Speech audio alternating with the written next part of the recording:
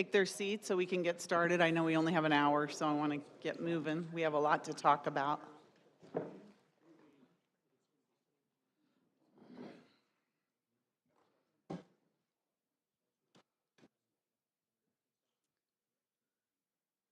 So good evening, everyone. I'd like to call this meeting to order of our Joint City Council and Bicycle Pedestrian Advisory Committee. I'm going to start with our city clerk, who's going to take roll call for us. So we're official. City clerk? Councilmember Watanabe. Here. Councilmember Hardy. Here. Vice Mayor Park. Here. Councilmember Jane. Here. Councilmember Becker. Here. Mayor Gilmore. Here. Let the record reflect that Councilmember Shahal will join the 7 o'clock meeting.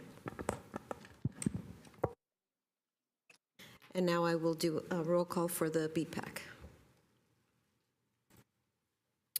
Committee Member Migas. Here. Committee Member Donahue. Okay. Committee Member Seninger. Here. Committee Member Kratz. Present. Committee Member Penvin. And Committee Member Ganesh. Here. Chair Hardy. Thank you. Thank you, City Clerk. First of all, welcome to our Bicycle Committee. It's really an honor to have you here. We have done these meetings in the past, these dinner meetings, at least once a year with all our committees and commissions, and we're starting them up again. So I think you're our third group, so we're really honored to have you here. We're going to go around the room and introduce ourselves. My name is Lisa Gilmore. I'm the mayor of Santa Clara. Kathy Watanabe, I represent District 1, which has a lot of great bike trails. I'm Kevin, and I represent the best district, which is District 4. My name is Barry Penvin, and I live in Kevin's district, so he knows. happy to be here. Hi, I'm Sukrit Ganesh. I'm a BPAC committee member, been here since 2022. Yeah, my name's Ken Kratz. I also am Kevin's district, and I've been involved with the BPAC since its inception back in the 90s, and I'm a former or a retired city employee who worked at the city for 30 years in the Public Works Department, installing some of these fine bicycle improvements, including the bike trail, the Santa Masakina Creek Trail. I'm inspector for that. Great to be here. My name is Clark Seninger. I have 2 kids. I work for Apple. I'm an avid cyclist, typically ultra distance and other things, but I've actively commuted to work for the past 8 years since I've lived in Santa Clara. And I've really enjoyed the meetings that I've been a part of and hope to be able to contribute more to the committee and to the city. Betsy Magus.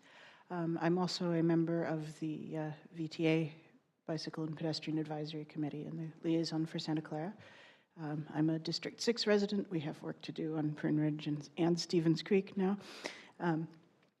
I live in South Santa Clara and commute by bike to North Santa Clara almost every day. So I get to see the whole city on a almost daily basis.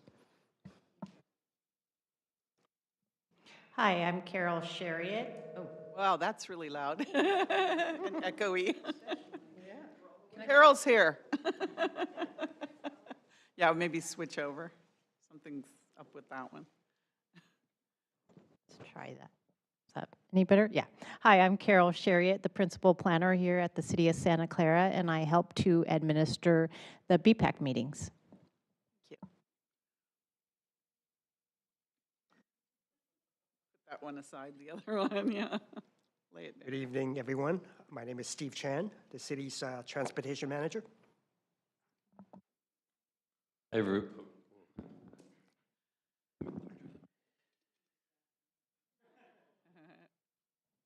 Okay, thank you, everybody. Mike Liu, Assistant Director of Public Works. Pleasure to be here. Greg Mobeck, Director of Public Works. City Attorney. I think they're not, they have to be green, I think. Yeah. Some do, some don't. But it's They're just, odd. I'm speaking slow. I can't hear. I don't know if anyone else can either. So.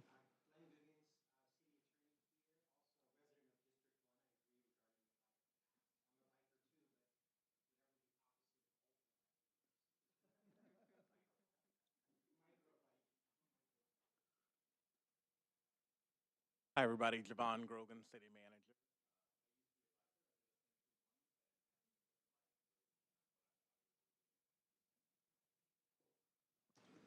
Hi there, Anthony Becker, District 6 representative. That's basically the south side of Santa Clara, all the way from Valley Fair to the Apple campus and from Prune Ridge down to Stevens Creek. Nice to see you guys. Karen Hardy, District 3 and Chair of the BPAC, but I have elected to back off and allow the staff and the BPAC members to operate as such, so I will just be a council member today. Suds Jane, District 5. I biked here today. And I'm on the VTA board, so I'm also on the congestion management subcommittee of the board. So I've been pushing for VMT reductions and mode switching for reducing VMT. And I was the one who put in our climate action plan, a secure bike parking 1-for-1. So 1 secure bike parking per unit, and that's was better than what VTA was recommending. So I'm pushing VTA to do the same. Thank you. All right, so now we all know each other, and this is actually your meeting, so we are here to listen to you, what you're working on, what your plan is going forward, what you're concerned about, where you want us to really focus our efforts as a city council as well. So we're going to start, I guess, with Michael, our Assistant Director of Public Works, to kick us off this evening. So Michael, when you're ready. Thank you. Okay, so once again, Mike Liu, Assistant Director of Public Works. Thank you, Mayor and Council and committee members for being here tonight. I do believe I speak for the BPAC, having attended all the BPAC meetings. They're a very passionate group of citizens who are advocating for improved multimodal transportation options in Santa Clara. With the adoption of the city's bicycle plan update, our first pedestrian master plan, a shared mobility program in operation, phase 3 of our Safe Routes to School program, and a soon-to-launch on-demand shuttle program with Cupertino, the city has made strides towards improving multimodal transportation in Santa Clara. So at the October BPAC meeting, the BPAC did discuss this joint dinner. They're very excited to sit down with the council, engage on their priorities. We did walk through what we felt was going to be the agenda for the meeting, and then in turn created a list of accomplishments, some information on our upcoming work plan for 2024, and then some priorities that the BPAC itself wanted to focus on in terms of today's discussion. So with that, I'm going to run through those for us tonight, and then we can certainly discuss those further as we go along. So the first one was, in terms of accomplishments, was bicycle access on county expressways. So BPAC members, as mentioned by Member Kratz, they're very proud of their advocacy for bicycling in Santa Clara County, and especially on expressways. So they believe that, with their advocacy, the expressways have opened up for, bicycling as a transportation option. They're very proud of their bicycle wayfinding subcommittee work. So improved bicycle wayfinding is a goal of the city's bicycle plan, and the BPAC formed a subcommittee to look at options, but, and they actually, in a short amount of time created a pretty detailed work plan that, staff is, very excited about. And we'll get into those in terms of the work plan itself. This is an effort that, once again, it is mentioned in our bicycle plan. However, it lacks funding to move forward at this time. Prune Ridge Avenue Complete Streets Plan completion. So completed in April of 2022. This was one of the first comprehensive bike studies done in Santa Clara in the last 5 years. And the BPAC spent significant time either at outreach meetings with the public or at BPAC meetings advocating for dedicated bicycle facilities on this important east-west corridor in Santa Clara. So the council did hear that project, and there's a recommendation. Currently, we are looking for funding for design as well as construction. The Central Bikeway Plan approval. So this is a VTA-led effort. Santa Clara and San Jose are partners in this, and really this is the creation of a roughly 10-mile bicycle superhighway or priority bicycle corridor connecting San Jose to Santa Clara. In Santa Clara in particular, the BPAC was very proud of their advocacy for enhanced protected bicycle facilities on El Camino Real in Santa Clara. Lighting improvements at crosswalks. The BPAC we did discuss, we discussed quite a lot of things, but they did discuss the value of improved lighting at crosswalks. That's incorporated into the work we do in terms of uncontrolled crosswalks, but they did want to mention that in terms of the amount of discussion we had. And and then last but not least is the several ongoing and upcoming bicycle studies that our city is engaged in at this point. So we have Monroe, Benton, Walsh, Martin, De La Cruz, and Coleman. These are significant efforts to really put dedicated facilities, live up to what's called for in the bike plan. Staff is engaged with consultants, are out there in the community, hosting workshops, community meetings, presenting information, and this will definitely be the subject of the BPAC in 2024. I'm sure we're all familiar with the Stevens Creek Vision Study. This is a joint study with San Jose, the VTA, the county, and Cupertino to look at the Stevens Creek corridor / West San Carlos corridor for what could Stevens Creek be. We just hosted a Stevens Creek steering committee meeting here last Friday. It was it was a great meeting, and we're looking forward to continuing on that path. We do have 4 other bike studies that are going to be coming up soon, very shortly.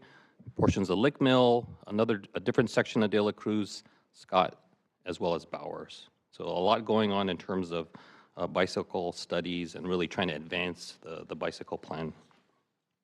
So with that, if we can get to the next slide. So I did want to mention that every year the BPAC does approve a work plan, right? So we approve it at the end of the year. So the work plan for 2024 next year was approved in our October meeting. It's a 2-step process. Really, it's where the city staff, there are certain items that always go to BPAC meetings. We always give them updates on grants. We often talk about the police department does come as well, and then of course we have several projects that the BPAC needs to weigh in on. In addition to that, we do offer the opportunity for the BPAC members to suggest topics. So we have this process, 2-step process where they can fill out a form. It provides information to the staff as well as to other members of the BPAC to basically say, this is a topic I think we should discuss in the coming year. So we have that list. Eventually it's prioritized by the BPAC, and then what we do is try to populate that into a work plan to really guide us for our 5 meetings in 2024. These are the topics that are going to be discussed during the course of 2024. I'll run through these pretty quickly here. So the first one is to pursue a League of American Bicyclists silver rating. Currently we're a bronze rating. So this has been discussed previously at the BPAC. Definitely an item that they're very interested in advancing. How do we get to a silver rating? So staff will be researching that further and then providing the BPAC with information. We do have a report card from when we receive bronze that gives us information in terms of how can we advance to silver. A good portion of that maybe will require additional funding. So I did want to mention that, but it is definitely something to strive for. Traffic calming policies is the next item. So BPAC's been discussing traffic calming in Santa Clara in terms of the policies we have, wanting to try to advance certain projects, and in doing so, the BPAC's felt that our current policy from 1999 does need some updating. Staff will be in the process in 2025. We have a budgeted project to engage on traffic calming policies, which will involve outreach to the community, as well as research with other jurisdictions. It is important to note that it's likely that our traffic calming policies will need to adhere to, or at least coincide or match up with a Vision Zero effort that we're going to be starting next year. So I did want to mention that. Next topic is bicycle parking and security. So really, it was discussed earlier in terms of lockers and what the city's requirements are, what the VTA's requirements are. I believe this topic is to really kind of dive in a little deeper, research, information with other jurisdictions, as well as, see if there are other ways to increase security, as well as parking, as new developments come in, but just in general, looking at bicycle parking and security. So wanting to give the BPAC the opportunity to discuss that. And of course, staff will do research as well. The next topic is subsidies for bicycling, walking to work. So the BPAC members were interested in in understanding, what possible subsidies on the private side or the public side, meaning, for instance, our jurisdiction can be provided to encourage, these two modes of transportation in terms of getting to and from work. There's a topic related to Class 3 bike facilities to try an attempt to revisit that. So these are share the road situations in Santa Clara where a bicyclist and a car basically share a lane, and I think there's some sentiment out there that potentially it might be either an outdated way of doing facilities, or what other choices could the city have. So we definitely want to talk through that a bit. Cycling connections with neighboring cities. This is an effort to try to understand better, what's going on in other jurisdictions in terms of our neighboring cities. Are there better ways to match up as you go from one city to the next? And is there any enhanced coordination that would be necessary? Stadium events and Super Bowl impacts. So this is a topic at the BPAC in terms of the stadium events we have today, as well as the upcoming Super Bowl in 2026. A lot of major events coming up. How is that going to impact bicycling and walking? Either today, how does it impact it today, as well as how is it going to impact it for 2026? I believe there are some members that were here, experienced the previous Super Bowl, and wanted to share those thoughts with the committee as well as the public. The Santa Clara bicycle map. So we do have a map that we're in the process of updating. I believe our BPAC wants to engage on how do we prepare that map? Are there better ways to show that map?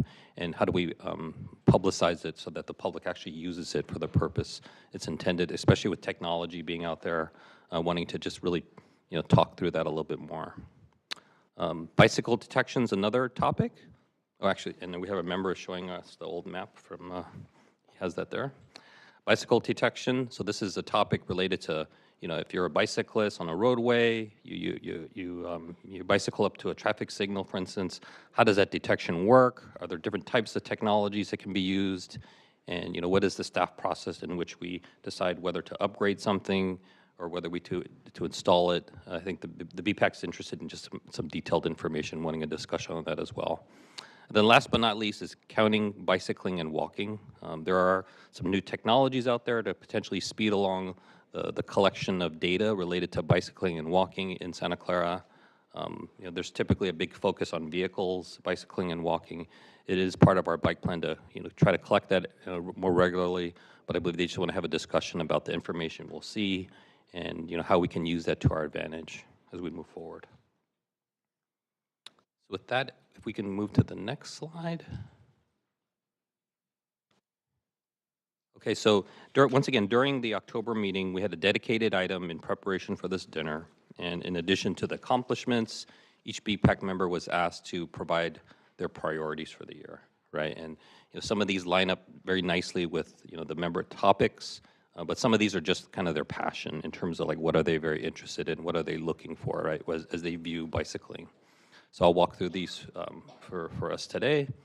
So the first one is bicycle route wayfinding program. So as mentioned before, the BPAC did spend a significant amount of time, working on a potential wayfinding program, and I believe they wanted their goal is to see how we can move that forward. As mentioned previously, we do have a project in our capital budget that's unfunded to potentially look at a phase 1 of this, but that's kind of where it rests at this point.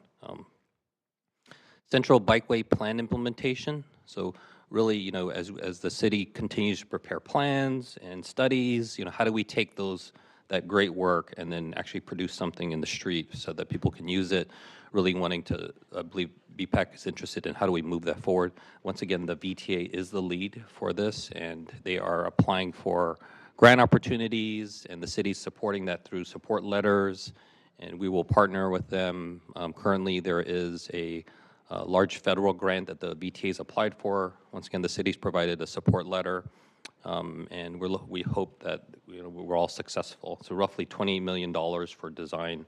Once again, this is a 10-mile corridor. As you can see on that graphic there, it's a pretty long type of improvement to connect the various cities. Trail expansion master plan completion. So the BPAC is interested in the expansion master plan completing. We're working towards that at this point, looking to complete that next calendar year. But once again, this is one of their priorities is to get that completed. Next topic is Vision Zero and traffic calming policy update.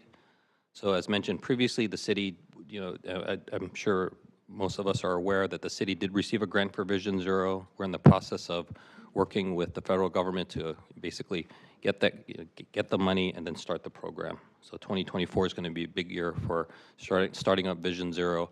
And then as mentioned earlier is how do we sync that up with the potential traffic calming policy update at the same time.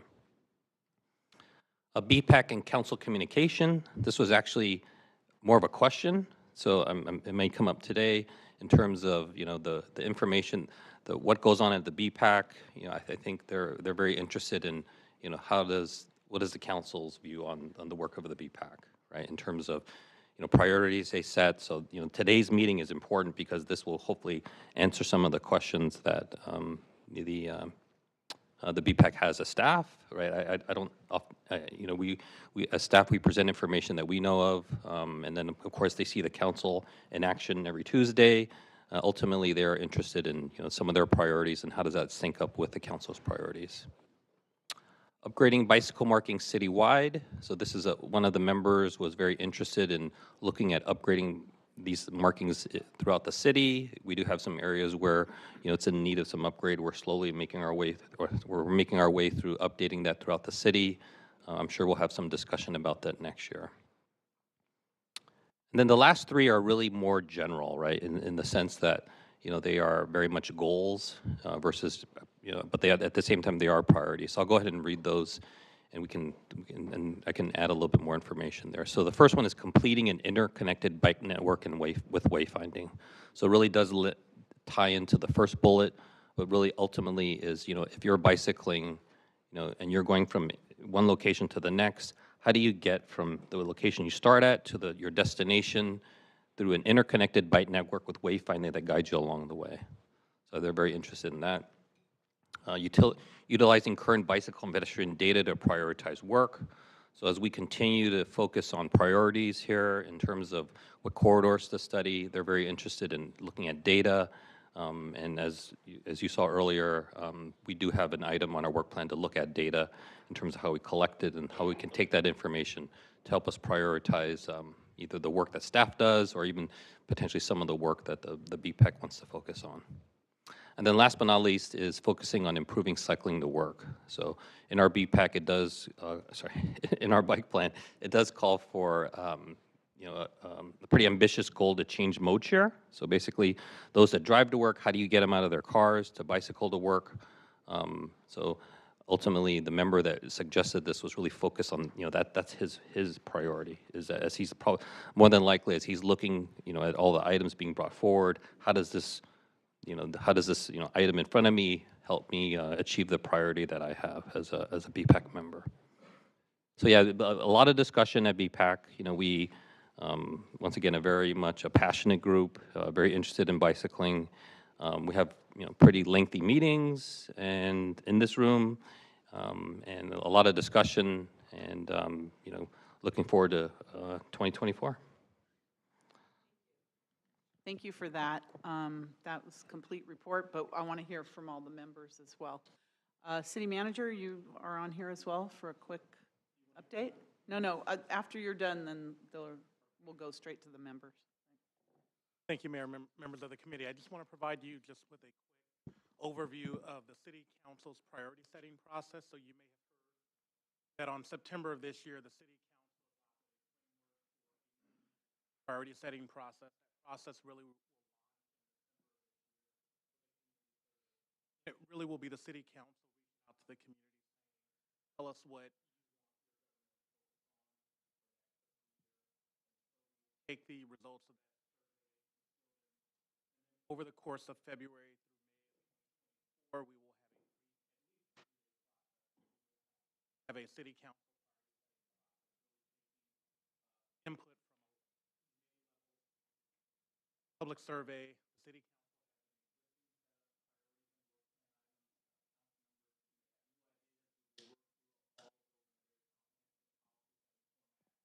arrive at a final set of priorities, and then through May and July of the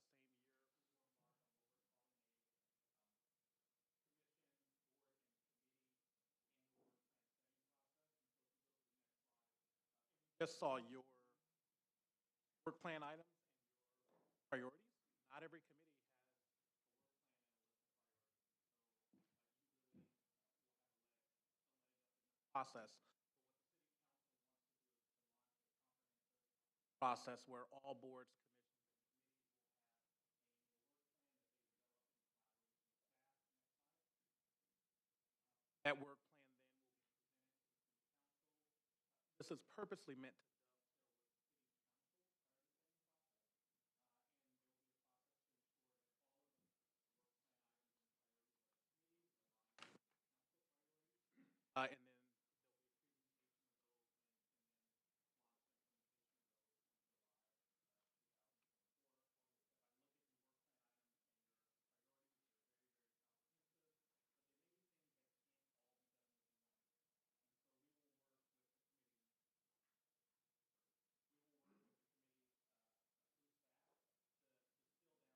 and then there'll be a list of ideas and the list of priorities. So we have a list that is achievable, that staff can support, so that we can have, frankly, outcomes and goals for every fiscal year.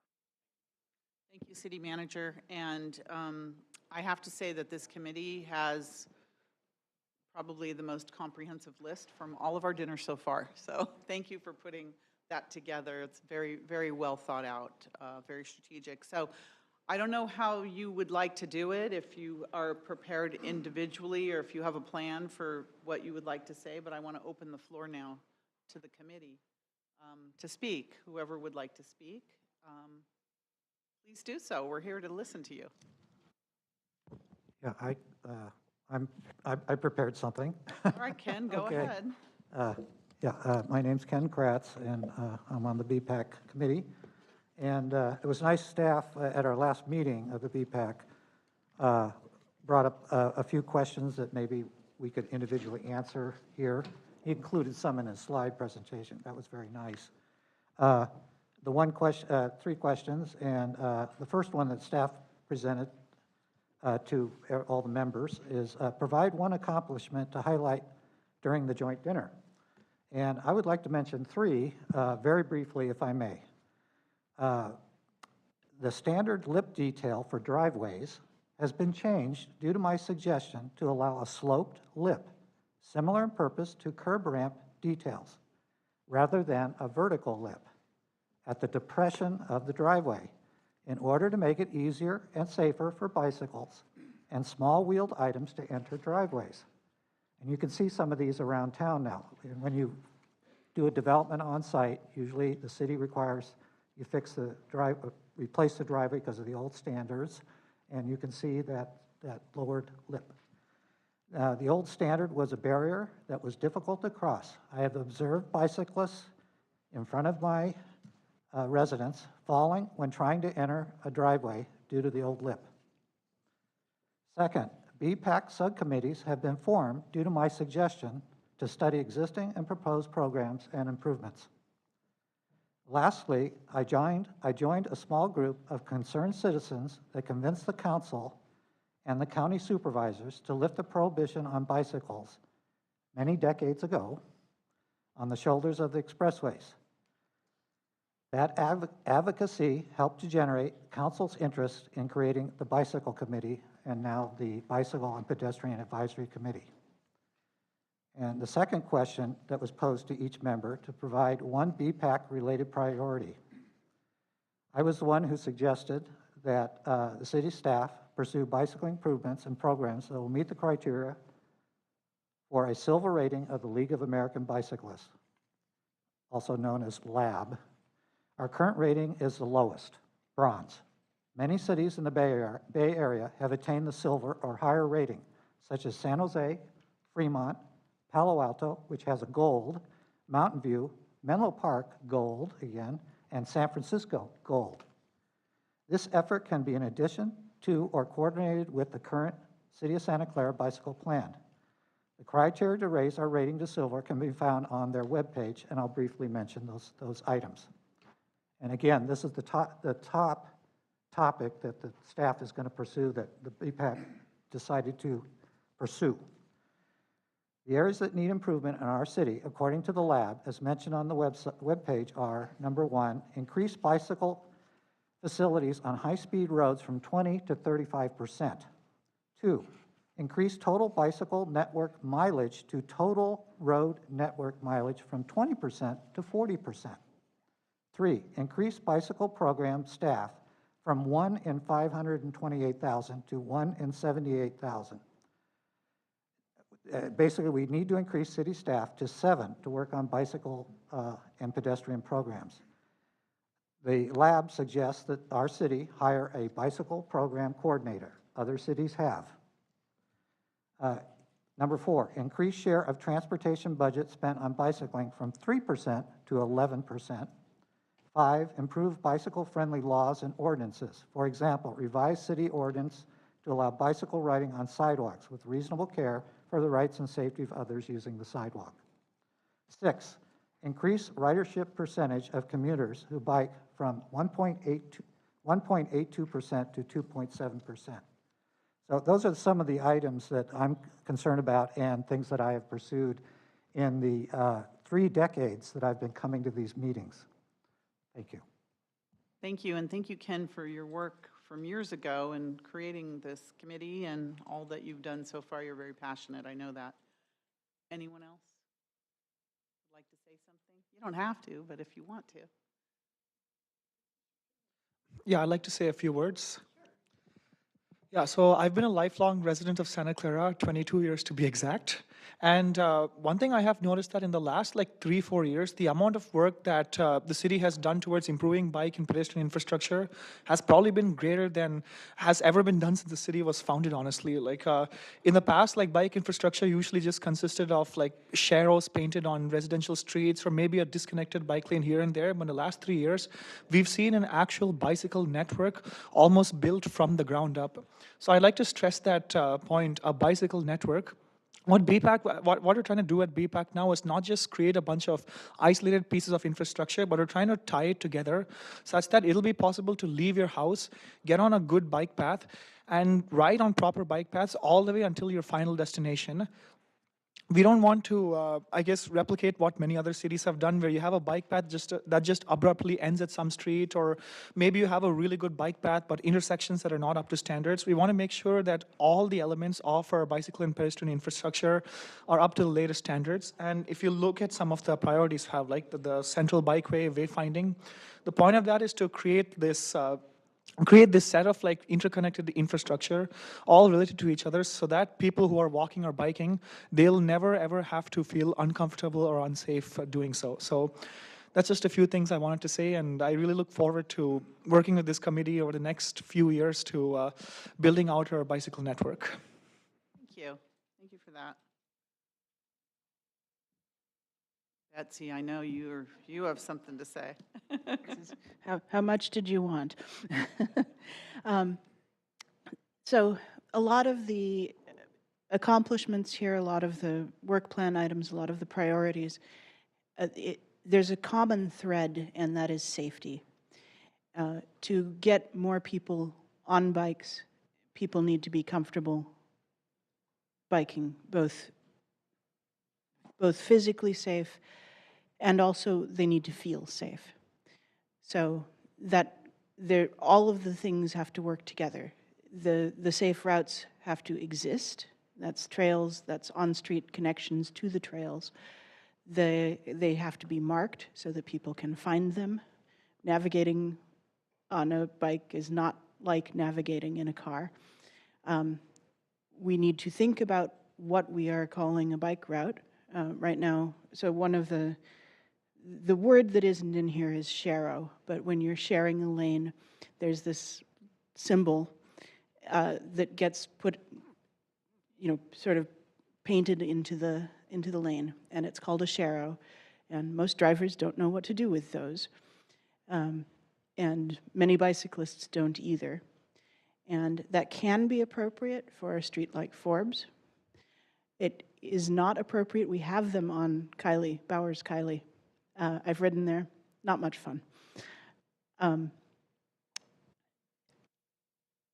The 1999, I believe it is, traffic calming policy says, which we've run into a few times, says that we're going to accomplish traffic calming by putting up signs and posting speed limits and things like that, and that we are not going to accomplish traffic calming on a whole network of roads with any physical barriers. That's speed bumps, that's traffic diversion, these kinds of things.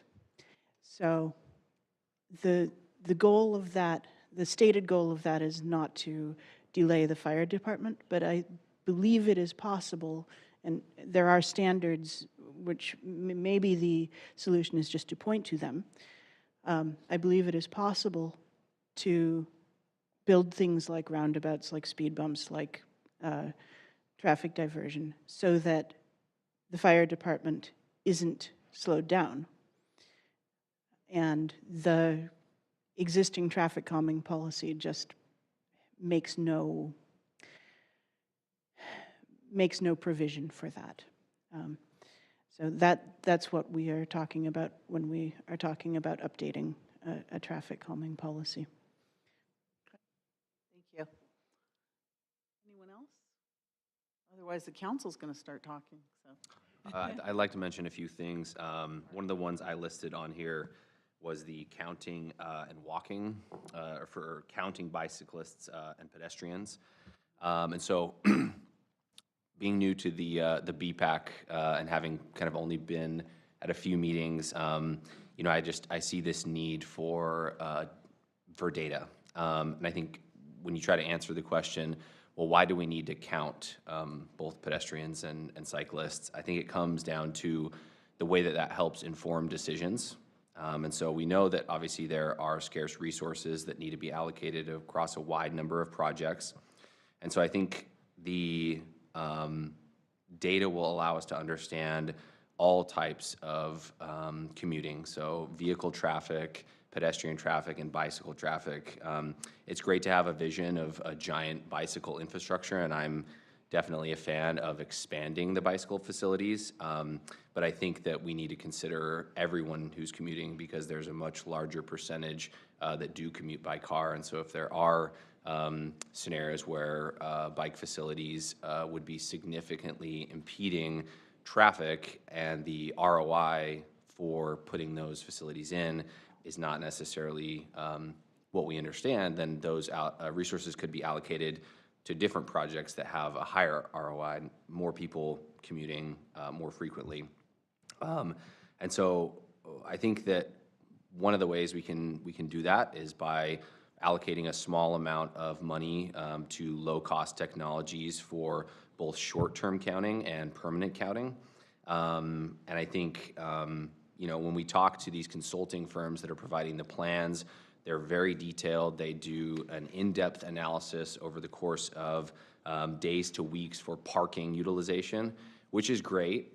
Typically, in the meetings I've been in, it's been, hey, these streets are 25 to 50% utilized in terms of parking. So if we do put a bike lane in here, this is the number of people that would be impacted by this bike lane over this distance. We had also the data overlaid in terms of how many bicyclists or pedestrians would use those facilities, as well as what the projected impact would be on traffic. So for example, areas where there are school drop-offs or other highly congested areas, again, that's just a much larger volume of traffic that would be significantly impacted by the reduction of an entire lane from a street.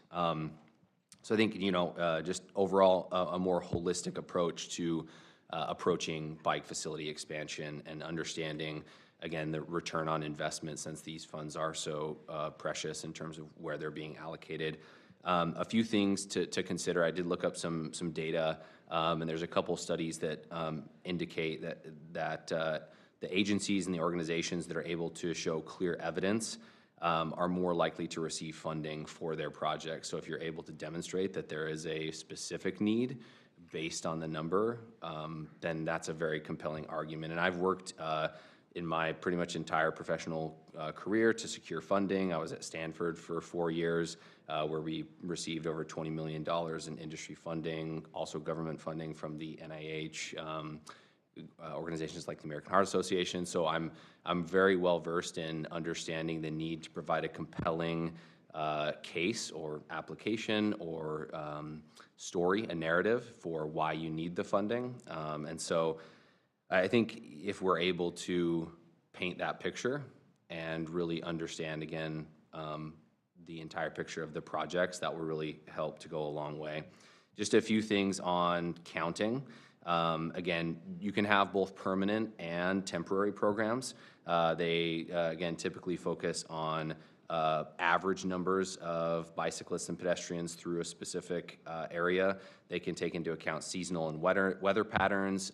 We can have both manual, again, if it is a consulting firm that is manually counting, those typically are between 4 and 6 hour kind of increments that they count. And then there's other automated technologies such as tube counters, which are the pressure sensors that you've seen cars counted on.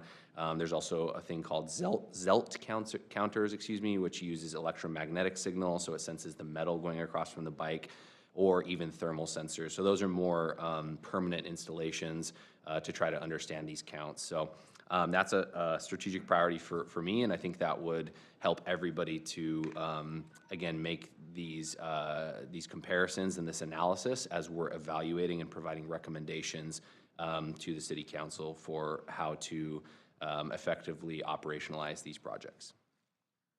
Thank you. Go ahead, please.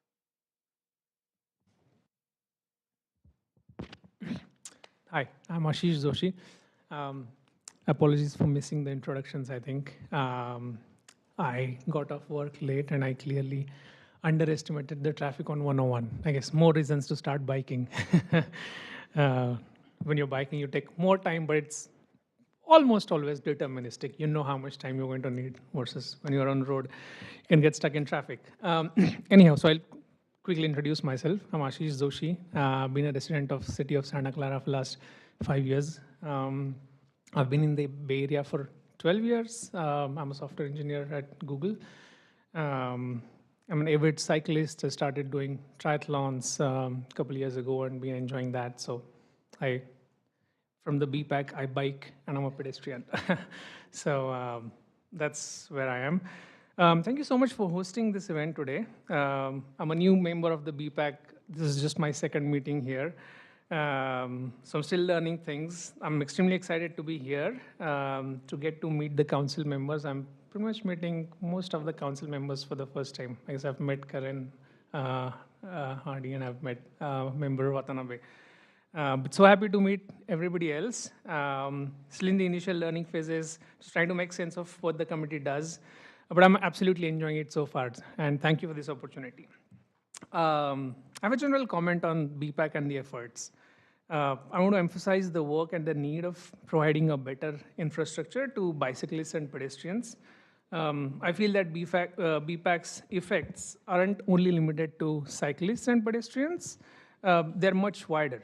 Time and again, research has shown that activities such as cycling, biking, running, and being active affect not just your physical, but your mental, psychological, and general overall well-being of an individual, and in turn of their families. And I believe happy and healthy families make happy and healthy neighborhoods, and that translates into prosperous and thriving cities, something that we all here strive for our beloved city of Santa Clara. Specifically from the agenda items that we have for 2024, we often talk about the infrastructure-related topics, but I'd like to draw your attention to a couple of topics that can be considered sort of side topics, not exactly infra topics, that could be done in addition to what we are doing. And they are subsidies for cycling and walking to work, and creating digital and virtual challenges in the community. And I feel that subsidizing these activities will help drive increased adoption. Subsidies usually associated with handing out money, and I feel it doesn't have to be always that way.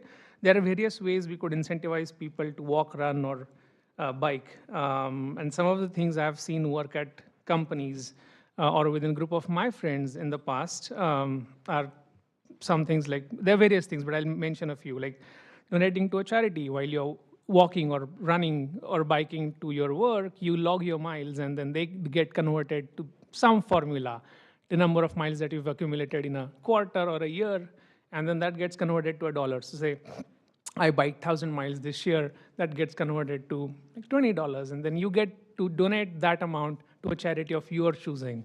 Or it doesn't have to be a charity from outside. It could just be some bicycle or pedestrian program that we in the city of Santa Clara have, and then that money goes there. So what you are doing essentially is helping your city do better, have more funding for your programs. That's one way. There are other subsidies. You can have like goodies, hats, t-shirts, tote bags, again, like have some formula and something. Will these things incentivize people to do stuff? And simple things like maybe having a hall of fame at the city offices, or again, this is a social media world, so many people are on social media, so having these things on social media can also be very interesting. Coming to virtual challenges, I feel like having these virtual challenges on social media and leaderboards, awarding these virtual badges is usually a great way to motivate people. They could have, there are various ways again, like have top 3 people and then you give them some badge or give them something small. Doesn't have to be a physical, a virtual thing can also help motivate people, and I've seen that work a lot. Another benefit of creating such challenges is the outreach. Once you build a community centered on some purpose, the people in the community inspire each other. You don't have to do anything. It sort of becomes a self-sustaining model kind of thing. Yeah, lots to say, but I'd like to close by saying that I feel that the best influence are your peers and your society. So while building a great biking and pedestrian infrastructure is a must, and we are doing that, I also feel that if we can create a positive biking and pedestrian culture in our city by having such subsidies or creating these interesting fun challenges, more people will take to these activities. I'd also like to request honorable council members, I know that they always have competing priorities when they make decisions or vote on certain things, but always keep cyclists and pedestrians in mind when you vote on things. A request from us all on the BPAC. Yeah, that's it. Thank you again for the opportunity to interact with you all. And I hope we all collaborate effectively and make the city of Santa Clara better. Thank you. Thank you so much. Don't know if you wanted to say anything. If not, we'll go to council members. Your favorite action item, possibly? Actually, I missed the last meeting and didn't anticipate the preparation as well as these other folks have. Again, my name is Perry. I've lived in the city for almost 30 years. I worked for the city for 17 years. I worked in the traffic division for a number of years doing the painting on the street and putting in the bike lanes and street signs and stuff like that. So I'm familiar with a lot of the protocols and certainly the engineering staff. So it's been my pleasure to join the BPAC, add a little bit of information that I've got, like the folks here. I'm an avid cyclist. In retirement, I get to ride 3 days a week, so I'm logging close to 100 miles a week, and in retirement, it's a great way to go. And we're fortunate to be in California where you can do that, right? I'm originally from Massachusetts, and there's no bike lanes there to speak of. Certainly there's no curb and gutter on most of the streets I'm familiar with. But the beauty of living here in Santa Clara is the community that I feel, having been here for a while. Certainly the connectedness of the engineering staff, street department, and getting our projects done. So I just wanted to speak to that. Thank you. Thank you. Well, you have a wealth of experience on this committee, from knowing where every bike lane is in the city and past history to the new members or new to the community that bring the new ideas in. So amazing. Thank you. I know that we're running a little bit short on time, as usual. We could actually have these for a lot longer, these meetings. But I'm going to ask the council members, start down there if they'd like to make any comments, but because they need to turn this room over and we have to start our council meeting right at 7 o'clock, I'm going to ask if you could limit your comments to about 2 minutes each, if that's possible, to give some feedback just on the work plan or what you are interested in terms of what you've heard this evening. Councilmember Becker? Thank you, Mayor, and thank you to all of you who are here tonight. Ken, Sukrit, I hope I said your name right, Betsy, Clark, Ashish, and Perry. Appreciate your input. I'm going to start with what Sukrit said. You know, city has done a lot more in the last 3 years. Yeah, I 100% agree. I will say that 1989, 1990, my mom and dad used to carry me in the back of this little tiny thing where they carry kids in where they're riding down the bike, and they used to take me down Homestead, where Apple is now, and I used to go, I can't believe my mom and dad used to ride down that road with me and my brother in the back. It's crazy that, and we've come a long way though, and I think going forward, you know, it kind of comes, you know, we can achieve more if we work together, and so like little things like this, meeting with you if you ever wanted to speak to us, those are kind of things that I think help us make better decisions. I think it also goes to, you know, sharing the road and being safe. We need to make it, one, safe for bikers, safe for drivers, so drivers don't get into accidents with bikers and cause problems. So we need to make sure that we have safety nets and safety precautions. You know, going also with Betsy, you know, I talk to her often. She tells me you can achieve more, and I agree. We do need to achieve more. We can set better goals, and I think we've, as I said, we've come a long way. Another issue that I do agree with her on, which is the painting in the lanes. That's another high, I think, priority that we need to put forward too. But it comes back to, I think, also what Ken said, and I think that's shooting for the silver rating for the League of American Bicyclists. So I'm here, I have an open door, an open dialogue, and open communication. So you guys are always willing to reach out to me. I know I've spoken to Betsy on many occasions, and I've also spent time speaking to Ken as well. So my door is always open to you guys to speak on these issues. Appreciate it. Thank you. Councilmember Hardy? I will just say I really enjoy being on the committee, and we've done a lot of work. We've had a lot of really good discussions, and I would agree that things are starting to pick up, and it's getting better to ride bikes around here, and that's what we really want to see happen, and that it be that safety is paramount. Thank you. Appreciate all your time. Thank you. Councilmember Jane? Yeah, so I've been complaining for years that the city doesn't put much of its own money into bike improvements. We always rely on grants, and so I agree with Ken that it should go from 3% to 11%, and it should be comparative to the mode share that we're trying to achieve. So then I agree that we should be subsidizing biking. Ashish, as you may know, that SVP provides a 10% rebate for people that buy electric bikes. So, but we do need to regulate the electric bikes. Some of them are just going way too fast. So we need to raise awareness about that. And just biking over here today, I saw a bunch of scooters with no lights on them, and that's just a recipe for disaster. In terms of to the city, I think we should do a better job noticing residents when we add striping. We had an issue on Jefferson Boulevard where the residents weren't aware that we were doing the striping, so we should do that. And then I think we should improve the connectivity to Mission College. That should be a priority. I was just at Mission College and they were complaining that it was difficult to bike there. And then one of my pet projects has been widening the San Tomas Aquino Creek Trail. A lot of people walk there during lunchtime. It's hard for bikes to get around. We're developing a lot of projects along San Tomas. So if we could widen that, it would really help. We could use the improvements that we're making and get the developers to contribute to widening of that bike path. Thank you. Thank you. Councilmember Watanabe? Thank you, Mayor. And everybody had great ideas tonight. I really appreciate hearing all the thoughts that you're all bringing to the committee, and it sounds like there's a variety, quite a variety, and it's nice to see like a good age group as well. So because I think that adds, you know, to the ideas that come forth. I was at a a meeting recently up at the Northside Library, and I believe your husband was also in attendance, and it had pertained to the Lower Guadalupe, the plans to make improvements to the project or the river there on the Guadalupe between 237 up to Trimble, I believe it is, or maybe out to 880.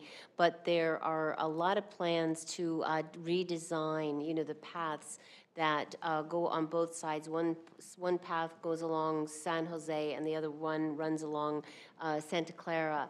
And so they haven't reached the design stage. I believe they're still reaching out, just getting community input. But I think it's important that this committee be aware of that project because from a couple of the attendees that talked about how much they bicycle and use those trails, it sounds like there's a lot of interest there, and they want to make sure that this is an opportunity to really improve those, both sides of the Guadalupe. And as maybe some of you know, like on the Santa Clara side, it's all like dirt and up to a certain point. And so this could be a great opportunity to improve that trail, to make it safer and better, obviously, and working on some of the overpasses as well, I think was a consideration. So just to throw that out there as maybe something else to add to your work plan, or at least just to monitor. So, but thank you for all that you're doing. Thank you, Vice Mayor Park. So again, I agree with all the things that I hear. I occasionally ride my bike, but most recently I've been taking my scooter, electric scooter. I can't imagine an electric scooter at night without lights because electric scooter has much smaller wheels and everything gets in the way of electric scooter. Like, it's really bad. I like the ideas of like the bicycle lanes, the share lanes, but I think that if we could make the routes more visible, meaning that we do have major arteries now, and maybe if we had painted like on the ground, we already paint a lot of the bicycle lanes, but if we had a different colors that said that, you know, we follow the red line, that takes you all the way down. If you just follow the red line, don't think about it, that will take you down the you know, central bikeway. And then if there's you know, maybe there's an orange path, that'll take you off, you know, to a creek trail, kind of like, you know, but not signs. You see it right where we're painting already. They don't all have to be green unless they do have to all be green, right? But I see these kinds of signs, these kinds of roads, you know, on freeways where you want to go off in this thing. There's a painted, you know, blotch. There's kind of lines that you just follow that line, go green, and you're headed north to Sacramento or whatever. I see it in a lot of other countries as well. But I think bicycle lanes, it would be really nice. Pedestrians can follow it too. On lanes where you have, it's share the lane, maybe you just have a stripe along the, you know, next to the sidewalk where you don't have to paint the entire road, but just a stripe next to the sidewalk, which lets you know you're on this path. This is a major artery. Right. I also note that on Lawrence Expressway, it's actually safer to bicycle than it is to walk along Lawrence Expressway because there's a lot of places where there is no sidewalk. There's dirt, and there's a lot of places where it's not easy. There is no obvious way to get to the other side of the street. Right. Every year, I haven't done it this year, but every year I try to walk the creek. And this time I ended up at Stevens Creek and walked back along Lawrence. And I realized, oh, I really shouldn't be walking back along Lawrence because there's a lot of places along Lawrence where there is just no road. So, and it's funny that, you know, it's just better to go on a bike. I also know that been on several events with the Bicycle Coalition. They do several rides. There was one I just missed, but I try to at least meet them along the way, usually with my daughter. But the other event that I go to is Cupertino has a bicycle day. Every year they have a bicycle day, and I told them 2 years ago that I was going to steal their bicycle day and bring it to Santa Clara, and we haven't done that yet. But I think that would be a really good thing to do because it's aimed at families, at children. They've got like a mini BMX track that kids can go on. I think you know, in the schools they have them as well when they're trying to get safety awareness. But I just like to get people, but they have to feel safe. Like you don't want your children to be on these bike trails if it isn't safe. But I think this is a good way to raise the awareness with the people that are going to be the future bicycle riders. I mean, I'd like to get more as well, but I think getting them early, getting them helmets, getting safety, like on Art and Wine Festival, gave out helmets, bicycle helmets for kids, and these are like great events, and it would be great to have something that's bicycle focused and you not just have the event, but you also go down a trail so people know where to go. Thank you. Thank you, and I just had a few comments. The first one is that I know there's a lot of grant opportunities that we have taken advantage of for studies and other things, but we don't have many grants and money for implementation of a lot of the things that we do. So I think that grants are readily available, but we just need to find the proper staff to be able to, search them out and get as many. We do a pretty good job of getting the grants that we've gotten. I think there's just more opportunity, and it's not just for biking, it's for so many things out there. Maybe we should think about, city manager, just having one person that does grant applications. I think some cities have done that. It's sort of a luxury to have, but it's something that I know is out there. I wanted to ask, well, not ask, just comment about safe routes to school and how the committee works with safe routes to school and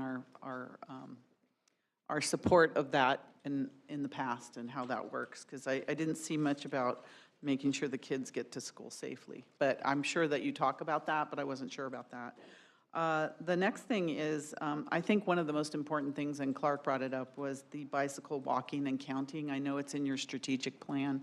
But I think that especially as traffic is increasing post-COVID, we're starting to see, a lot more congestion out there. I always time myself how long it takes me to get to work every day, and it's just increasing and increasing. And the drivers are more distracted than ever, I feel like. It's really, it's treacherous out there. It really, really is. And I'm in a car most of the time, and not on a bike, or, I do a lot of walking at night, but I'm still, it's scary out there. But I know that in order for us to be, informed, I think the data needs to inform us with cars, parking, bikes, and pedestrians. Because if we have that information, then maybe we can get some of these grants that we're looking at. But not only that, it also informs our community as where the hot spots are in our city. And it helps us to get support, because I can't tell you how many people say, why are you spending this money on bikes when we have, the cars are 1,000 to 1, so what are you doing? It really would be nice to have some real information about how many people are biking, how many people are in the cars, how many people are walking, because I think there's it's increasing the number of bikers and walkers around, because nobody wants to get in the car and drive around with all that traffic. So I think that at a very, minimum level to start, we do need that information to inform us, and that data to inform our decision and to solicit support in our community for taking away lanes and other things.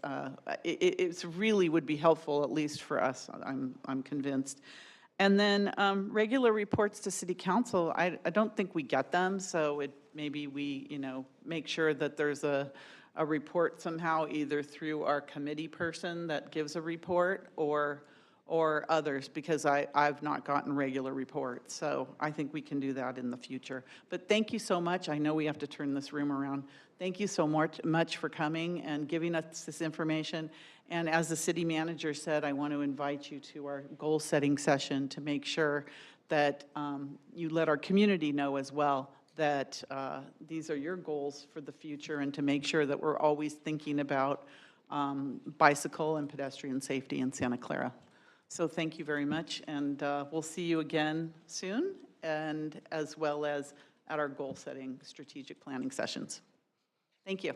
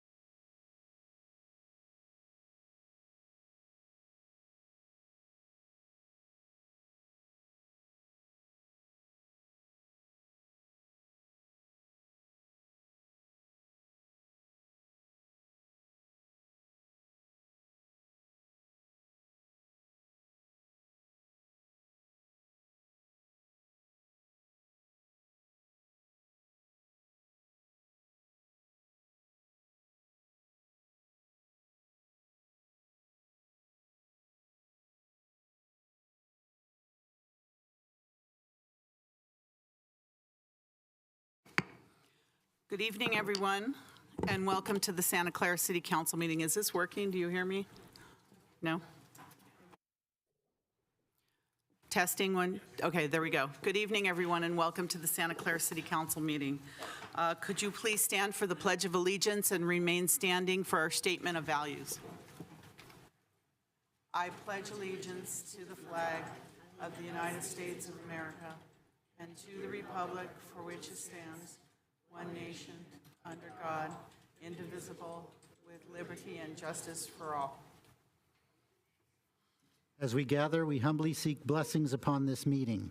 May we act with strength, courage, and will to perform our obligations and duties to our people with justice to all.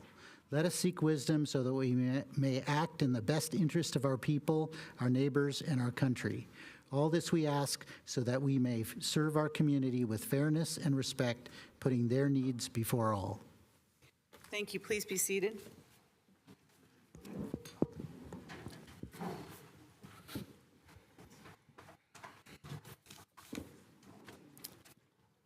So good evening, Madam Mayor and council members. In accordance with the Brown Act, Government Code Section 54953B, Councilmember Shahal is attending tonight's meeting via audio-only teleconference. The location from where Councilmember Shahal is attending was included on the agenda for this meeting. Councilmember Shahal, at this time I ask you to confirm that the agenda for this meeting is posted at your teleconference location and that this location is accessible to the public. Yes, that is correct. Thank you.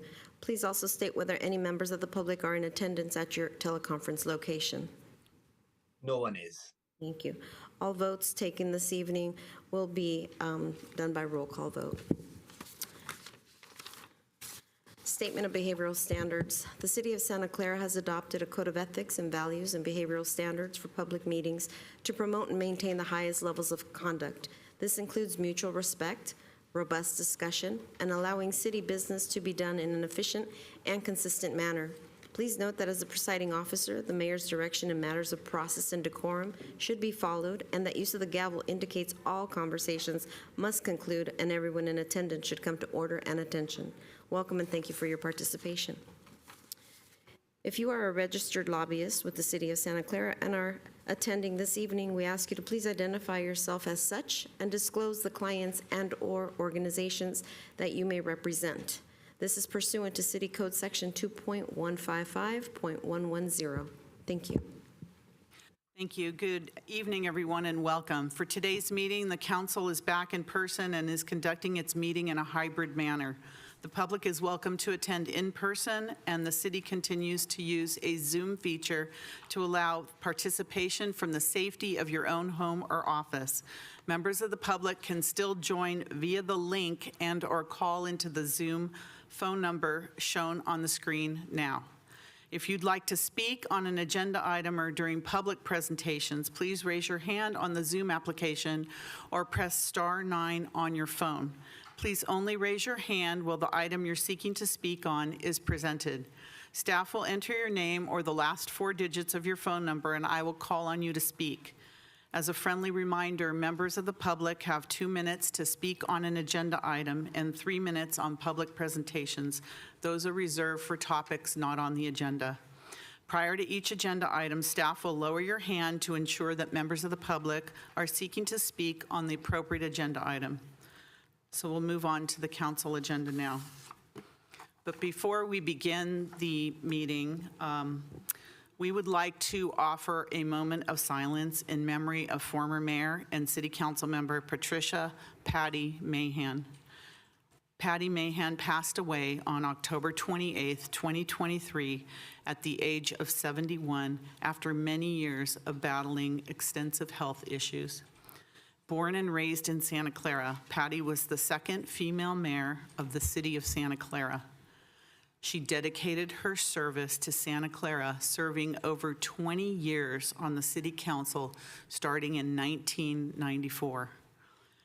We will be recognizing her this evening during a special order of business and adjourning this meeting in her memory.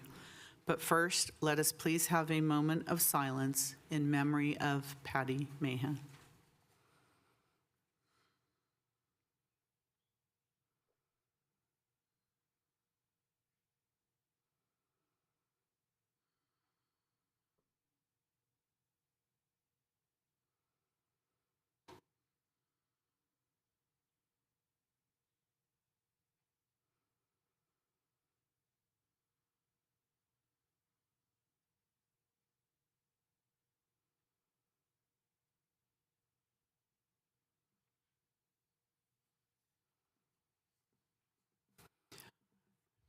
Thank you for that, everyone. Thank you.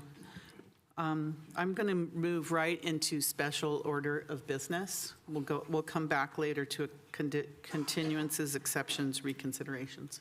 Come back to that.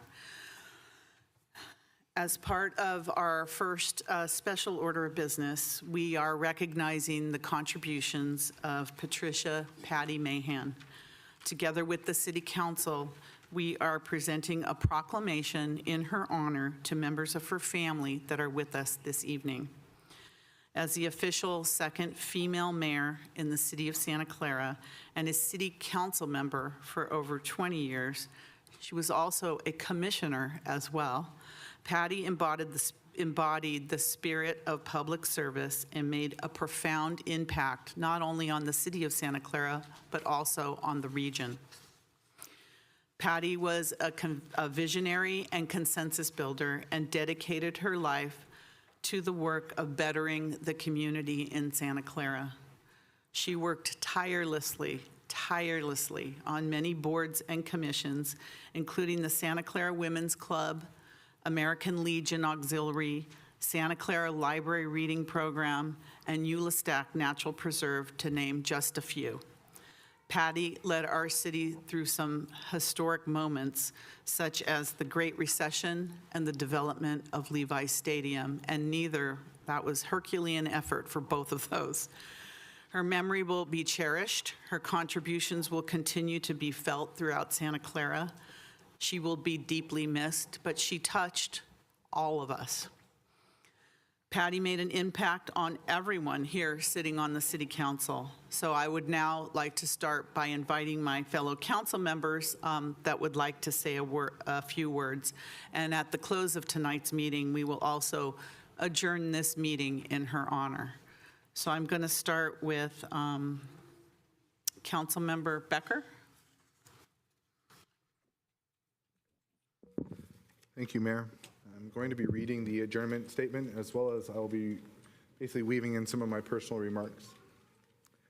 Tonight's City Council and authorities' concurrent meeting will be adjourned in memory of Patricia Patty Mahan with the following words. Patricia Marie Mahan was born to Laura and John Mahan on May 30th, 1952 in Santa Clara. Former councilmember and mayor Patricia Patty Mahan graduated from Mother Butler High School, San Jose State University, and received a law degree from Santa Clara University and served 20 years on this city council. Patty Mahan passed away on October 28, 2023 at the age of 71. Patty is survived by her family, including her husband John Boyles, her son Colin Boyles, stepson Sean Boyles, and sisters Jeannie Mahan, Bernie Mahan, nieces and nephews Nicholas and Teddy Visker, Catherine and Allison White, grandnephew Cameron Visker, and grandniece Olivia Visker. In the spirit of Patty and David Letterman, I will read her top 10 list as a council member and mayor. Number 10, Mission City Branch renovation. Number 9, the Senior Center.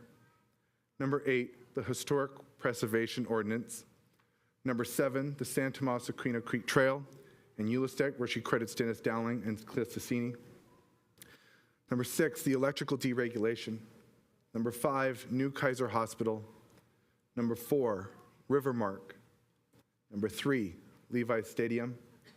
Number 2, 6th District elections. And number 1, South of Forest neighborhood infrastructure upgrades, with a pledge at no cost to the residents, working with then Public Works Director Rajiv Batra. It was a pledge that she was very proud to see that it came true. Little on a personal note, I knew Patty Mahan since I was a kid, like many of the Santa Clara leaders that I've seen before. However, I first met Patty when I was running for City Council in 2016. My friend and ally Marcus Bracamane was running against Patty and Raj. I could remember we were putting out flyers on doors, and Marcus and I realized we were actually putting flyers on Patty Mahan's house. We were a little intimidated. But the honest truth was, little did we know that this Santa Clara Titan would become a great friend and a role model. In fact, her entrance into my life was 2 years after I lost my own father to cancer, and she became a new role model of structure and discipline. I can remember the first time I had a meeting with Patty. and I would talk about my ideas fearing that they might be terrible. She would listen, compliment, and give some advice. She cared. From then on, I always met her for coffee and bounced our ideas off and talked about our favorite movies and TV shows. Over the years, I learned so much from her wisdom, her patience, her wit, and her demeanor. Her everlasting lessons to me has always been never, ever give up, and that's a motto she stayed by. I will never forget her driving me in her cool convertibles in the Silicon Valley Pride Parades in 2018 and 2022. I will miss discussing TV shows, movies, and most recently seeing movies like Barbie and Strays, and was looking forward to our plans to watch Oppenheimer on her big screen when it came out in Blu-ray November 21st. She told me she would supply the snacks.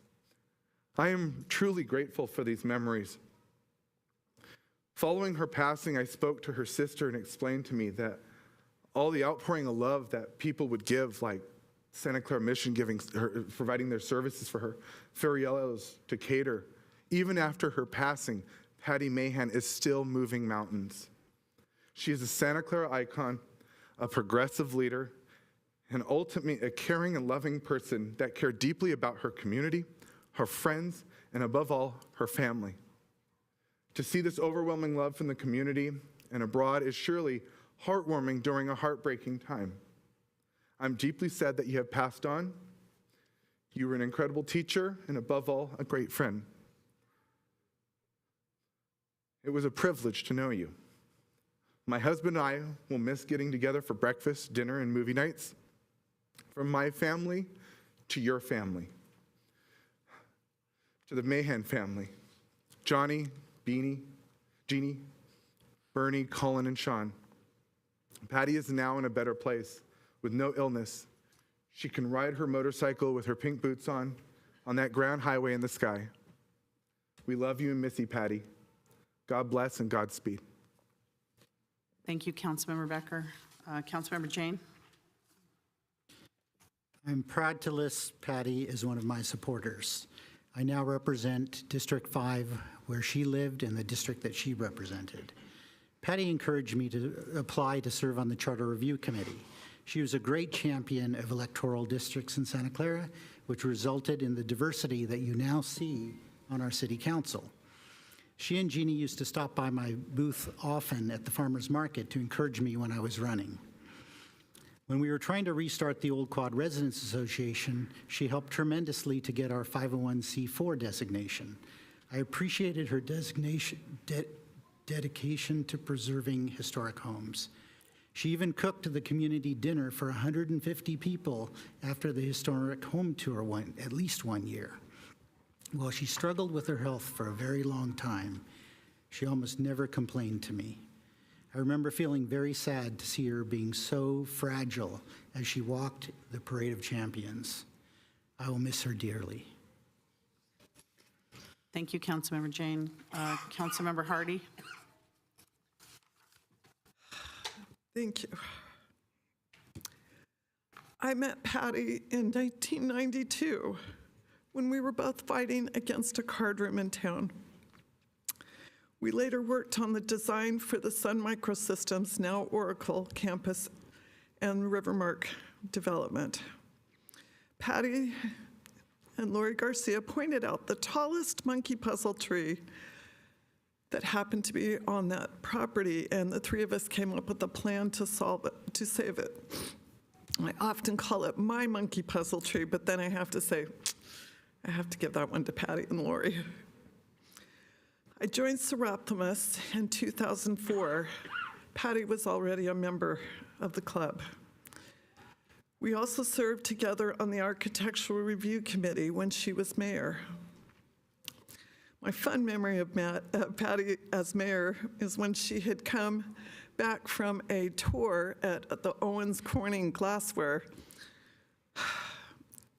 plant, and she told me that the person who gave her the tour was still laughing because they were so surprised that she showed up in pink high heels that were the pink fiberglass that matched what they made there. We just laughed because, of course, she had a pair of that color. She had at least 100 pairs, and we always joked about loving to go to DSW and look for cool shoes. Patty and I disagreed about the stadium, but Patty never took it personally. And when I filed to run for council, she called me and offered her endorsement. I was so honored to be able to serve with her on the council from 2018 to 2020. Despite her health challenges, we stayed in touch. One of my proudest moments is when Patty told me she was going to give me an A+ for my work on the council. It was painful to see her struggle so much with her health, but she never complained, ever. I considered her a dear friend, and she will be greatly missed. Thank you. Thank you. Are there any other members of the council that would like to speak? I see Councilmember Chahal. Go ahead, please. Thank you, Mayor. It was an honor to serve with Patty Mahan on the council since 2018. And if I go back to my involvement with the city, she played a big role. Like I remember while serving as a Sister Cities board member, she always opened her house for all the students coming from Coimbra or from Izumo, Japan. And she had a very big heart. And it was in 2016 election when we were running on the same seat, we were running opposite to each other. And I remember I having a meeting with her and asking her, having a discussion on that seat. And I remember her words. She said, Raj, don't worry, we can run on the same seat, but I'll always be very nice and to you. And she didn't say that just as a politician, but she meant that. She was so humble, very gentle woman, and we had our differences on some policy matters, but she never showed it as a personal difference, and that was showed so much class from Patty that political differences are aside, but we as a human being, as a personal friends, have to be sitting on the dais together and sitting, talking about city matters together. And I served with her on Architecture Review Committee, learned so much from her. And she was a great human being, and she will dearly be missed, not by me and my family, but also by the greater community of City of Santa Clara and the whole region. So to her family, from my family, condolences for her passing. And I know she did suffer a lot during her last few years because of her health issues. And she's in a better place right now, but she will dearly be missed. Thank you. Thank you, Councilmember Chahal. Vice Mayor Park. Yeah, hello, and I'd like to say hello to family as well. I'm going to be honest with you. I didn't really know what I was going to say when I was asked, when I was told that we were going to have this special order of business. In fact, staff said, well, you can write something, and I said, I'll write something. And then staff will tell you I sat in the back and didn't write a single thing. Thought a lot. I mean, because to be honest, I never thought I'd be here honoring Patty. I mean, I don't know if people know, if people followed politics for the last 15 years, but we didn't always get along, Patty and I. In fact, I would say it was our disagreements here on council that brought me deeper into civil service, civic work, into the council. And it's one of the reasons why I'm here today.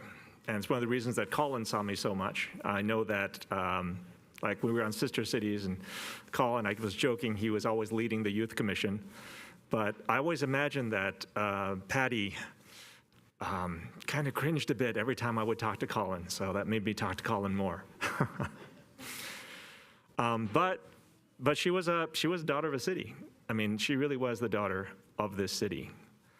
And I know that for all the things that I tried to get to know the city better, she knew she knew the city better than I did. You know, you try as hard as you can, and I'm going to tell all the young engineers out there, you can learn a lot of things, but nothing beats experience. And though it's hard to admit, she loved the city more than I did. I mean, it's still hard to say, but I will say she helped me understand the city, and as I understood the city better, I actually kind of got to understand Patty a little bit better as well. Or maybe it was the other way around. But she often told me, because I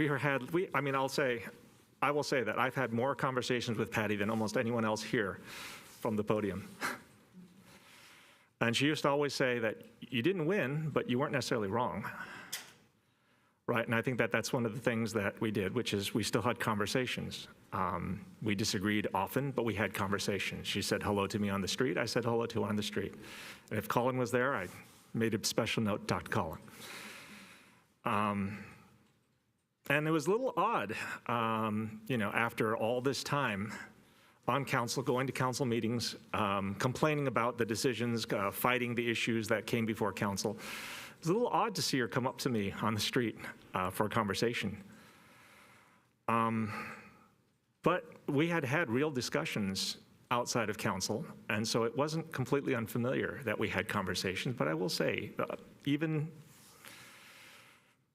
to our last conversation, it was just kind of odd seeing Patty walking towards me. I don't know what else to say. I kind of imagine that it's getting hard to breathe. But I want to tell the family, I think you know it. I've talked to some of you enough. She cared. And because she cared, I cared. And I will always support you.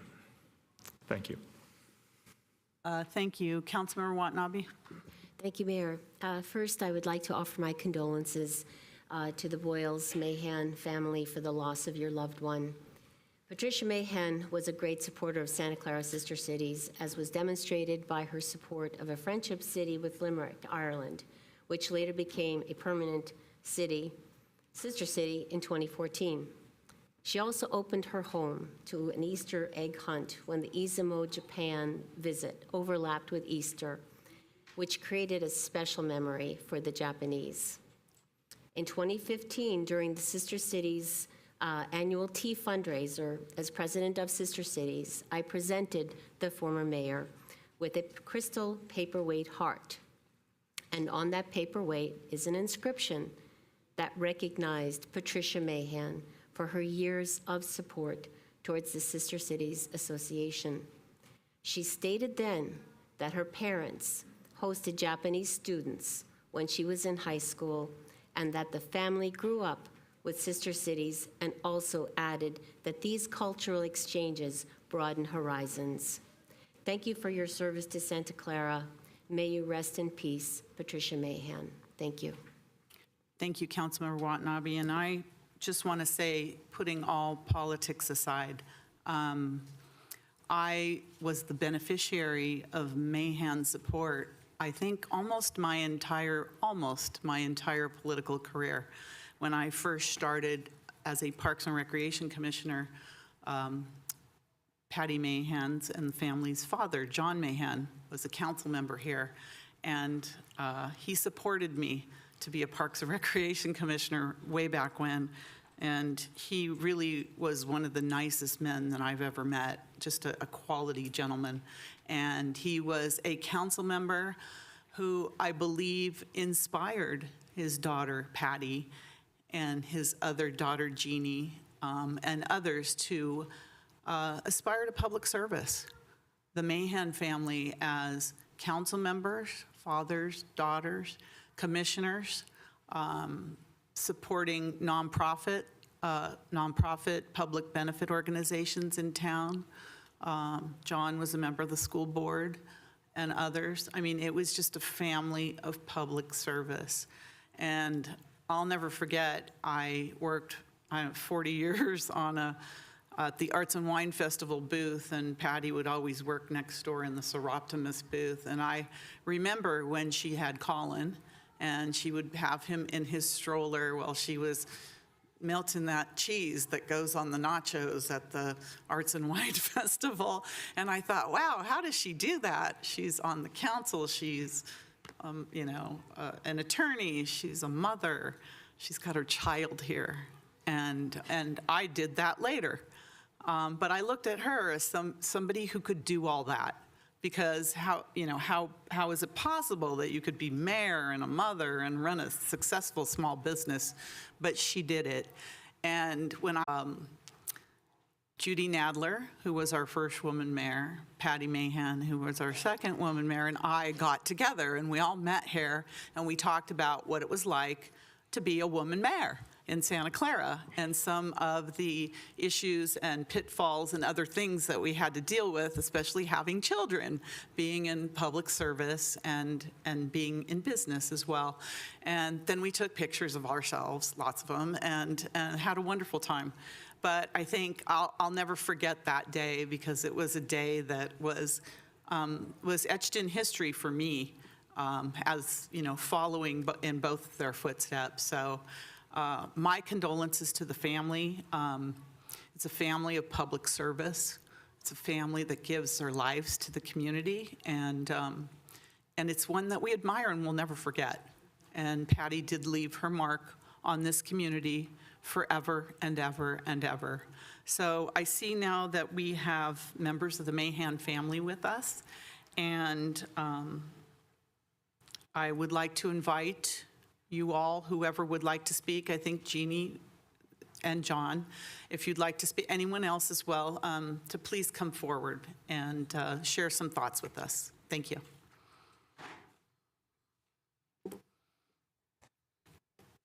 Welcome. Well, I prepared some comments, but I think you've already said all of them.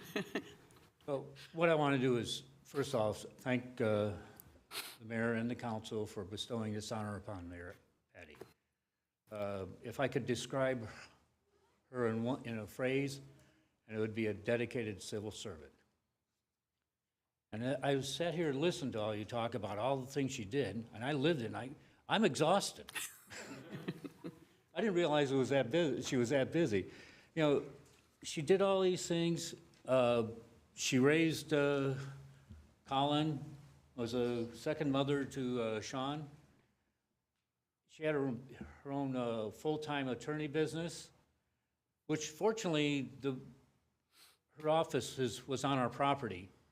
And we always joke that it would be a bad commute if she spilled her coffee walking from the house to the office. But she did have a good sense of humor.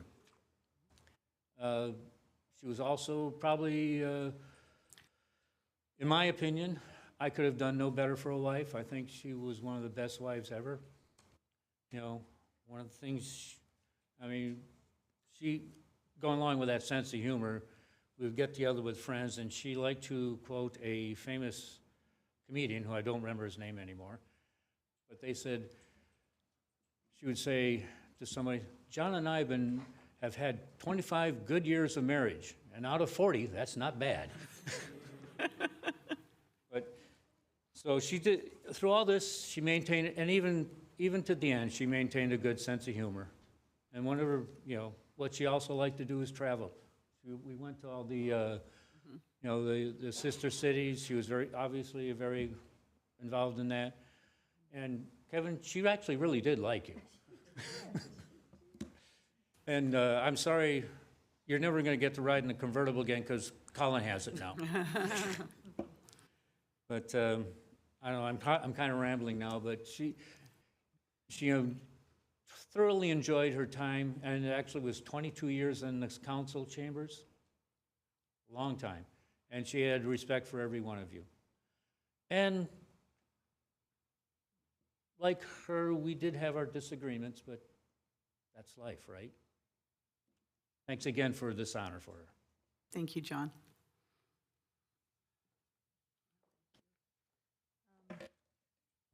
Well, everyone said everything, so I have a few things left, but I just want to thank you, Mary Gilmore, and Santa Clara City Council members.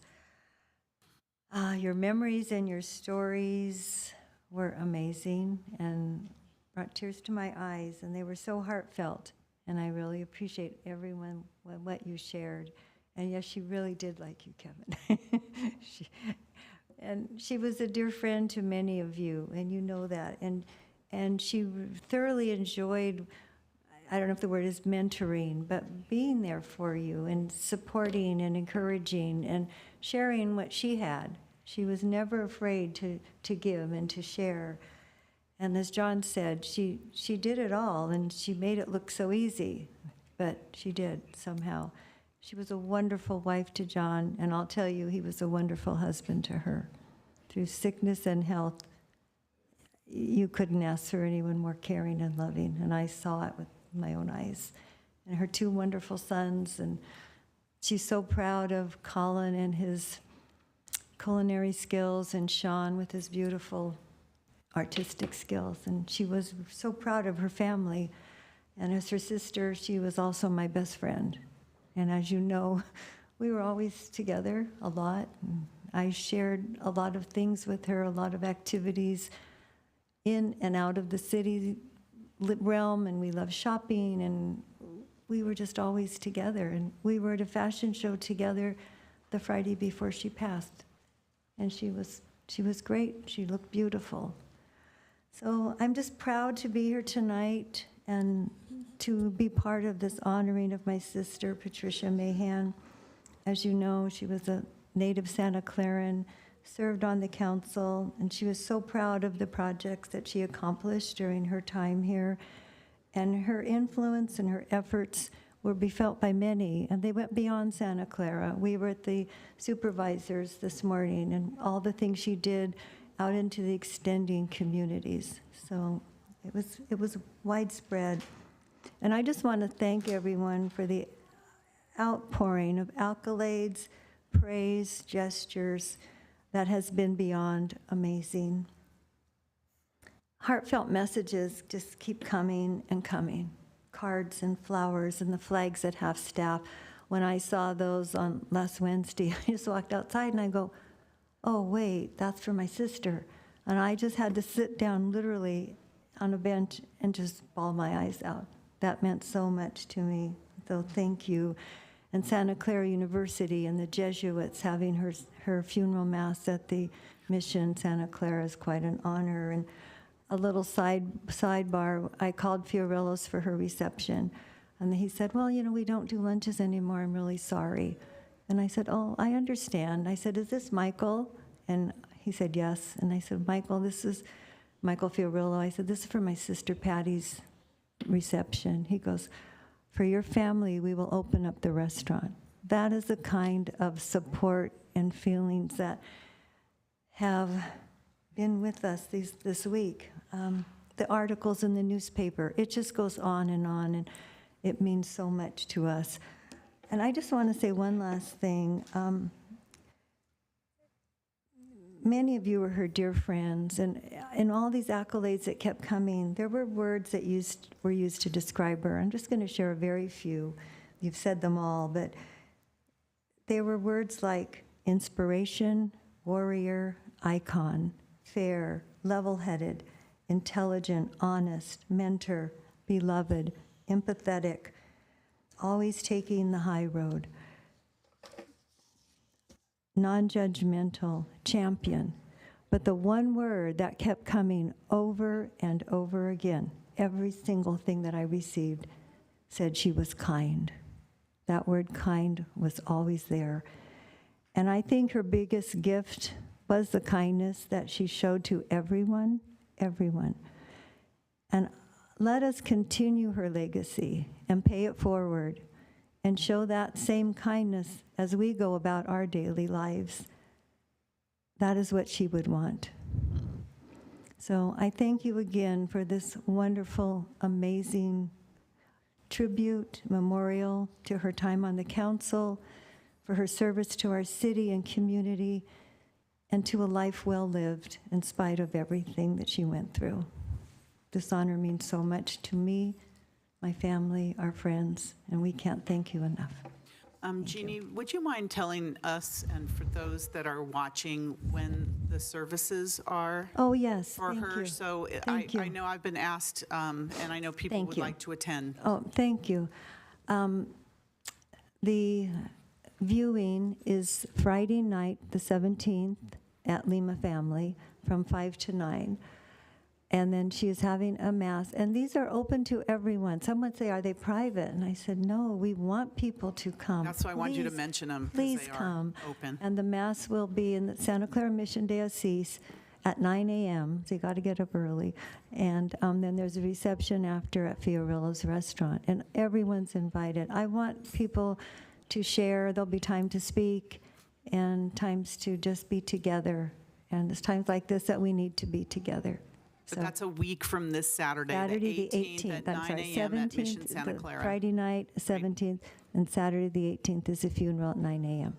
Thank you. Thank you very much. No, thank you for reminding me to say that. Thank you again, everyone, and thank you. I guess we have a speaker. I was going to invite you up, but go ahead, Mary. Good evening. I'm Mary Grizzle. I'm the co-chair of Reclaiming Our Downtown. And I didn't prepare a speech for this tonight. I wasn't sure whether I was going to get a chance to speak or not. But I would like to say that I did have breakfast with Patty Mahan a very short time ago at the American Legion Hall. And we discussed many things, one of them being the Wells Fargo building and her fear of a 10-story building being put up there. And many times we discussed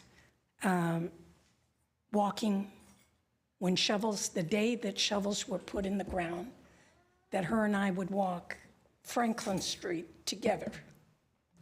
We won't be able to do that. However, she will be with me when that happens.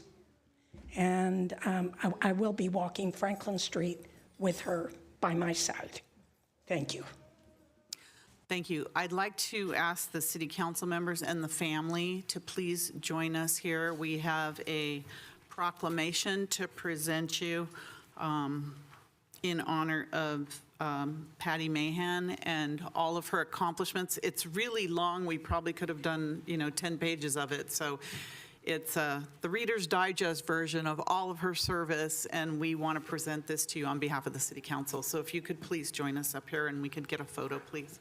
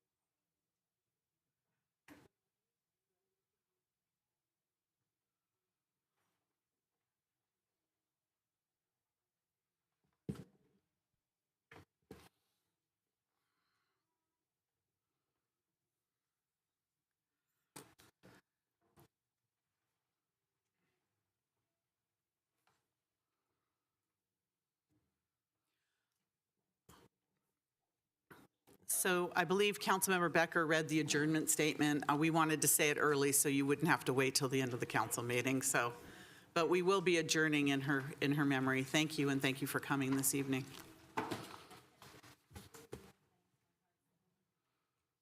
Thank you, Jeannie.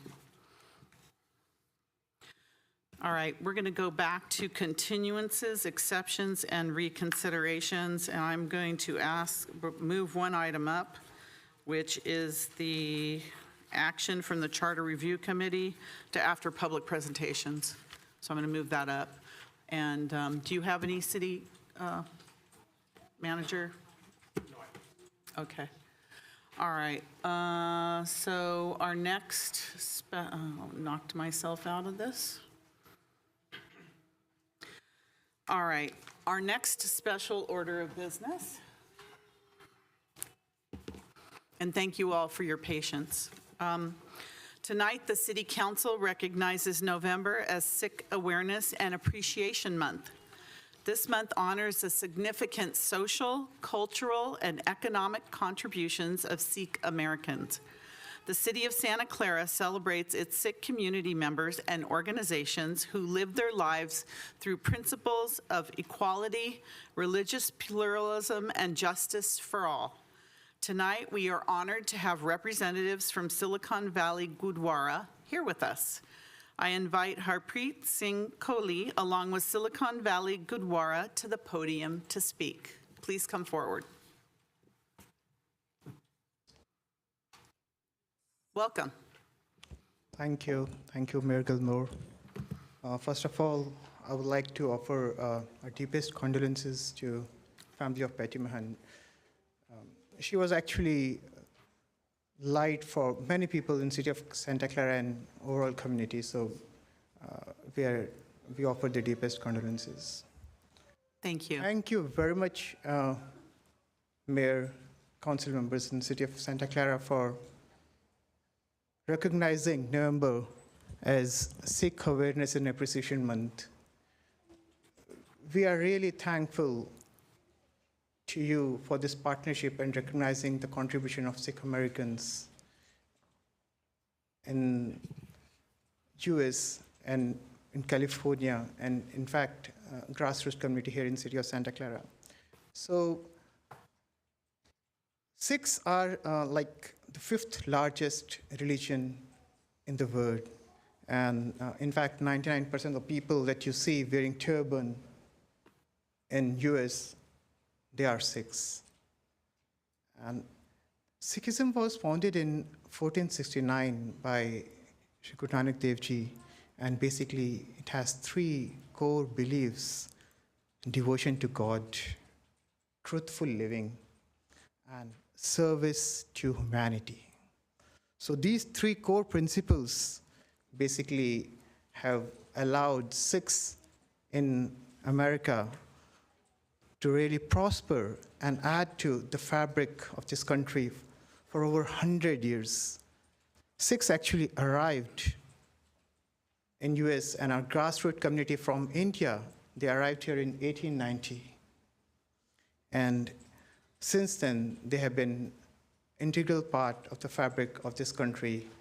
And in Santa Clara, we have been really fortunate to be part of the city where we have been receiving constant help and partnership with the city, whether we have been participating in the events like Parade of Champions almost every year, and many initiatives. So Sikhs have been involved in some of the important initiatives, like when the COVID struck, there were like 100,000 PPE and vaccines that were kind of distributed.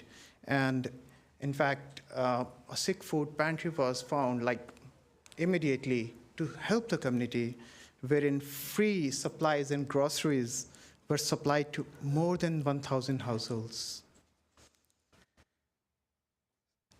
We are fortunate and we are happy and actually pretty excited that Silicon Valley Gurdwara has bought up a building for Sikh cultural and heritage, as a Sikh cultural heritage center. We, as a community, really feel a need to preserve the culture, the heritage, the relics in some form so that our youth can benefit, so that we can pass on the culture, the values to the upcoming generation, so that they can also go ahead and spread the message of brotherhood, oneness, equality to the whole society, and they can contribute to the society.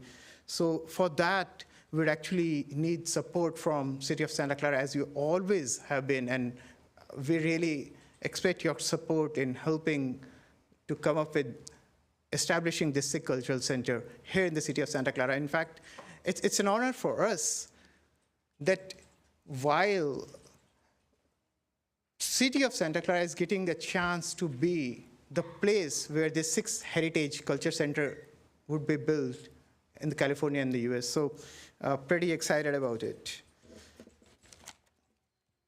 So the idea there is to have this space not only for the Sikh community, but also for the wider community, wherein public can have opportunity to have some kind of meetings, public spaces, around 15, 20 people, they can come and they can gather there. So once again, I would like to really thank City of Santa Clara for recognizing November as Sikh Awareness and Appreciation Month. Really thankful. I would like to call out today in the audience, we have H.S. Puri, we have a board member from Silicon Valley Gurdwara, Harminder Puri, Balkar Singh. We have other prominent members, Nirmal Singh Sura, he's a prominent musician, and others, members of the community, Sikh community, who have come in to thank City for this opportunity. May I request H.S. Puriji to come and speak a few words. Hello, everybody. Could you speak, please, so we can all hear Sorry. you? Thank you so much. Hello, everybody. So I'm glad to tell you just in brief in the history of arrivals of Sikhs in California, because as Mr. Kohli has said, they came and their arrival was not that easy. They came from province of Punjab under Western Himalaya, and the nearest port from our place it was Calcutta, which was more than 1,000 miles away. From Calcutta, they had to board a plane for Hong Kong, and Hong Kong then they will come to Angels Island. So after all the formalities, the first destination was Stockton. Stockton at that time was a big market for agriculture produce, and the Sikhs were expert in agricultural sciences and techniques.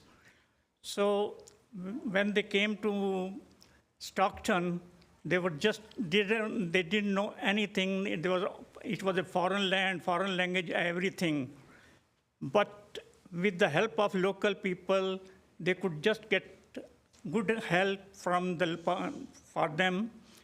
And then they started taking the basic principle of Sikhism. They started living, they wanted to have planned some common community center. And for this, they were contributing 1 quarter per week, each one of them. And with the help of local people, they established the center in 5 years. They came in 2007, and by 1907, and that center was ready by 1910. So we expect the same thing, we are getting the same for the local Santa Clara mayor and members and other dignitaries to help us, or they are helping us to establish a big center for the Sikh community so that they may serve not only themselves, their younger generation, the senior one, but also in the time of need, as they did during COVID, the other people also. Now, the interesting thing is, which is, I think it will not be out of the way, that when the ship will come to San Francisco, and one thing more, they established one Indian center in San Francisco also. So when the ship will come to San Francisco, it had not much to carry anything back to India.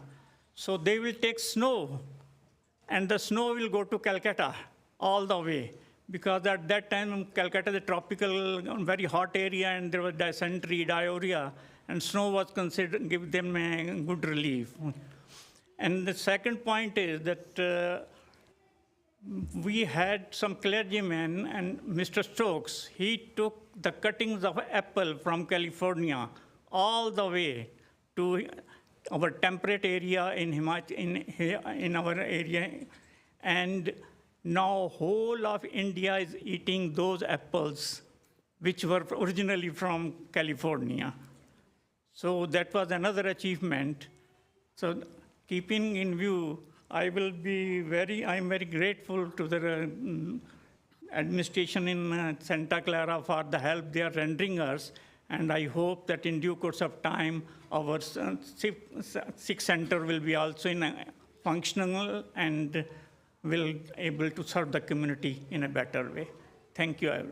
Thank you. That was a great story, and we really want to thank you for everything that you've done for the community. And I want to invite all of you to come forward, including everyone that you have here in the audience, to take a picture with us. Sure, Mayor. First of all, while I thank Mr. Puri, this month, while we are celebrating the Sikh Awareness and Appreciation Month, it's a very important month. It's a month of Diwali also. So I would like to congratulate and actually give my happy Diwali wishes to all the Indians that are here in this room and are listening online.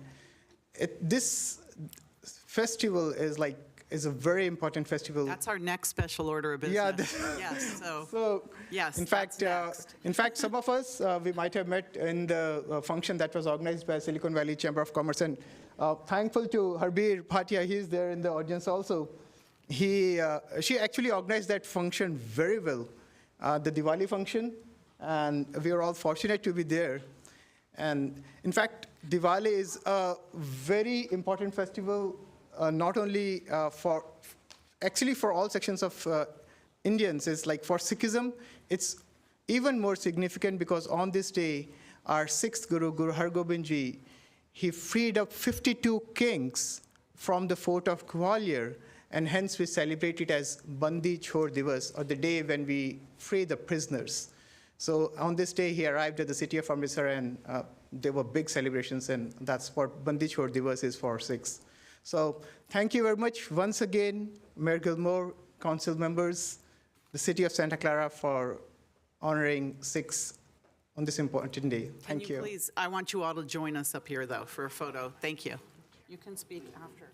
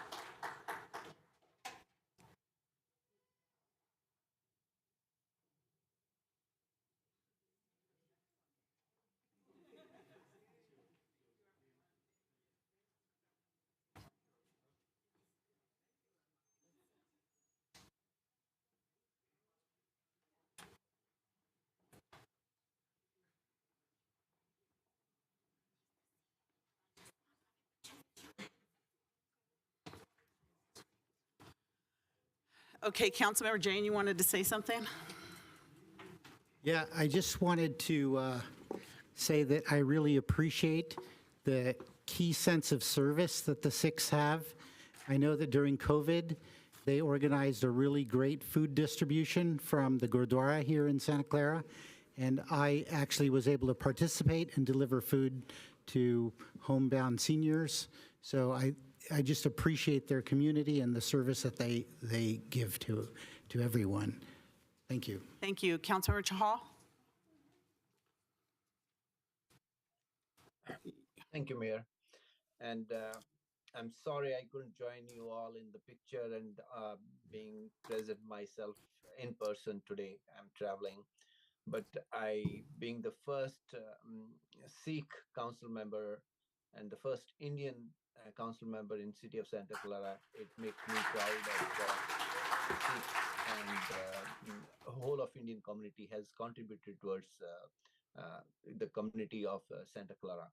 Uh, the basic core principles of equality, secularism, and giving back to the community play a big role in the life of every Sikh.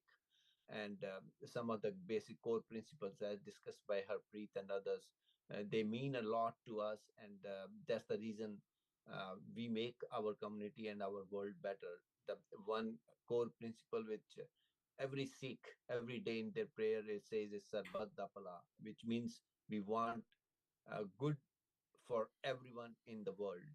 And other principles like running the Langar Seva, which was started by first Guru Nanak, and that's the free kitchen for everyone, and it's so well run even today after so many of years, and there has never been a dearth of food in the Langar Seva, and during all the um, uh, during the worldwide crisis, whether it's a COVID crisis or some other crisis, the Sikh community have come forward and given back to the community. So and not only in the Langar Seva, Sikhs have played a very greater role in providing technological advancements and agriculture, green revolution, and a white revolution in India. So being just 2 to 3%, and their contributions are really, really in very high percentage for the community. So I applaud everyone who is here, and I'll talk about Diwali when the next item comes. Thank you, everyone, for joining us. Thank you. Vice Mayor Park? Yeah, I also want to thank Councilmember Chahal and the Silicon Valley Central Chamber CEO, Herbir Bhatia. I mean, I've gone to the Gurdwara many times. Harpreet is there. I've seen him at a lot of events, and I'm saying that if Herbir's not there, we can talk longer. Right. But I also know, and I want everyone, I want you to remember, I want you to not forget that I have not forgotten that I owe the Sikh community a deep, deep debt of gratitude. Thank you very much. Thank you. Councilmember Becker? Thank you, Mayor. I have received nothing but kindness and love from the Sikh community. Your community service speaks volumes, so I want to thank you. A lot of the sentiments of what Councilmember Jane and Chahal already said, but your service to the community has gone unnoticed, so thank you again. Thank you, and thank you very much. All right, we're going to move on now to our next special order of business. Make sure I have it right. The City Council recognizes the celebration of Diwali, the Festival of Lights. Diwali is one of the most celebrated festivals in the world, with great significance to Hindus, Sikhs, Jains, and Buddhists. It symbolizes the victory of good over evil and wisdom over ignorance. During this holiday, celebrants renew their commitment to the values of truth, non-harm, and restraint. It is a time for charitable giving and service. Tonight, we have multiple leaders here to present. I invite Dr. Romesh Chopra of Festival of Globe to the podium to speak. Is he here, Dr. Chopra? Oh, I guess not. You don't look like Dr. Chopra. So he is not here. He has been receiving other proclamation at Fremont at the same time. So he expressed. You mean he chose Fremont over Santa Clara? What is that about? And afterwards, he has chosen Milpitas also. On the way, if he can hop in And here, he will hop in. Milpitas over Santa Clara? You tell him. He owes us one. Okay, no, we'll save his proclamation. Right. Yeah. But I now invite, we have multiple young Santa Clarans to the podium to speak. Nile Varshne, Lassia Pendravada, Dayuti Bachu, Lavith Deer, and Nitu Garg. Please come forward and welcome. When you're ready. Good evening, Honorable Mayor and Council members. I am Nilay Varshne, a lifelong resident of Santa Clara, and I will be covering what Diwali is and who celebrates it. So the original name of Diwali is actually Deepavali, which means a row of deepaks. Deepaks are earthen clay lamps, and because of this, Diwali is commonly known as the Festival of Lights. Diwali originated in Bharat, which is the indigenous name of India. India and Hindu are names derived from foreign languages to describe the area and civilization near the Sindhu River. Yeah, thank you. Yeah. So the Hindu civilization has always been open to different ideas, rejecting beliefs and practices that are no longer sustainable while respecting the wisdom of their ancestors. Therefore, it continues to evolve and branch out into different panths or paths to dharma. Some of these panths are displayed in the slide. And dharma is the code of living that emphasizes good conduct and morality. The followers of these panths celebrate the festival of Diwali, and every panth celebrates this festival for a reason specific to that path. Today, followers of dharma live all around the world, and many of them have made the city of Santa Clara their home.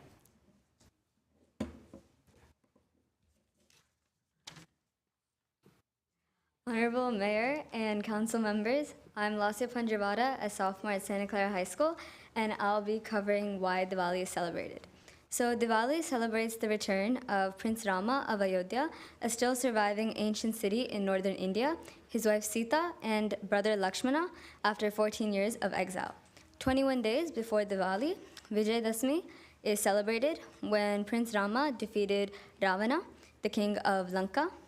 Prince Rama is considered an incarnation of God, so therefore an embodiment of dharma or righteousness. Upon Rama's return to Ayodhya, the residents were overjoyed and lit deepaks or clay lamps in his honor. So the entire city looked like a row of lights. Since then, people have lit lamps on Diwali to remember that light always triumphs over dark and knowledge prevails over ignorance. Another legend for Diwali is that Lord Krishna released 16,000 imprisoned princesses from the captivity of the evil king Narakasura. So Diwali is celebrated by many different panths. For example, the Jain panth's last great leader, Lord Mahavira, attained nirvana or enlightenment on this day.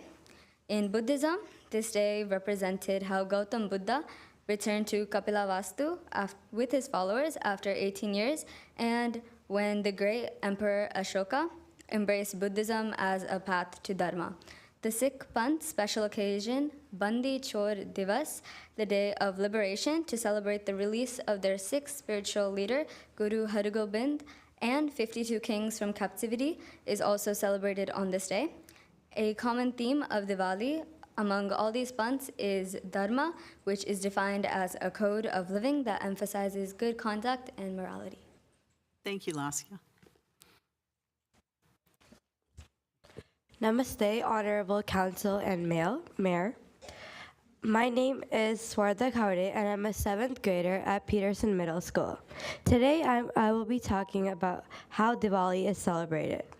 Diwali festivities include the illumination of lights, candles, firecrackers, and diya to symbolize the victory of good over evil, inner light over spiritual darkness, and knowledge over ignorance.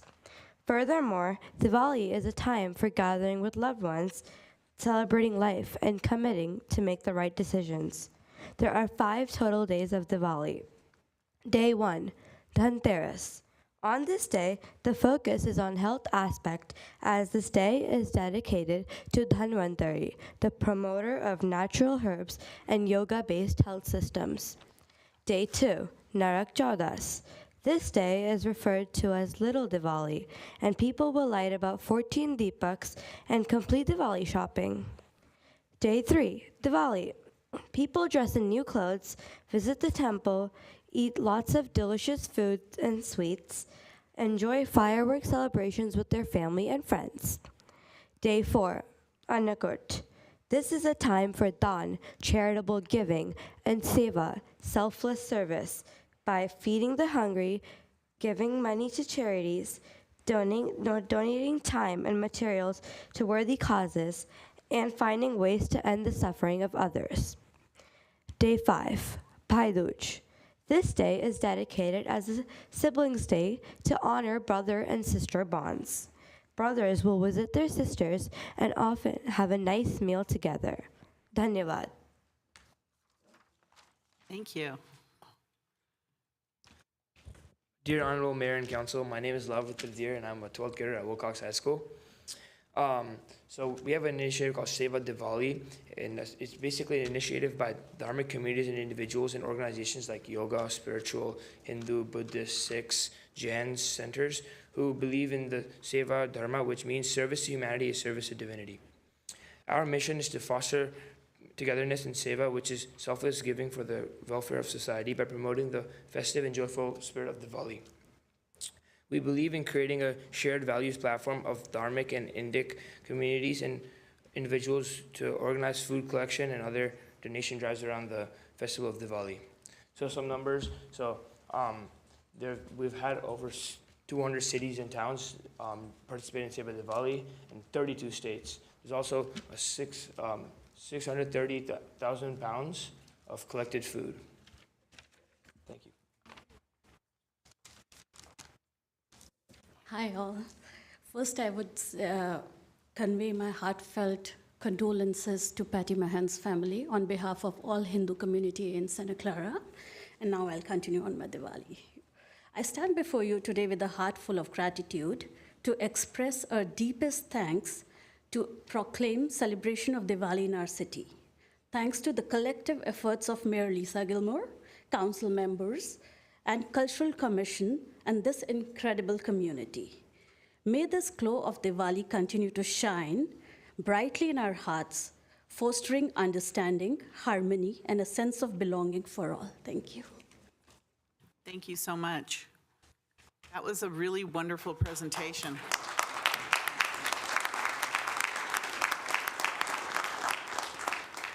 And thank you for all taking a part in presenting it. It was really nice, and I think it's educated a lot of people that were wondering, what is this all about? And it's really, it's beautiful. So thank you so much for presenting. I'm going to ask, since Dr. Jopra still isn't here, I'm going to ask that you all come forward so that we can present you with this proclamation.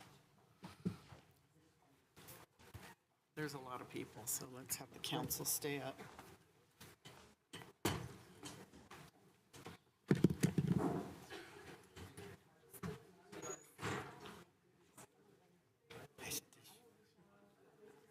Hi, Vidya. Okay.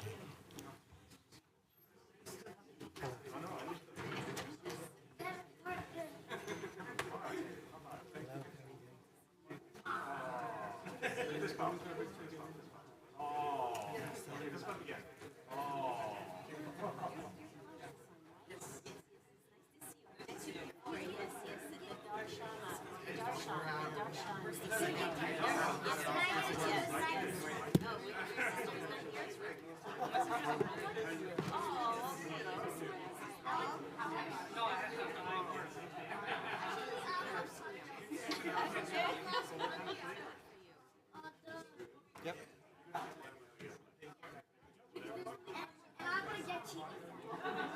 Kevin. Kevin.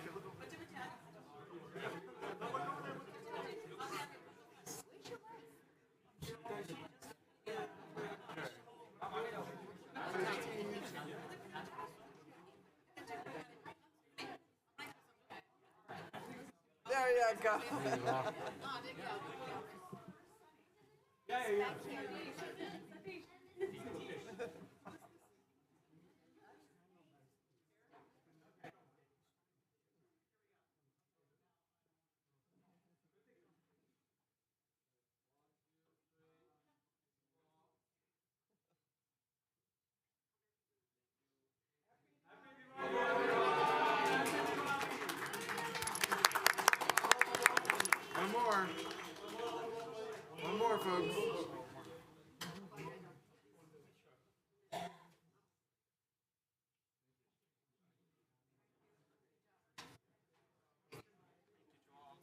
Thank you.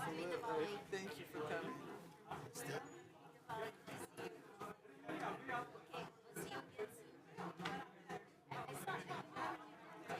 Okay.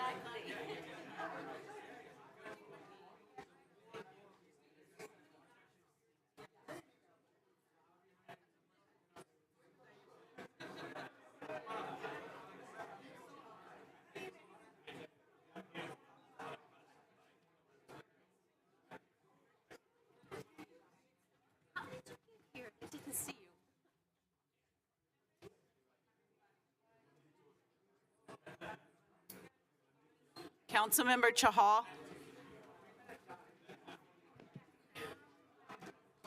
Raj. Thank you, Mayor. While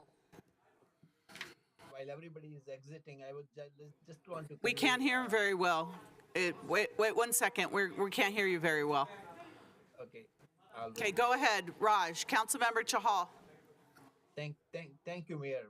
So again, I'm missing the event celebrations as well as the photo opportunity with all the community members. And I wish everyone happy Diwali. And I'll be celebrating my Diwali in Europe this year.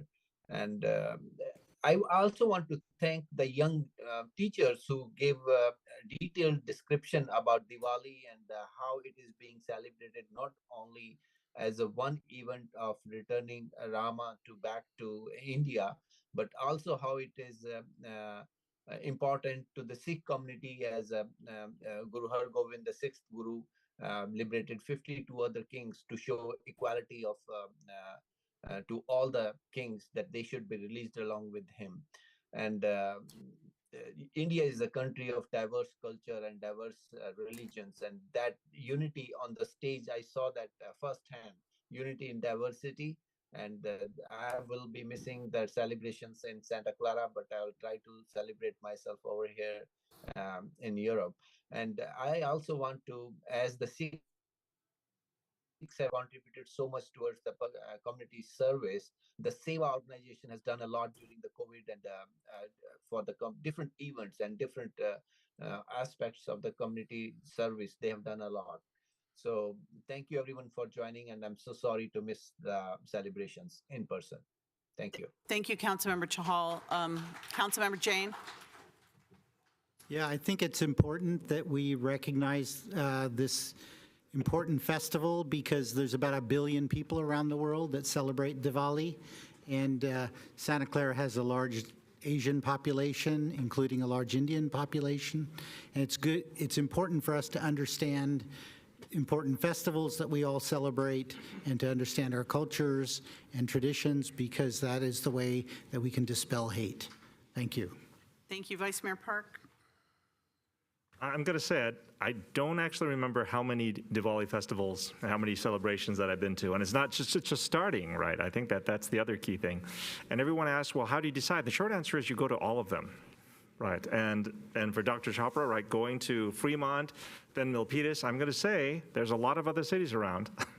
And if they're not giving him more recognition, I think that, you know, if he doesn't get here until next week, I'm okay with that as long as he's getting someplace, right? But again, I want to say thank you very much for bringing these things to our culture, because my wife is Buddhist, my father's Buddhist, and we celebrate it too. Thank you very much. Thank you. Councilmember Watanabe. Thank you, Mayor. It's great to have this opportunity to be able to say Happy Diwali. I believe it officially starts this Friday, right? And so I'm so happy because actually at the Children's Business Fair that we recently had up in the Rivermark area, I bought one of the clay lamps that was beautifully decorated by a child. And so I'm proud to own one of those lamps now. But more importantly, as been discussed, Diwali is celebrated in many cities around us. And I know the mayor and I attended the event in Sunnyvale 2 weekends ago, but it would be really nice to have an official event in Santa Clara, maybe work towards that goal, cultural members, cultural commission members, yes, and to be able to serve our Diwali and our Indian community. So thank you very much and happy Diwali. All right, thank you. Okay. After all that, now we're going to move on to the regular agenda. All right. First, we have the consent calendar. All items are approved with one motion. Unless an item's pulled for discussion, I want to say for the record, I'll be abstaining on item 3D, which was action on award of contract for the Intelligent Transportation System Rehabilitation Phase 2 project to Bear Electric Solutions and related budget amendment. Apparently, something's happening around a property I own. They just said within 500 feet of something I own, so I don't know which property it is, but I'll abstain on 3D for the record. I'm sure there's others. Councilmember Jane. Yes, I too will be abstaining from item 3D because there's a fiber run that will be running by my house, and so it's within 500 feet of my house. I will also be recusing on the minutes of August 22nd, which is part of item 3A because I was not here. I was on an airplane. Thank you. Do you have that, City Clerk? Okay, Councilmember Hardy. I was ready to make a motion for the consent calendar. Second. All right, Councilmember Chahal. Madam Mayor, I would also like to declare that I have to recuse myself on item 3I because my property lies within the 1,000 feet of that item. Thank you. Did you say 3I? That is correct. Okay. I want to say City Clerk, did you get all those abstentions? All right, we have a motion, a second. Anyone from the audience or the public? I don't see any hands. So we have a motion and a second. City Clerk, oh, Raj, your hand's still up. Do you? No. Are you done? Let me lower. Yeah, I'm done. Okay, thank you. Councilmember Watanabe. Yes. Councilmember Shahal. Yes. Councilmember Hardy. Yes. Vice Mayor Park. Yes. Councilmember Jane. Yes. Councilmember Becker. Yes. Mayor Gilmore. Yes, noting my abstention. Thank you. Okay, so the next item we have is public presentations, and those are items that are not on the agenda. We've got 4 cards, Madam Mayor, that we received, so you should see them in your Legistar. All right, Pilar, you're ready to go. I see you. Welcome. I'm Pilar Furlong. I'm with Bill Wilson Center. We're a nonprofit here in Santa Clara working to end youth and family homelessness. So I'm here this evening to let the community know that November is National Runaway and Homeless Youth Prevention Month. So this is a nationwide campaign spearheaded each November to increase awareness about homelessness among youth and young adults in our community, and also to spotlight the resources that are available for youth in crisis. This is especially critical in Santa Clara County. Despite being a technology hub, our county has the 3rd highest population of homeless individuals in the nation. And San Jose alone has the highest per capita youth and young adult homelessness in the nation.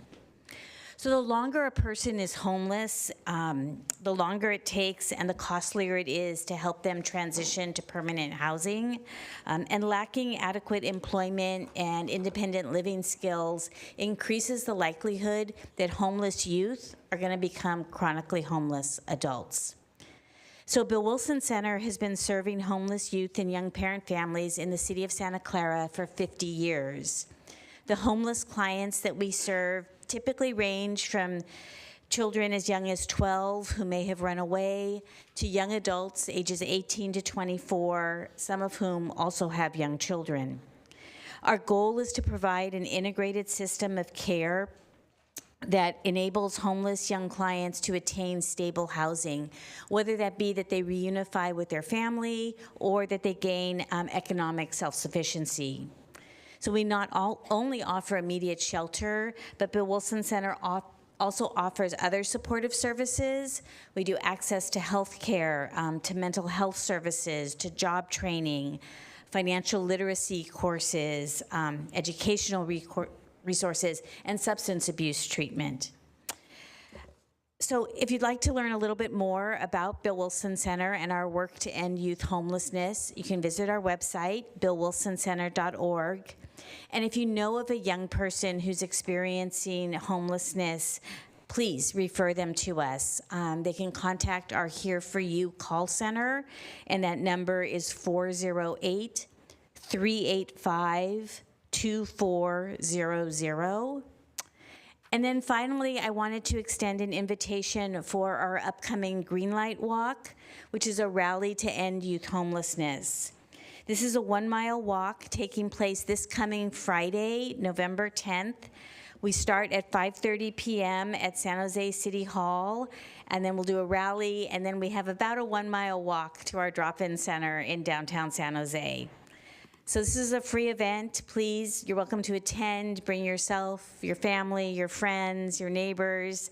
It takes a lot of collaboration, but together we're going to end youth homelessness. So thank you. Thank you, Pilar, for joining us this evening. Thank you for the information.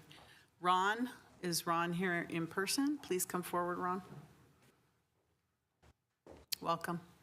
Thank you very much. Hi, everybody. So I'm here representing Santa Clara Swim Club, and I want to urge the city to build a new international swim center. I love the smiles, thank you.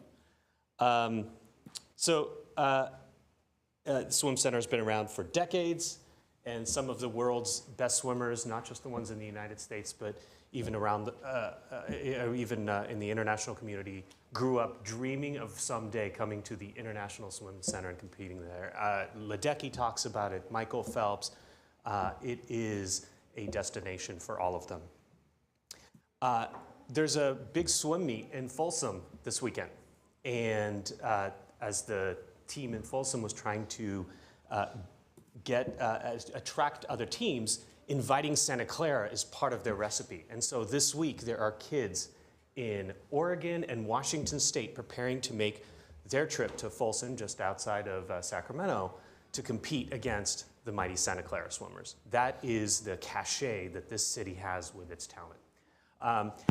Harvard, Yale, Carnegie Mellon, Cal, UC Davis, UCLA, they all turn to social media to celebrate every time they sign one of the Santa Clara swimmers. And we do all of this with something that hasn't been touched, hasn't been improved in decades. So my only suggestion here, and I urge everybody, hopefully I can inspire everybody here to invest in building a new international swim center. Just imagine how much more of the youth today we can inspire, excellence that we can celebrate, and how we can do this at much greater scale with a new swim center that lets us accomplish that much more. Thank you very much for your time. Thank you for coming tonight and reminding us what we need to do. Thank you. Appreciate it. Deborah? Go ahead, Deborah. Madam Mayor? Oh, you're here in person. Yes. I was looking. Madam Mayor? Yes. Deborah has time given to her by NE2 and by Paul McNamara for a total of 9 minutes. Okay. All right. When Thank you're you. ready. I had a slide deck prepared, but I didn't submit it in time, so I might not need 9 minutes. But thank you very much, Madam Mayor and council members, city attorney and city manager. I haven't spoken to all of you in person before. I wanted to speak tonight about the mechanical horse that's been installed at Santa Clara University. It's a partnership between the Cultural Commission and SCU Presents. And on our webpage and on our Facebook page, we have a great 10-second video of the horse in motion. It's a life-size silver horse that has cutouts in it so that you can see the gears move when you push the button. And it runs at a full gallop for 1 minute. So it's very entertaining. I know that most of you were there at the opening ceremony. It's a very visual thing, so I'll just try to describe it as much as possible. But it is a life-size, very realistic depiction of a horse with multiple gears that move the legs so that it both hits the ground and moves the legs and the head so that it looks as if it's in motion. It's interactive so that you have to push the button to make it operate, and it runs for 1 full minute. It was installed on September 25th, and the dignitaries that were there included the City Council, the Cultural Commission, Parks and Rec Commission, Library Board of Trustees members of Santa Clara University, and SCU Presents. So it was quite a collaborative effort and a great opportunity to bring all these communities together. And Santa Clara University President Dr. Julie Sullivan and Mayor Lisa Gilmore pushed the button together. They were the very first, but I'm sure not the last. Over 100 students, faculty, and guests attended the opening event, which was really exciting to see. It was about an hour and a half, and people were still pushing the button at the end of the event. Since then, I have heard that the undergraduate admission tour groups have been going through and looking at the horse. The walking group from the Senior Center has been coming through a couple times to see it, and especially out-of-town visitors. I know I have some work colleagues coming in next week, and we have plans to go see it. I think this is an instance where we actually have the kind of destination I've been talking about for a while, where we can invite our friends from other cities or our families, if they're visiting, to actually come and see a fun thing in Santa Clara. And it is open from 6 a.m. to 10 p.m., 7 days a week on the Santa Clara campus by the main gate in the Sobrato campus at Santa Clara University. And it's in the new STEM building in front of the robotics lab. So it will only be closed for Thanksgiving and the academic holiday closure, so it will be there until the end of January. And thank you, I've noticed that this has been featured in City Hall News in both the October and November editions. So we really want to get the word out and let everybody know that it's there for everyone's enjoyment to go and visit over and over again.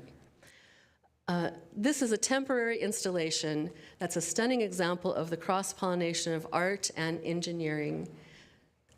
The horse, or bronco, is the mascot of Santa Clara University, which makes it a fitting addition to the campus. And the mechanical horse inspired the School of Engineering's Maker Lab to announce its fall Maker Innovation Program competition, the Kinetic Art Challenge, which invites students to design and fabricate unique artistic devices that incorporate mechanical motion. In fact, the university recently announced that there was an additional sponsorship from Autodesk that increased the prize money for the challenge up to $2,500 for Best in Show. And there's been so much expanded interest that the submission deadline was extended as well through January 10th. So there's an opportunity for many students at the university to be inspired and hopefully to win this award to supplement their college education. Artist Adrian Landon described his inspiration for the sculpture, which was exhibited at Burning Man in 2019. And his latest work, Wings of Glory, was exhibited in 2023. There are QR codes displayed at the mechanical horse that will lead you to a 38-minute video on the creation of this giant Pegasus, complete with flaming wings. And I know also in the October City Hall News, there was mention of having Wings of Glory in Santa Clara. I think that would be spectacular, and it's very aspirational, but I would love to see it as well. So what would it take to do that? A couple of things. We would need to find a location. where we could have something that big and possibly on fire. Well, maybe out here. On fire. Right. Or right here. We would require some funding that's not in the FY24 Cultural Commission's budget.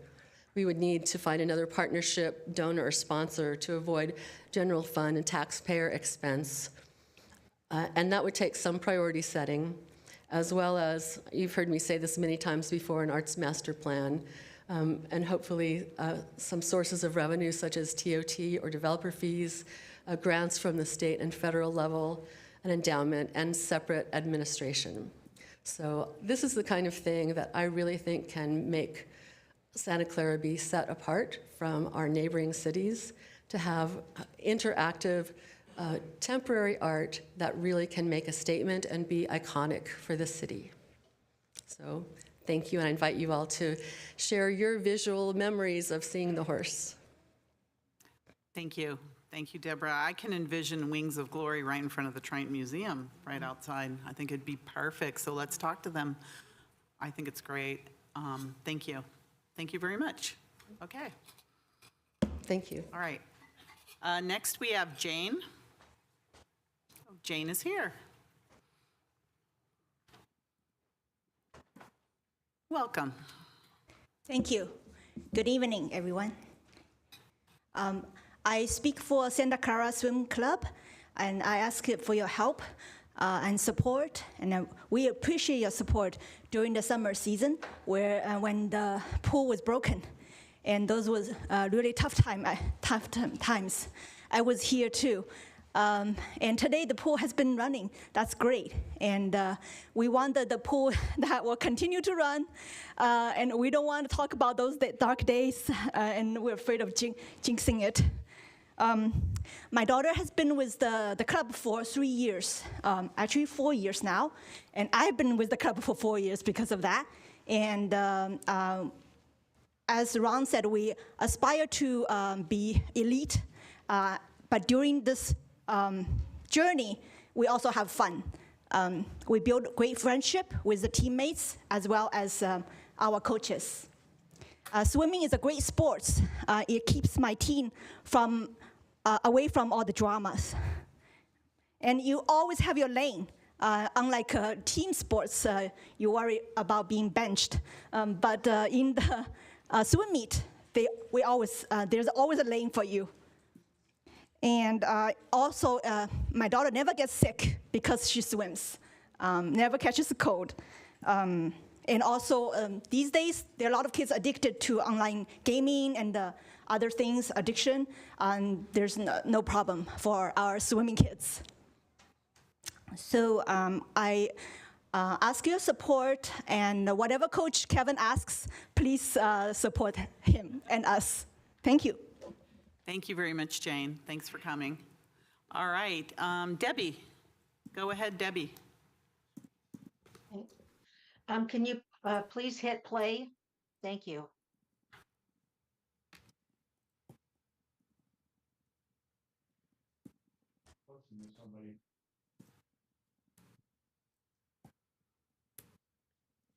Good evening, Mayor and Council. Just over a year ago, the county grand jury published their report, Unsportsmanlike Conduct, Santa Clara City Council.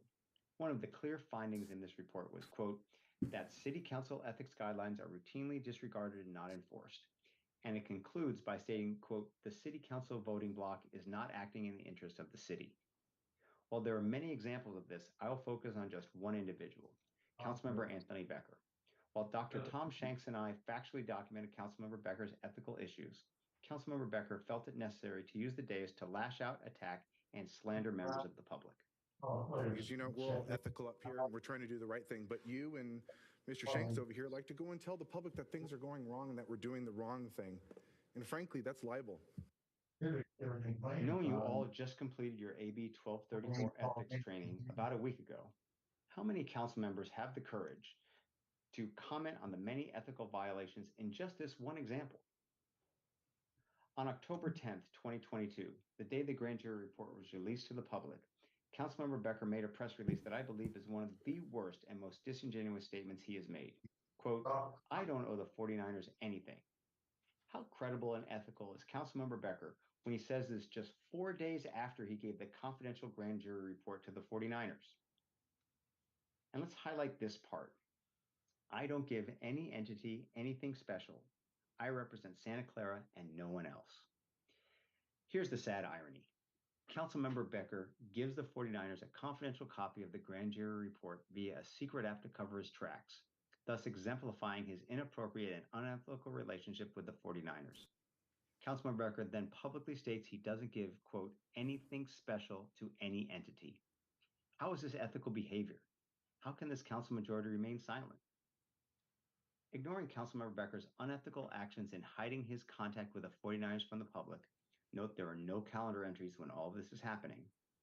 Here's a quote from the 49ers Executive Vice President and lobbyist Rahul Chantok, where he stated under oath confirming the actions Becker sent him the confidential grand jury report via Signal, an app that is designed to hide your tracks. Even his friend, Councilmember Sudge James, said Councilmember Becker admitted to leaking the document. And Councilmember Becker still votes on 49er issues. We're not talking about a minimum standard of the law. The DA and a jury will figure that out.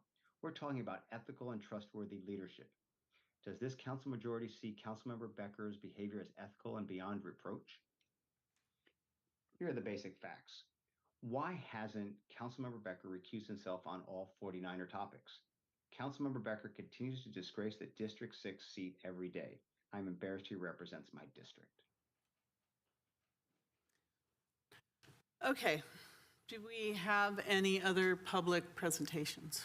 All right, seeing none, we are now going to move forward. Consent items pulled for discussion, we don't have any.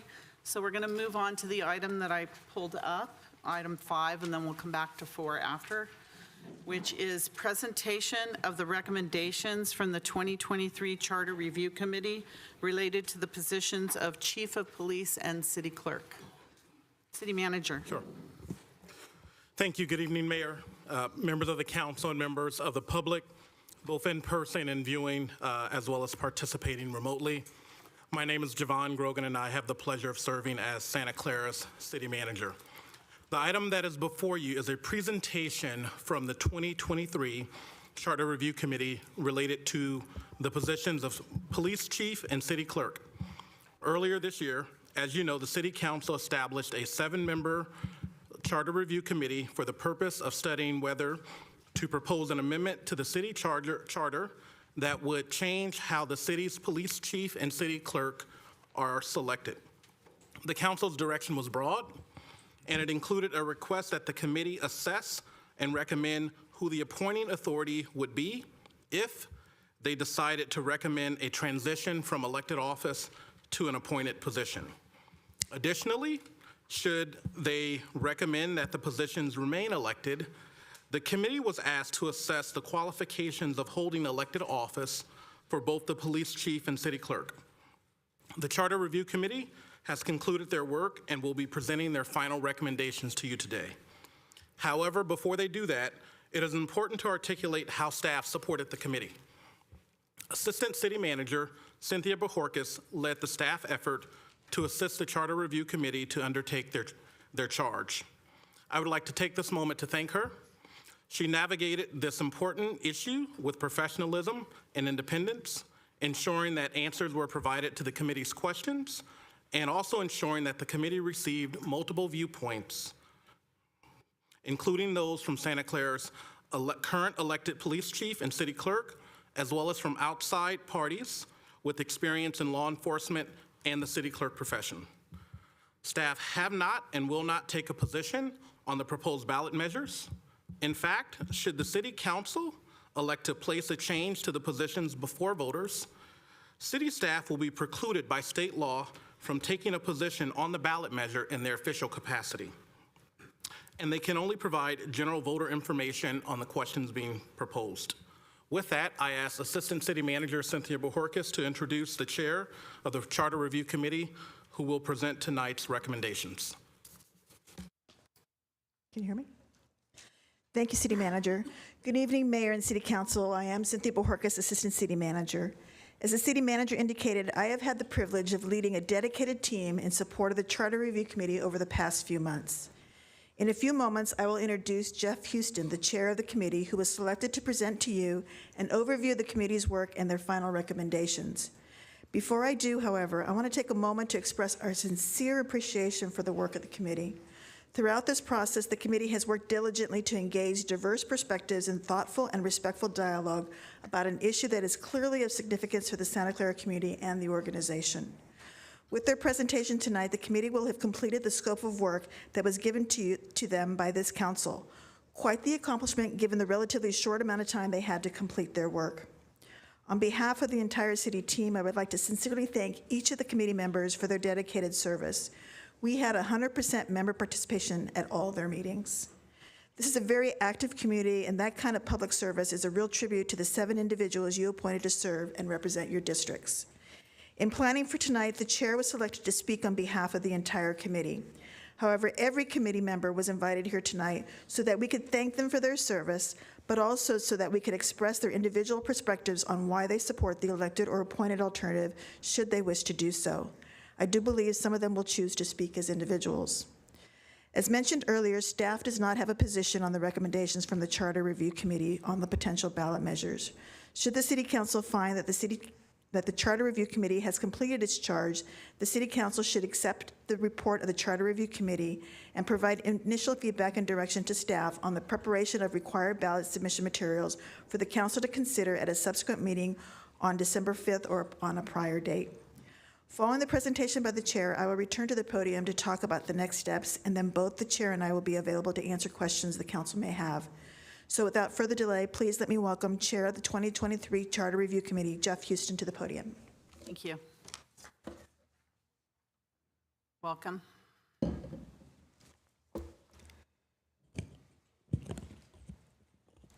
Thank you, Assistant City Manager Bojorquez. Good evening, Honorable Mayor and council members.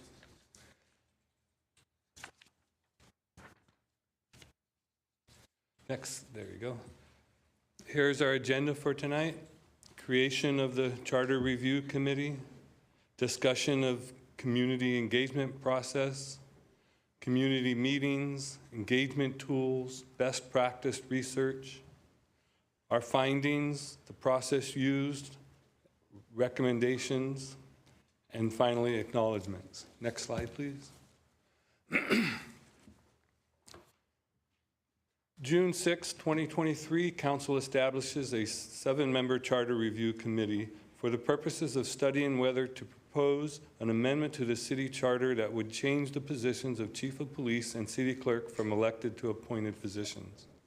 July 18, 2023, Council appoints committee members and approves budget to support the work of the committee.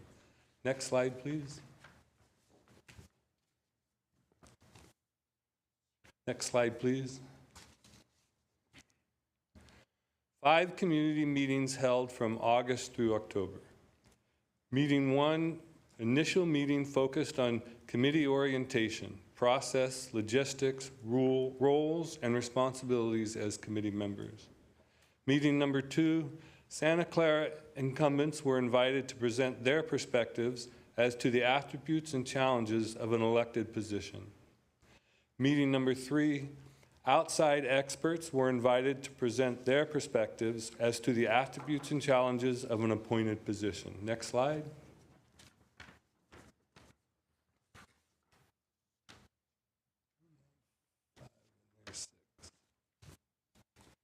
Meeting number 4, committee reviewed public input and took preliminary vote to provide direction to staff to prepare ballot language research. And finally, meeting number 5, the committee reviewed all public input, including survey results, and completed final vote on recommendations. Next slide. Here are the communication tools. Hybrid meetings, meetings both at City Hall and at Central Park Library, expert presentations, historical and best practice information, dedicated web page with relevant committee-related resources, promotion across city's communication channels, Go delivery emails and social media platforms, X, Instagram, Facebook, Nextdoor, community survey September 7th through October 12th, and decision tree voting. Next slide.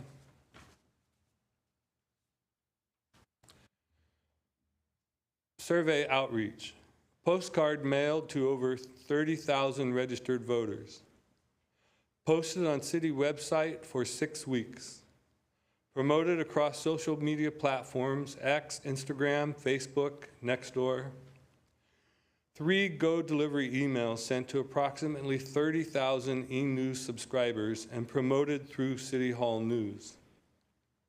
Hard copies of the survey were made available at all 3 library sites, the Senior Center and City Hall. Flyers provided to committee members for distribution. We received 243 responses from registered users, which is statistically small. We received 5,493 responses from unregistered voters. A very large percentage of those unregistered users appeared to be auto-generated, probably by a bot. This was discussed in depth at the committee's last meeting. I consider those responses inconsequential, and they had no impact on my final decision. I believe that sentiment is shared by the rest of the committee. Next slide. As noted earlier, the committee sought to engage the community as much as possible per the council's direction. While the committee acknowledges that there appears to have been irregularity with respect to unregistered participants to the community survey, it is important to note that the actual comments that were included in those responses as to whether to support an elected or an appointed position were consistent with the input received from individuals who participated at the community meetings, whether in person or online. All the community input helped to inform the committee's recommendations. For that reason, we would like to share the next few slides that summarize the community perspectives and major themes the committee heard related to whether the position should remain elected or become appointed. First up will be the summaries for the position of city clerk. Next slide.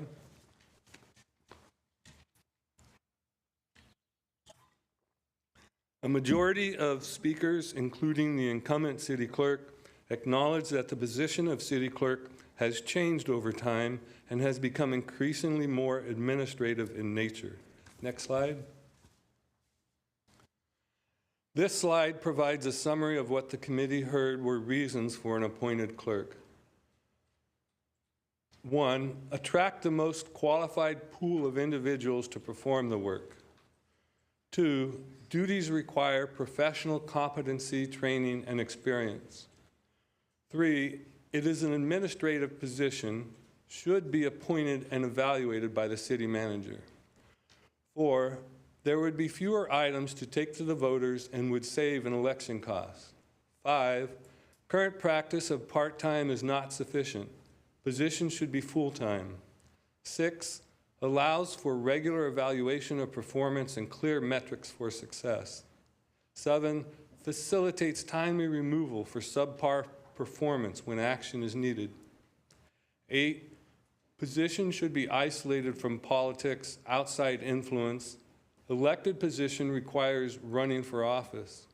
9, appointed position would allow for enhanced working relationship with city manager. And 10, city manager, council more familiar with the day-to-day requirements of the job. Next slide.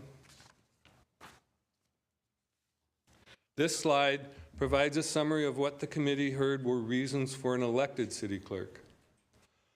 1, voters should make the decision. 2, lack of trust in the appointed model due to concerns regarding current political climate.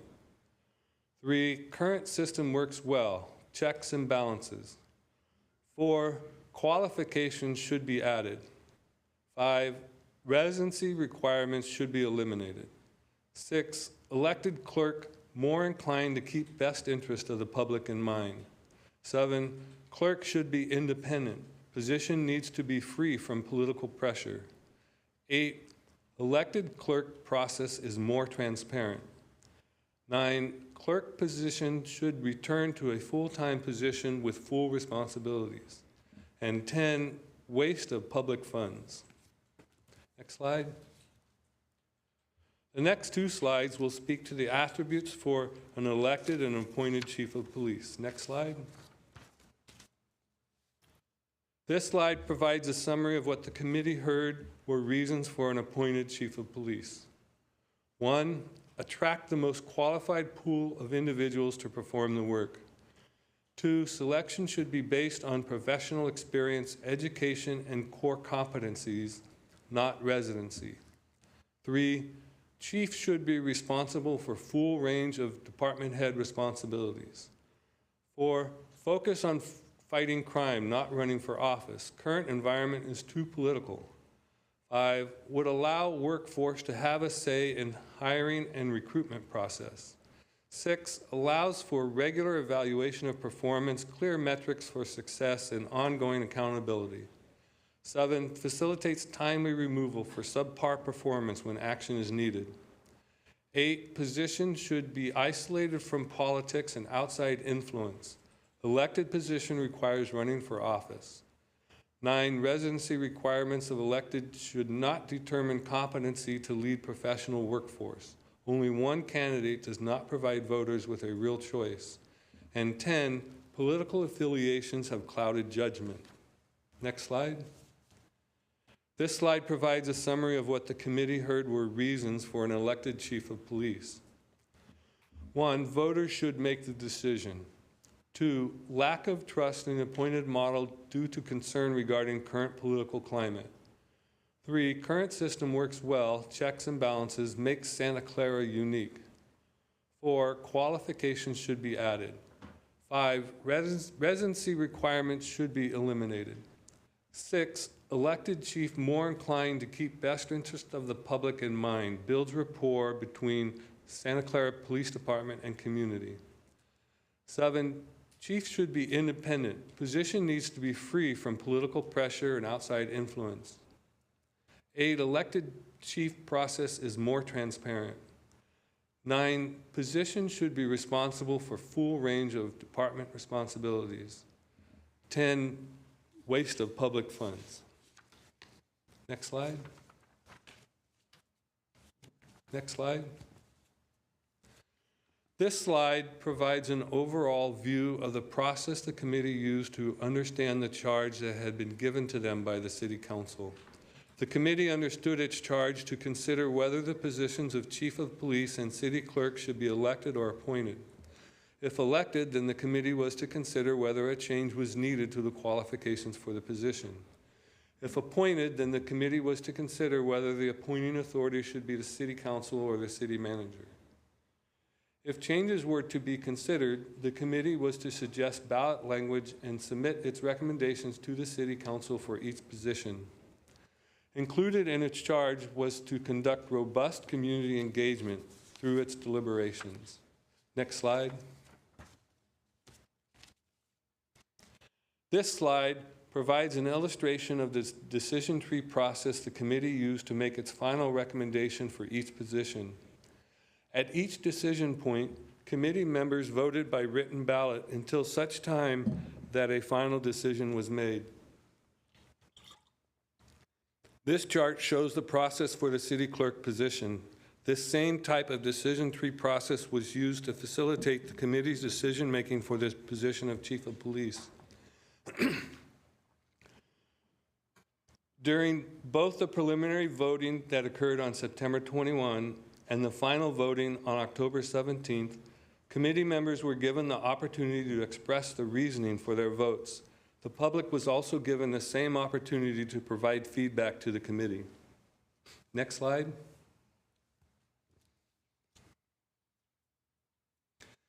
At this second to the last meeting, the committee used the decision tree voting process to make preliminary recommendations that would direct staff on the relevant ballot language to bring to the committee for their consideration at the final meeting. Because the survey results would not be known until the next meeting, this decision would be preliminary. The committee understood and made it clear that a final decision would be made only after survey results were known. Next slide.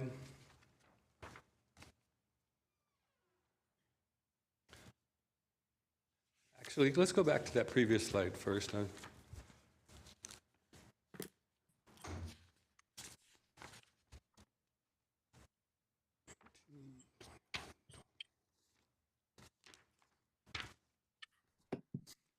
I just want to go through these verbally, make sure everybody's aware. So for city clerk, we had 6 votes that the city clerk position be appointed, 1 vote, city clerk position remain elected, and then 7 votes, if appointed, the appointing authority should be the city manager.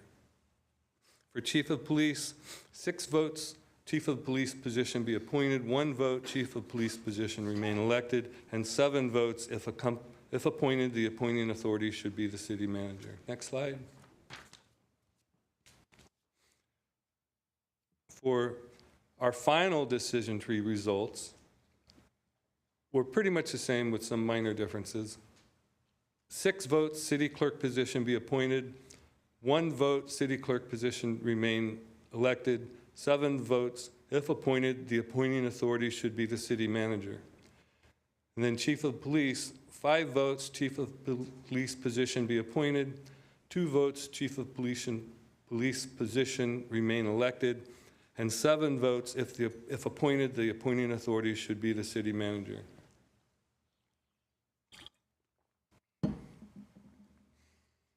It is important to note that in discussing the final recommendations, Member Davis expressed feedback she had received from fellow Santa Clarans that in the event the positions eventually become appointed, the city manager be encouraged to use recruitment practices that seek to promote as diverse a pool of qualified candidates as possible. This sentiment was echoed by a number of committee members and has been included in the committee's final recommendations. Next slide. The committee reviewed ballot measure language from cities that had moved from elected to appointed positions in the neighboring cities of Campbell, Los Gatos, and Morgan Hill. While the committee recognizes that the city manager and city attorney will ultimately be responsible for proposing actual ballot measure language should this council decide to move forward, the committee submits the following language for the council's consideration. Next slide.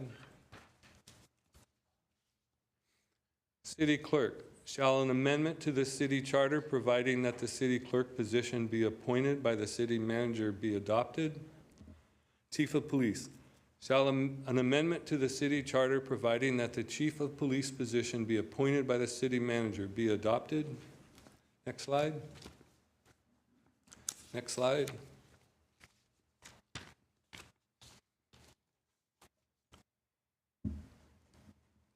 Here are the committee's recommendations. It is recommended that the City Council place before the voters the following charter amendments in March 2024. These are the same that I just read on the last slide, so I won't read them again.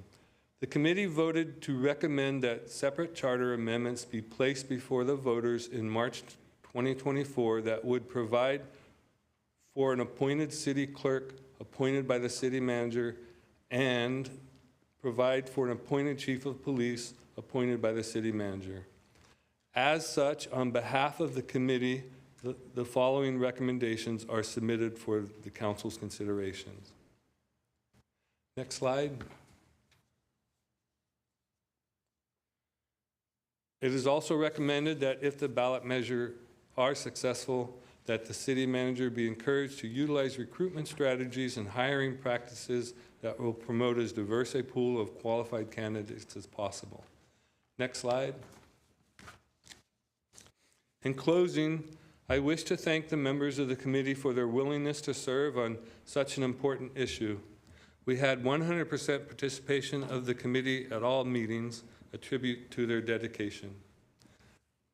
And all of them are here tonight except for Member Sini. She's hopefully watching online at home. We thank the council for the opportunity to serve to learn more about how the city functions, the importance of engaging the community, and the difference residents can make by participating. Thank you, Chief Nicolai, City Clerk Hagag, Los Gatos Town Clerk Wendy Wood, and former Mountain View Chief of Police Max Bozel for making the time to provide their insight on the attributes and challenges of the positions. Thanks to the many members of the public who provided input by attending the committee meetings, participating online during hybrid meetings, and who took the time to participate in the community survey. The committee is available to answer any questions the council may have. Thank you. Yes, thank you, Assistant City Manager.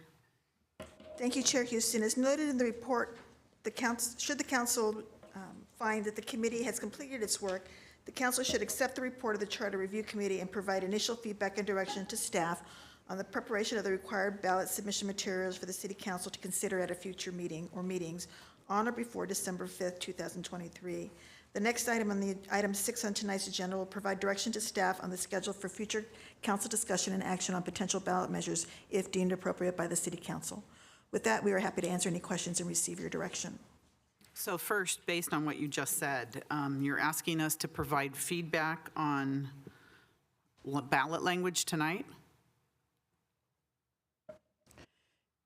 That's what it says here. Then why would we have those other meetings if you're asking us to do it tonight?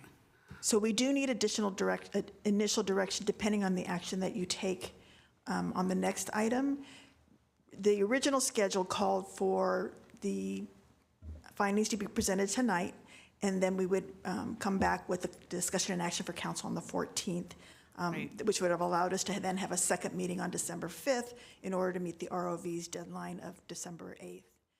There is an item that has been before you tonight that is asking the council to consider an alternative schedule, and so that is what is a little bit of a challenge here for us, because we do need direction from the council as to which ballot language to bring back to you. So you're asking for us to do it tonight then? According to this, that's just my question. I'll defer to the city attorney. This is not the original schedule, so that's why I'm asking. Sure. Thank you, Mayor Gilmore. There are two recommendations tonight, or there are two actions before the City Council. One to accept the report, One to accept and provide any initial feedback or direction. What was always envisioned in the process is that staff would come back on November 14th with draft ballot language and draft submittal materials that we need to submit to the registrar of voters by 88 days before the election. That 88-day deadline is December 8th. And so what we had always included in the schedule is the potential for two meetings where you get two meetings for that final direction, one on November 14th and the other fallback date, if needed, on December 5th. What we understand based on the City Council's acceptance of Vice Mayor Parks' 030 is that there is a request later tonight to potentially move the November 14th date. And so in the item tonight, staff is asking for any initial feedback that the council would like to provide. That would be helpful for staff as we prepare the required ballot submission materials and put them before the board so that they can make a final determination. Okay, so, all right, so we'll go with questions now. First of all, I want to thank the committee for their work. Thank you for all the time and effort you spent. It's very much appreciated, so I wanted to say that first. Secondly, I have a couple questions. One is for the city staff, and then one is probably for the committee chair. So for the city staff, you put out that survey on the city website where people could go and register or not register to give their thoughts or their preferences for the police chief and the city clerk. And so I was following that, to see how the trend was going. And then all of a sudden, it was taken off in terms of showing what the results were. So I wanted to know why it was taken off all of a sudden. And then later on, we get the results that are apparently corrupted. But I was wondering why it was taken off at some point. So you were able to watch the progress, and then all of a sudden, it was gone. And so I wanted to know that. question. Others can ask their questions as well. And for the committee, I wanted to know, first of all, why you took a preliminary vote before any public comment that was that was sent out. Why the preliminary vote? Why did you not wait for the public to weigh in? Because obviously the survey was taken offline, so you didn't know what the results were, but yet you still did I didn't understand the reason for a preliminary vote, because then the public members saw that you already voted. In fact, I think it was out there in one of the news publications that you already voted. And so what was the purpose of that, and then to come back and vote a second time? I was confused. I thought maybe you'd want to wait for the public to weigh in on this. So that's my question. Let's go down the line. Any questions from council members? Councilmember Jane? Yeah. My understanding was 30,000, I think you explained all the numbers, 30,000 postcards were sent out, messages were sent out to 30,000 people 3 times. So there was a lot of outreach, and yet the response was 243 registered respondents, which works out to be less than 1%, which is not statistically significant and is not particularly a mandate. I do note that from that first preliminary vote to the second vote, there was a change. So clearly, the survey did influence the committee. So it wasn't just that they had decided before they had any of the input.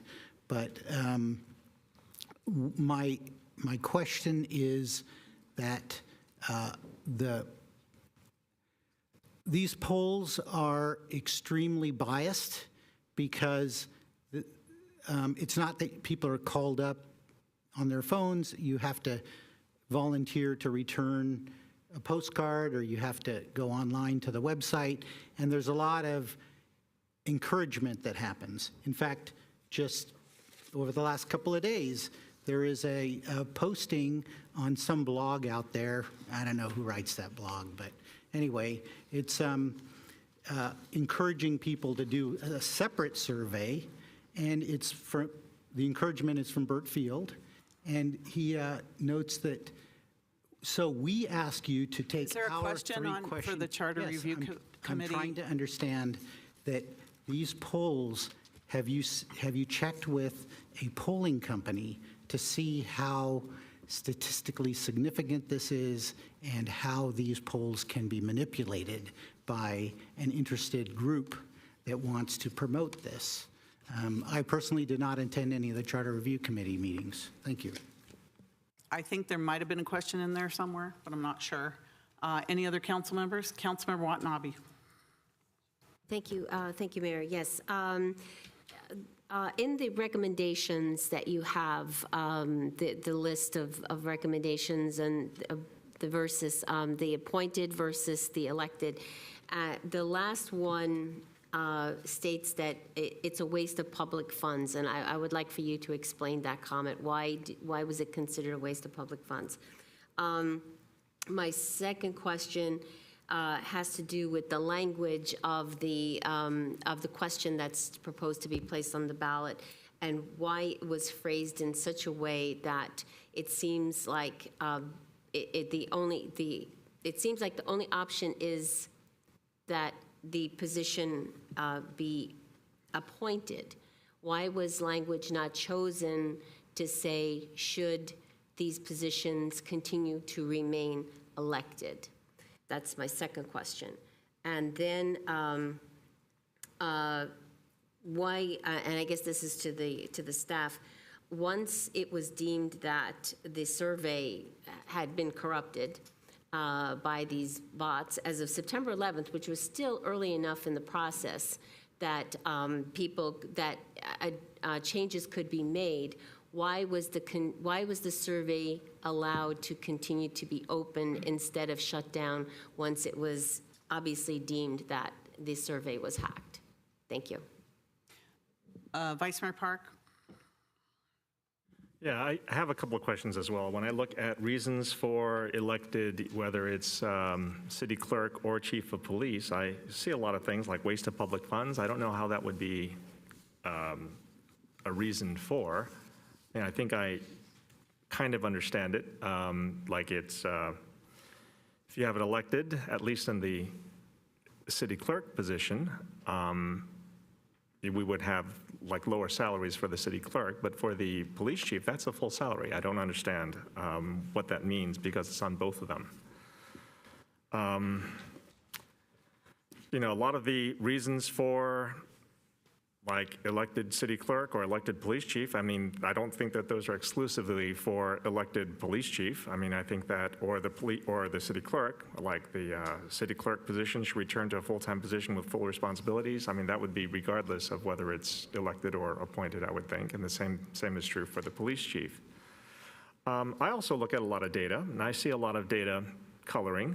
Don't know why people call this hacking. I think that hacking is it's a loaded word, and I think that, you know, maybe it's an easy word for people to use, but I also know that if the intent is to color survey results, then either side could hack the survey. Like if I wanted to make the A side look like it was, you know, being, like the people were submitting results for A in an, you know, uncouth manner, I would flood, if I were on side B, I would flood the survey results with unregistered applicants. Like I would do that. Like I don't understand why we use the word hacking when in fact, if you want to color data, coloring data can be done by anyone on either side.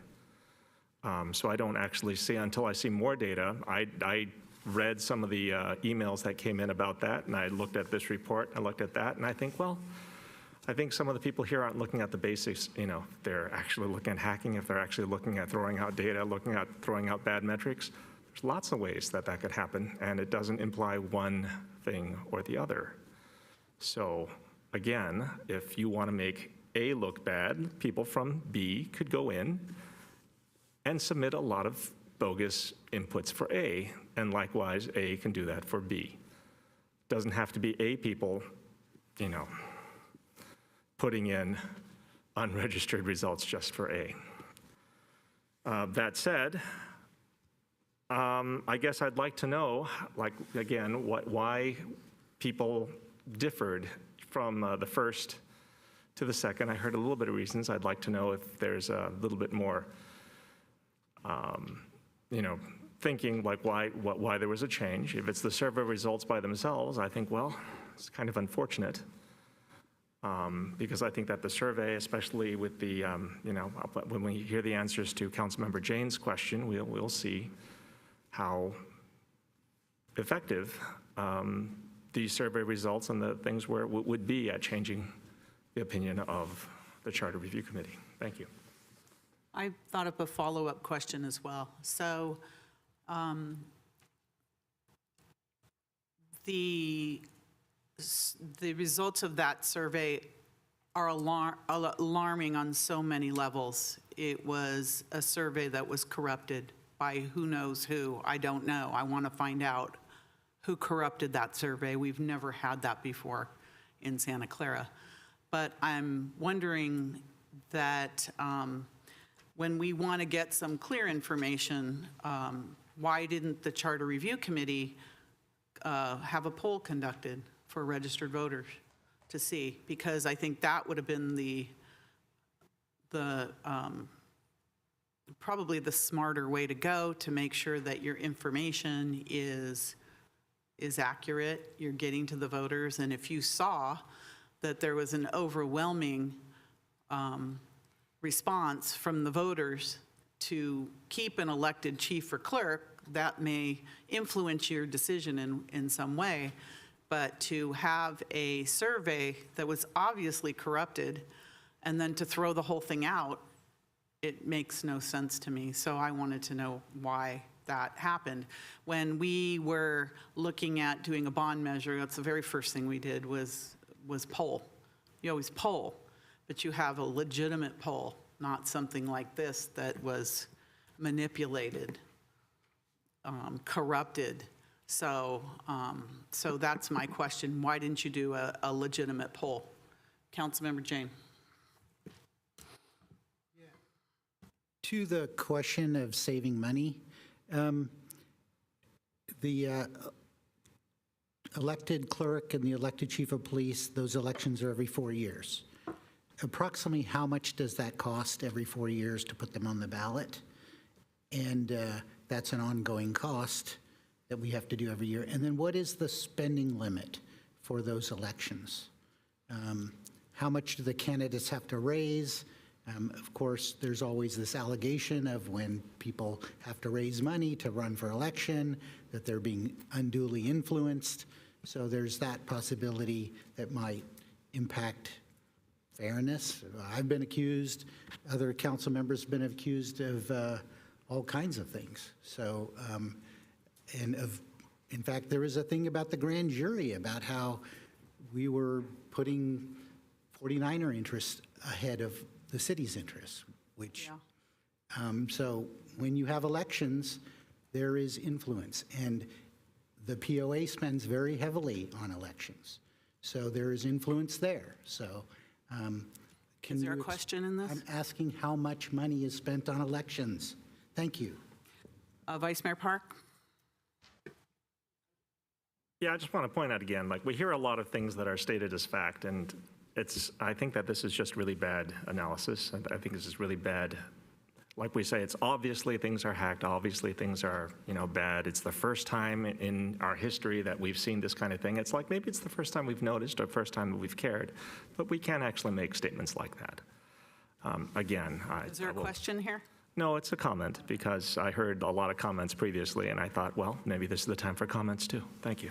Thank you. All right, I don't see any other questions. So I'll take the first stab at them, and then you can talk about the committee's perspective. So in terms of the survey, let me just give you a little bit of a background. We, as a city, use the OpenGov platform routinely to get information from our community on a variety of different projects, whether it's a parks project, a planning project. We use that routinely, and we have not, to my knowledge, ever had this kind of activity happen before. So it is very unfortunate that it happened, but it is also not indicative of the polling mechanisms or the survey tools that we have used as part of the city. The committee asked that the survey be open for a period of 4 to 6 weeks. So by the time we were able to get it open, it had to close on October 12th. The poll was originally put up online. It should never have had the ability to view the responses. That was never the intent. It was done accidentally. As soon as it was brought to our attention, we turned it off. And the reason we turned it off is because we did not want to influence other folks on how we still had a number of weeks to go in terms of doing the survey, and we wanted people to be able to express their sentiment without having a bias of seeing how everybody else had voted. And so that's why it was taken down, the transparency was taken away, and it was still continued. We did not look at the survey results until the poll had closed. So we did not recognize that there had been a bot until we actually got the information from OpenGov to be able to actually see it.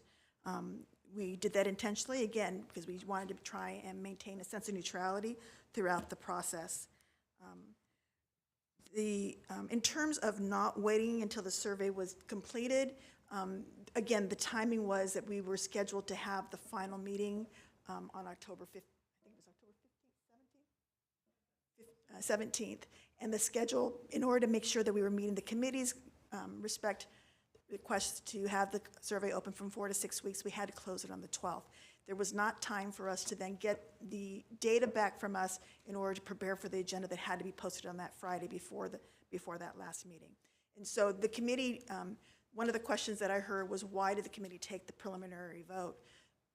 The reason being because that last meeting was then to talk about ballot language. And again, just like we were asking tonight for initial direction about what language to bring back, we had to have a preliminary vote. If the indication was that it was going to be an elected position, then we would have brought back ballot measure language for that. If it was as appointed, we had to bring back appointed language for unappointed. So that was the process for that. How much is spent on elections? I'm going to defer that one to the city clerk, who I think is here, and we'll have to get additional information. I don't have that information. In terms of what it cost, all we have is the information for what the special election would be in March. I'm sorry. There is regular ongoing costs every 4 years, as I think Councilmember Jane had mentioned. I do want to be really clear on this. The rationale that you saw in those various charts for an elected clerk or appointed clerk, for an elected chief or an appointed or elected chief and clerk, those were not comments that the committee made. Those were comments that were received from the public, both in person and on the surveys. So the comments there are not reflective of comments from the committee members themselves. They were from the community. And the comments that were received were consistent from the survey. They were consistent with the testimony that was provided in person on all perspectives. So I think that what you saw in the charts was to try provide a balanced report to you on what the committee heard from the community, whether it be from the survey or from in-person testimony. Let's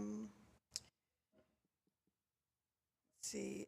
Again, to Vice Mayor Park's question about the waste of public funds, that was not the committee's comment. The comment, I think, was on both sides, is to why have an election, right? Why have a special election? Why even bring this charter amendment forward? That was considered to be a waste of public funds. The other one was, on the opposite side, is that you could save money if the ballot measure passes in March, then you would not need to have ongoing elections. So there was cost implications on both sides of the arguments. I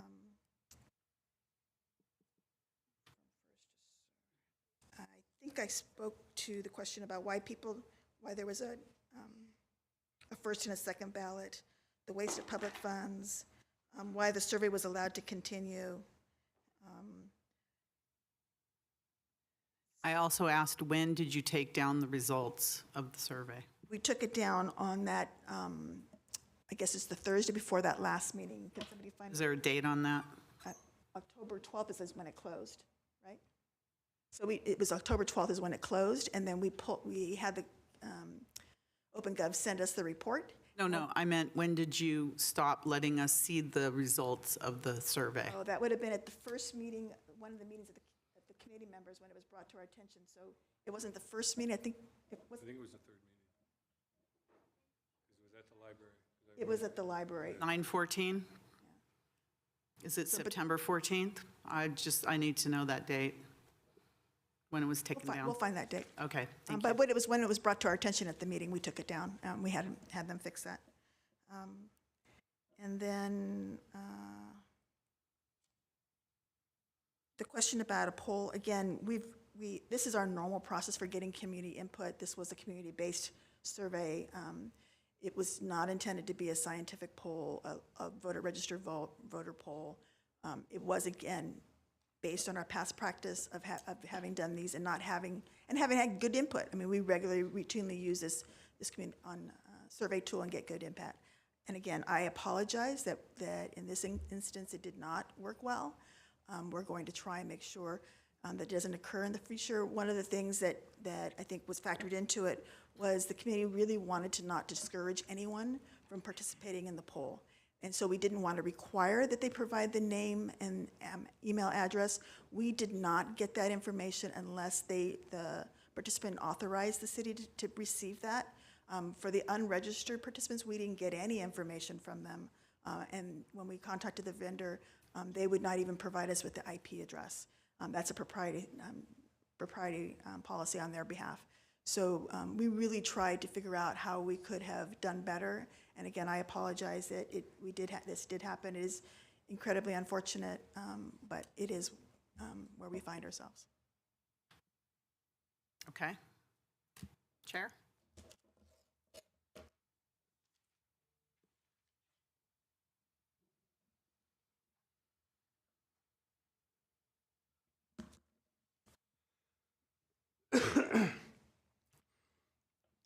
Madam Mayor, I think your first question to me was, why did we have the preliminary vote? It was essence of time. We were on a very short time schedule. We had already heard public comment. We had already heard the appointed chiefs and clerk, and the elected chief and clerk. And some of us had already seen the survey results. As you know, they were available to view. So I was fully aware of the survey results up until they were turned off. Everybody on the committee understood that it was a preliminary decision to provide staff with the information they needed to begin preparing ballot statements.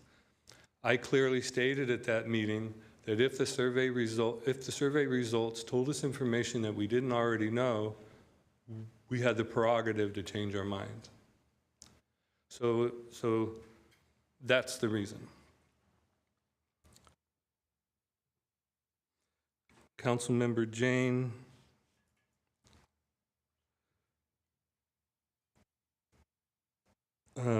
We have not checked with a polling company to understand the significance of that small sample set. Councilmember Watanabe, I think your first question was on the reasons for that the community told us it was a waste of public funds. I think what they meant, I know what they meant because they elaborated on that, and several commenters came in person and told us that the process of the CRC was undertaking was a waste of public funds because this had already been discussed several times before in the city, and it always concluded the same way, which was to keep the elected. So that's what they meant by waste of public funds. And then your second question is, what? I didn't understand your second question. It was about appointed but not elected. Can you rephrase that question, please? Yes, I'd be happy to. It's how the question is stated, the recommendation of the question that is to be placed on the ballot. Why did you choose that specific language? Why did you choose appointed as opposed to having the positions remain elected? Why was that choice of language suggested to be placed on the ballot?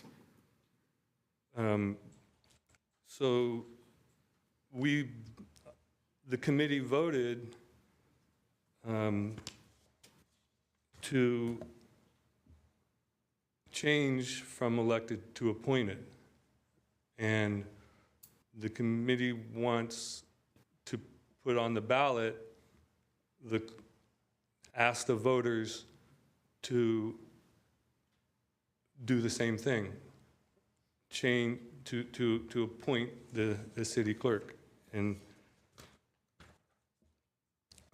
let me look at the language, the ballot language. So the language is, shall an amendment to the city charter providing that the city clerk position be appointed by the city manager be adopted? That's the question you're referring to? Yes, that's it. And you're asking, why did we say the word appointed and not elected? Yes. I don't understand how the word elected would have relevance in this statement. Can you help me understand why you think it would? Yes, I do, because currently the positions are elected. So whose decision was it to change that language from elected to appointed? It was 6 of the committee members decided this. It wasn't one particular person. Okay, thank you. I'll just leave it at that.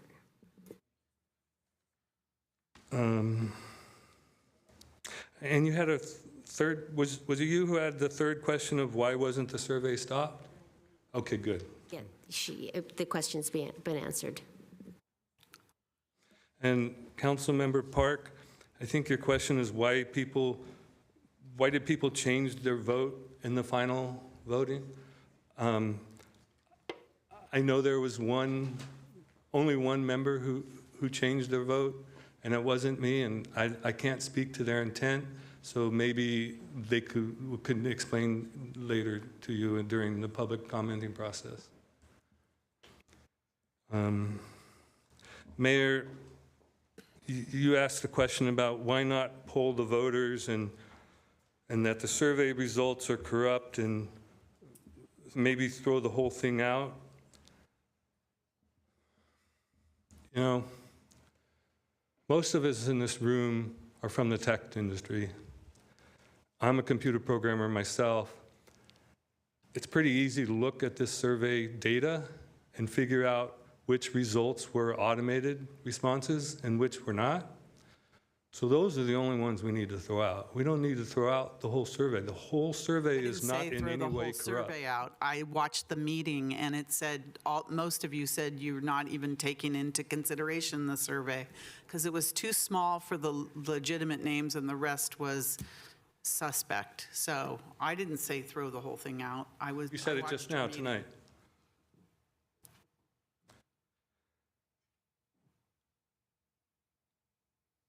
We all valued the results of the survey. And we said that many times. None of us ignored the survey.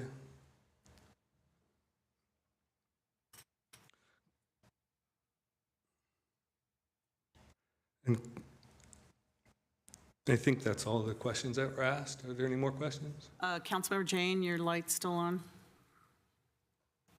Yeah, I was chair of the previous Charter Review Committee, and we had a expert in demographics, Jean Gobelay, speak, and we did a survey, and she said that the survey results were not statistically significant. And so we proceeded. We didn't stop the whole process. We went through the whole process, and that's what this committee did. So, you know, it's unfortunate that more people didn't register and voice their vote, but it's a very small number of people that is not a mandate, and that's what Jean Gobelay told us. What you're getting here is not a mandate. So whatever the results are, they're to inform us, but they're not a mandate. Thank you. I have a follow-up as well, because I think I'm understanding a little bit with what Councilmember Watanabe was going to say or trying to say. The suggested ballot language, I wanted to know who came up with that. And also, because it sounds it's not clear. It says, should the police chief be appointed by the city manager? It should say, if you're going to be very transparent about everything, it should say, should the charter be changed from an elected chief to an appointed chief by the city manager? So the word elected is what's happening now. So I suspect when we talk about the ballot language that we have to make it very clear and transparent what we're asking the residents to do. And I don't know if that's what you were trying to say, but that's the first thing I thought about when I saw that language. It's quite misleading. That's my opinion. I mean, I was going to voice that later, but I wanted to know, did the committee come up with that language or did the staff come up with that language? Staff came up with the draft ballot statement, and the committee discussed it at our meeting, and I believe the final was changed. I know we had sample ballot statements from 3 different cities who have gone through this process. Those were general law cities. Their ballot statements were similar to that. They didn't ask, should we change the process from being elected to being appointed? They simply said, shall we appoint? And I think their intent was to make the question short and concise and not confusing, because the answer to the question would be the same. If a person wanted to appoint the official instead of elected, then they would answer yes on regardless of how the ballot statement was worded. So I don't see that it's misleading in any way. And I think I saw on other cities in our county did it this way, and it worked for them. All right, I disagree with you, but thank you. All right, so I'm going to go to the public now. Oh, before I go to the public, I want to give a chance for the members, any other member of the committee that wants to speak. Now's your chance. Yes, please, go ahead.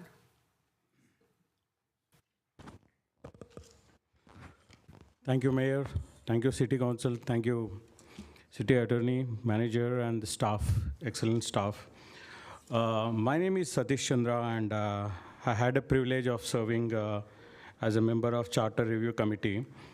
First and foremost, right, so I want to emphasize my deep commitment to this volunteer role within the committee and my dedication to serving the best interests of our city.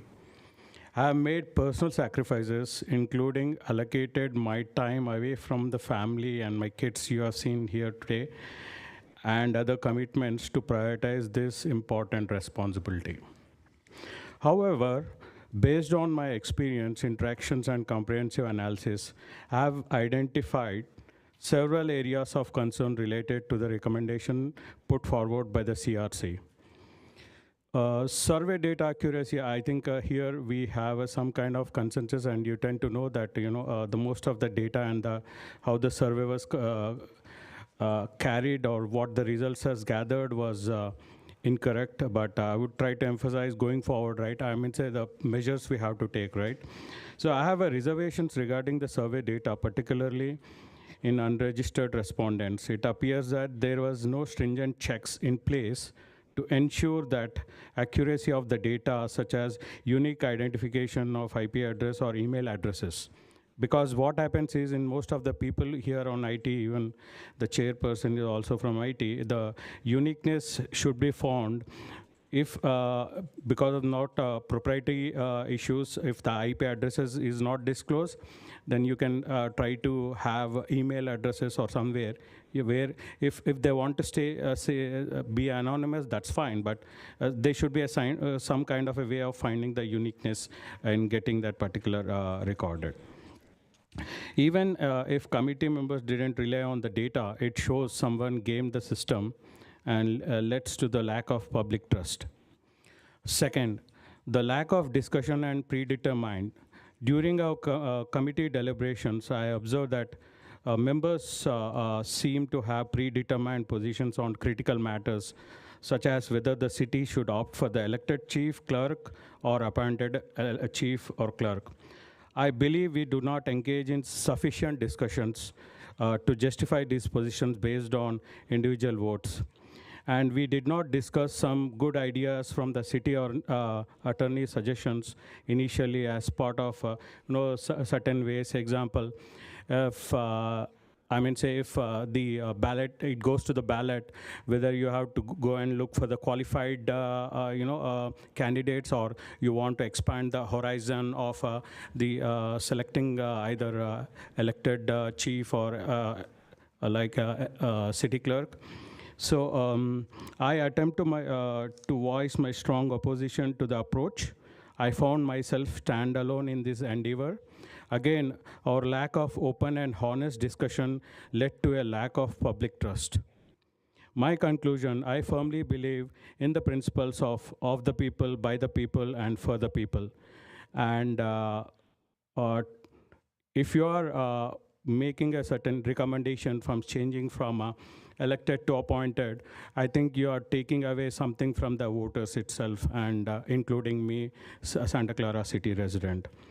So in my opinion, the cost of bringing this matter to the vote in March would be substantial. And important thing is not only the cost, right? So just Such has pointed out, so out of the registered votes, there were been 250 votes, which has been the result. That result came in after tremendous work from the staff for 6 weeks, sending 30,000 of mailings and doing a lot of Twittering, Facebook, and all the social media out. We have reached most of the city, but the response is lucrative. My only concern is if you are going to have this in ballot measure in March, I don't know what would be the response. And that would be, I strongly recommend, not only for the cost and for the much more response, to move it to November. Because the November is critical, because it is going to correlate to the presidential elections also. And you would see there would be a tremendous response whenever you see that there is a presidential elections. And right now, when you see a lucrative response, and that itself shows that they're not interested at all. I mean, say you are unnecessarily, rather than the cost or the efforts or the resources you are putting, is it won't help the city, because we are paying the tax money, and it would be $500,000 we would be wasting.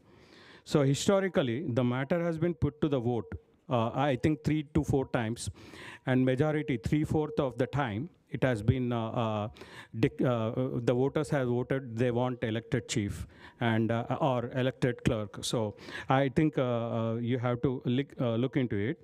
And consistently has been rejected to Santa Clarans. The recent survey with the response of 250 registered response also show that itself is my prediction that it would be, even though if you are going to bring it as a ballot, that would be the result coming in March. And my only concern is just why to rush so much in March rather than putting in March, just move it to November.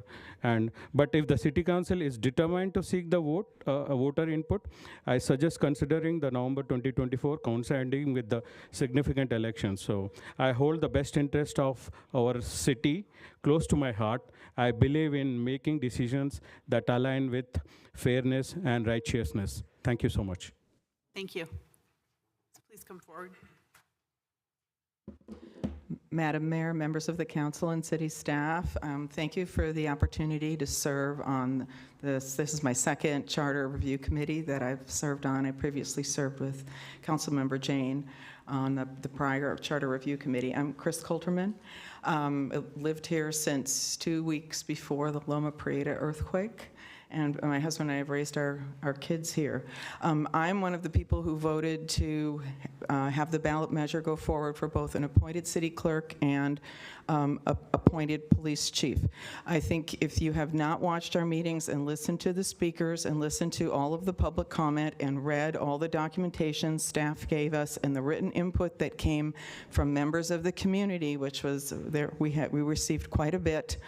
That please do so, because to try to throw something out because the charter had people, what looked like a bot participating in the charter, the survey, that I did not base my vote on that.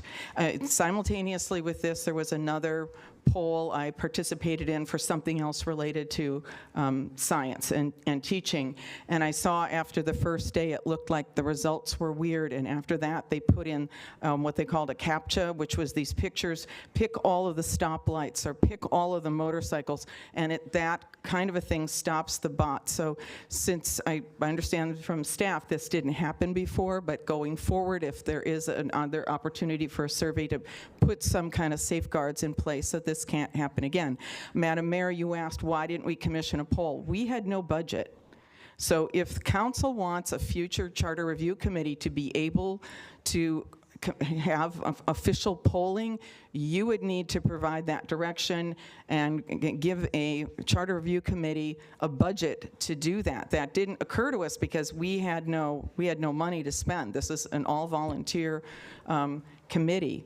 I wanted to say that in regards to the waste of the money that you saw, so the comments you saw, those did not come from us. Those were comments from members of the public, and the survey results were, what was good about the survey, it did give people the opportunity to comment. So even if they were anonymous, they could enter the comments, and a bot wouldn't be doing that. So I think those comments were valid. But the Councilmember Parks asked about the waste of money. That had to do with the ballot measures, mostly. The spending the money to put a measure on the ballot for a charter change. Well, we know it took 3 ballot measures that the city spent money on to get to the 6 districts. There was first the 2, then the 3, then finally the 6. So the city has spent money before on charter review amendments, and because we're a charter review city, or charter city, that's the only way to change the charter is through a ballot. So if we want to be a charter city, then we have to accept that periodically there's going to have to be money spent on ballot measures for the charter.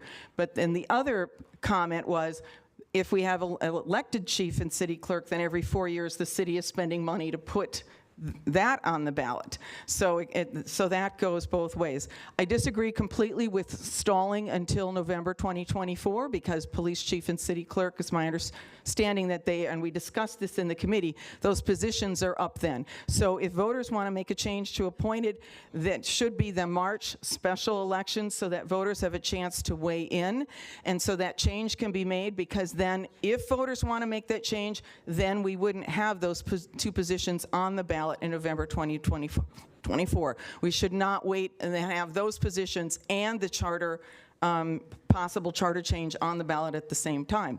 With respect to Councilmember Watanabe's question, staff brought us language from other cities that have changed their city clerk and police chief positions from elected to appointed, and we used that to guide us. So there were legal requirements that need to be met for the language, and our city attorney went through that with us, because I had said, can we make the wording a little bit smoother? It seems kind of awkward to have the words be adopted at the end, but as turns out, that's the language that we have to have.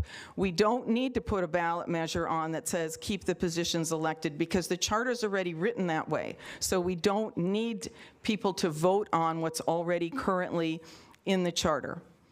I also wanted to point out, if you have not read the staff responses to all of the questions that the committee submitted, please do so. For example, I asked the question over the last, asking them to get data from the registrar of voters, X number of elections, as many as we can. How many times was city clerk, was there more than one person running? And the answer was 4 out of the last 10 elections. And then the same thing for police chief, and the answer was 3 out of the last 9 elections. It's not a choice for us as voters when there's one person on the ballot. The decision has been made already, and part of that is the residency requirements, part of it is the need to raise money, to get endorsements, and none of those things have to do with the qualifications for being either a city clerk or a police chief. I was very impressed with the appointed town clerk from Los Gatos who came, and the retired police chief from Mountain View who had been appointed and had served a long career as an appointed chief. I was very impressed with them. Having people be elected isn't the only way to get people to fill those positions. In addition, we have had multiple times since I've been a resident here where either the clerk has resigned midterm or the police chief has resigned midterm, and because they're elected, then it becomes a big deal. It's not just go out and have a search done and choose the best candidate or hire a recruiting firm to help with that. It's a whole nother big deal election. And somebody who we had an interim police chief I thought was quite good, but he wasn't a resident. He lived in San Jose, so he could not stay as our police chief. So it ends up with repercussions when people leave midterm that you just simply don't have if they're appointed. I also will say, having gotten to know a little bit both the city manager and city attorney that you all have hired, I've been extremely impressed. Also with the city clerk's office and our assistant city manager. So there's a really good job being done hiring staff here in Santa Clara. So I don't think we need to be afraid to move to an appointed system for city clerk or police chief and then put out qualifications and have a thorough process for hiring and then hiring the best people. But also open up to be a more inclusive process, opening up to a more diverse pool of people and not be limited to residency requirements. Okay. Thank you very much. Thank you. Any other members of the committee? All right, going to the public now. Larry? All right, Jeremy?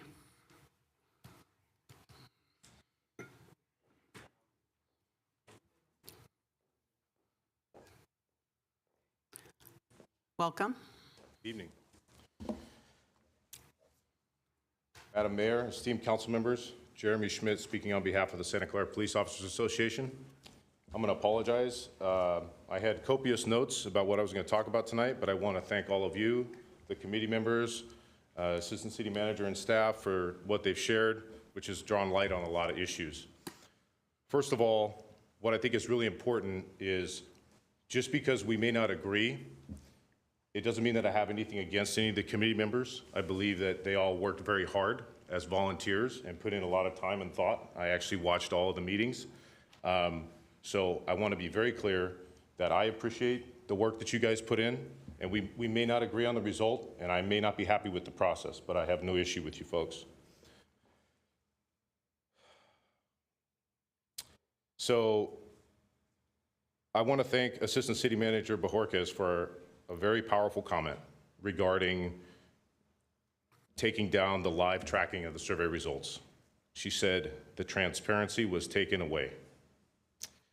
Regardless of the fact that it showed up as an accident, once it was there and the media and the public were responding to it, I just don't see how we can take it down. I mean, maybe that's just me. But after everything that's transpired, and I'm not going to beat a dead horse talking about everything that happened with the survey, we need a new process. I'll go over a couple of things that Chair Houston mentioned. In his initial statement, he said that the survey had no effect on his decision.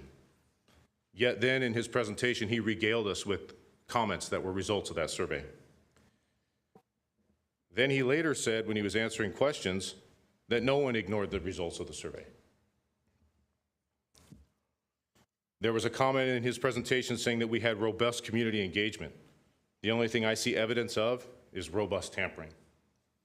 So I'm going to draw you guys' attention back to a few numbers that I think are really important. As noted by Santa Clara News Online, before the survey live results were taken down, 75% supported the elected chief of police. The POA poll that I supplied to all of you some time ago was also in city council packet out there for the public to see, was done by a professional company. 73% supported the elected chief of police, wanted to elect the chief of police. At the end of this whole process, the registered responses, still 72% wanted to elect the chief of police.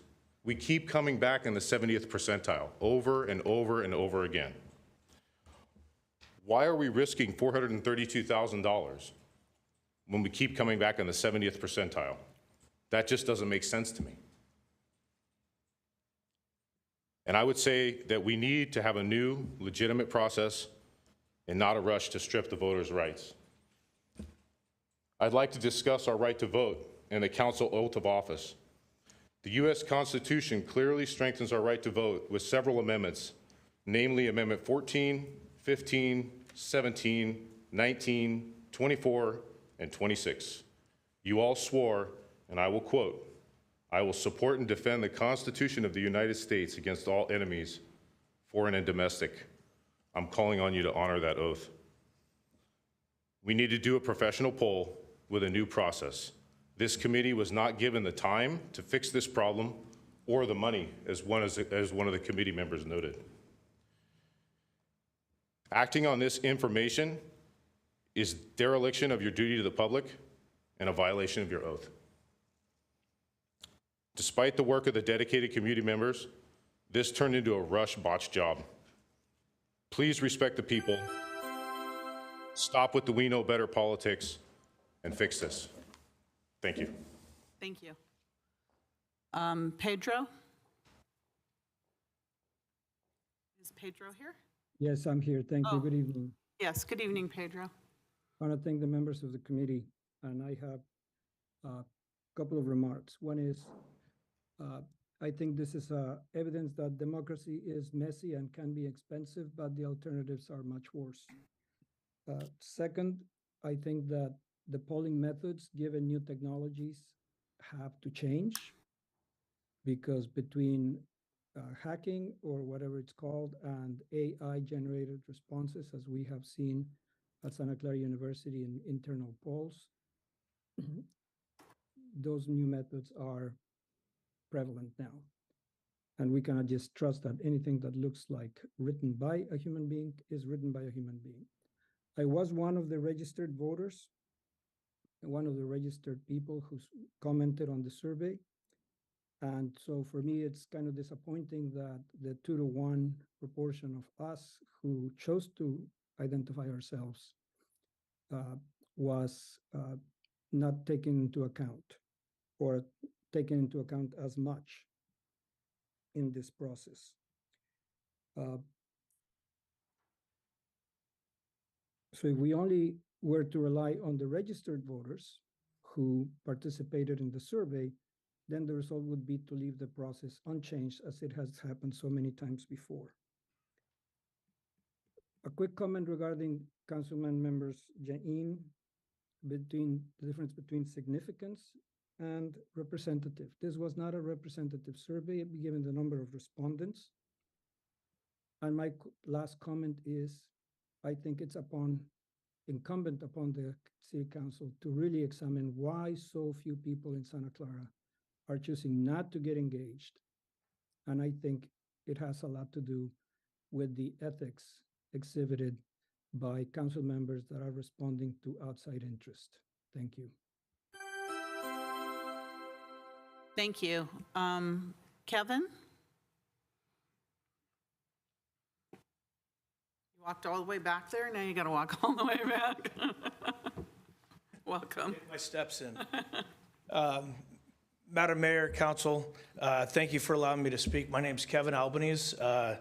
I am a double Bronco, done my undergrad and law school here in Santa Clara, own a few residential commercial properties here in town, and was formerly in business where I built a lot of landmarks that we talked about today. Without getting into all the challenges with the way that the survey and the committee, whatnot, one thing I do want to point out and address that the mayor said, and Councilmember Watanabe, the ballot statement is extraordinarily misleading. This is not about, do we want, and it's that qualifier, it's do we want to appoint by city manager? What are the options to the voter? Is it by city council, city manager, city attorney, city clerk, whoever? It's not taking into account the current status quo that people may not fully understand and fully respect, that they are the ones electing the chief and the clerk. I'm more interested in what the chief is doing. Santa Clara has historically been an extraordinarily safe city. It's been safe because of the chief, because of the leadership. If you don't have a good leader inspiring the men and women that are willing to go out and put their lives on the line for me when I'm in the city, my tenants when they're in the city, keeping my property safe, it's not going to happen. It's not about certificates on a wall. It's not about these crazy qualifications of going out. It's about having the heart and the willingness to lead the men and women of this department that keep this city safe. You can't put any, there's no certificate that's going to tell you that. It's about leadership. And this city has demonstrated leaders throughout its whole existence sitting in the chief of police office, and that uniqueness of being elected is really special to this city, and I hope you understand that. Thank you. Thank you. Dana?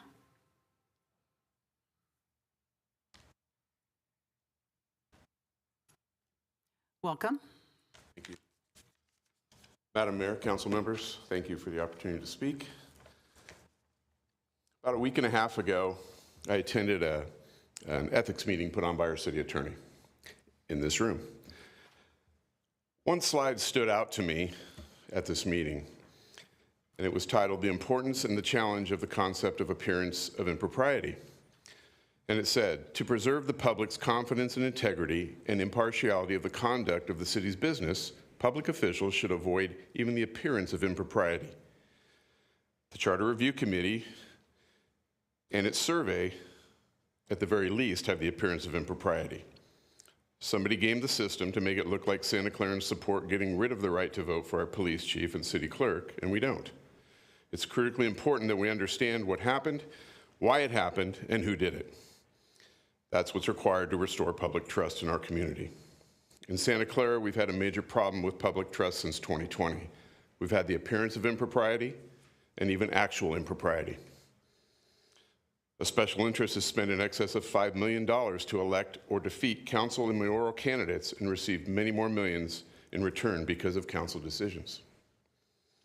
A grand jury report said the council majority doesn't act in the best interests of the city of Santa Clara residents. Now we have a Charter Review Committee survey that has obviously been manipulated. We can't restore public trust in Santa Clara unless we know the truth. Thank you. Thank you. John?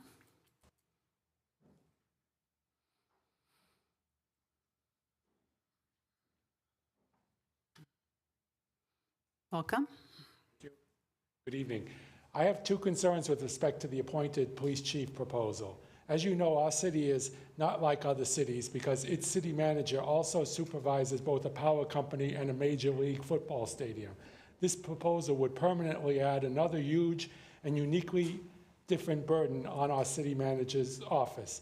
So at one of the meetings of the Charter Review Committee, I urged the Charter Review Committee to ask the city manager if his office could perform this added burden of appointing and supervising a police department, which is now being proposed to be put on him.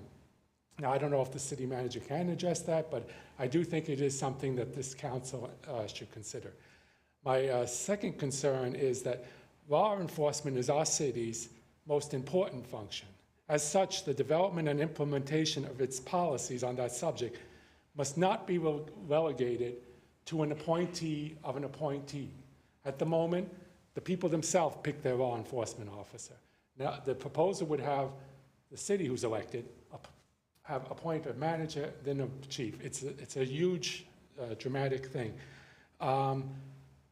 All of the other law enforcement officers that we deal with are elected. The President of the United States is the chief magistrate of our land. He's elected. The governor is the chief magistrate of our state. He's elected. Our district is, all 58 of our county district attorneys in the state are elected.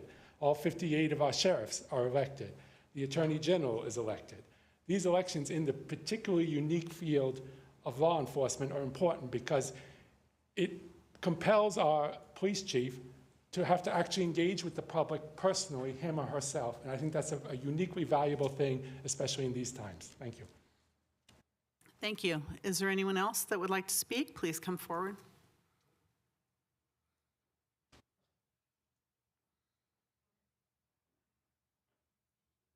Is there anybody else? Come forward. If you wouldn't mind queuing up so we know. Everybody likes to sit in the back of the room. So we watch you walk down. Hassam Haggag. I actually wasn't planning to speak, but there was one comment that was made by Councilmember Park that just literally had my jaw drop to the floor. I look at a lot of data, and I see a lot of data coloring.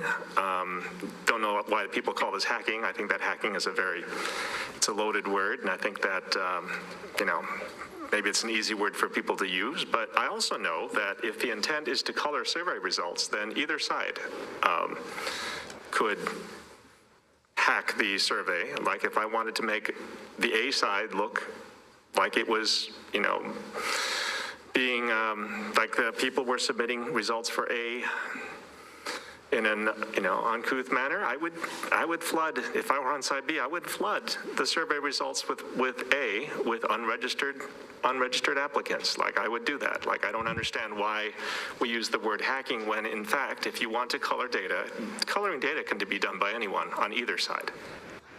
I'm just appalled that a sitting council member would actually say that if they were on one of the sides, that they would be okay with vote tampering.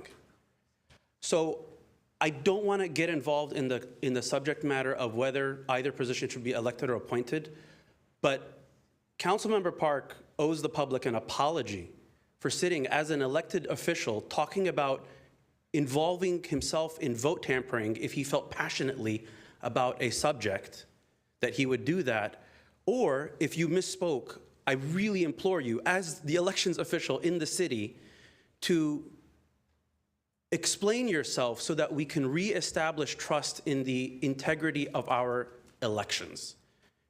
I really, really implore you, if you misspoke or if you did not intend that for the benefit of the public to understand that as an elected official, you would not engage in vote tampering. Thank you. Thank you.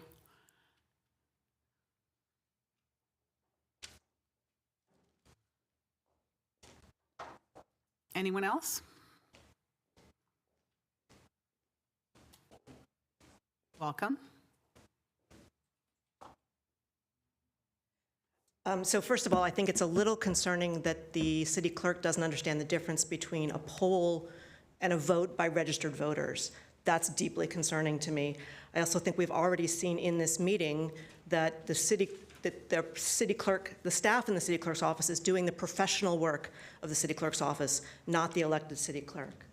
But I feel compelled to be here tonight to speak publicly, not only because I have a very clear opinion on these issues, but also I've heard from many community members, even here tonight, who have felt intimidated by the public comments made at Charter Review Committee meetings. Given those attacks I've seen on people who support an appointed police chief and city clerk, I cannot sit silently by.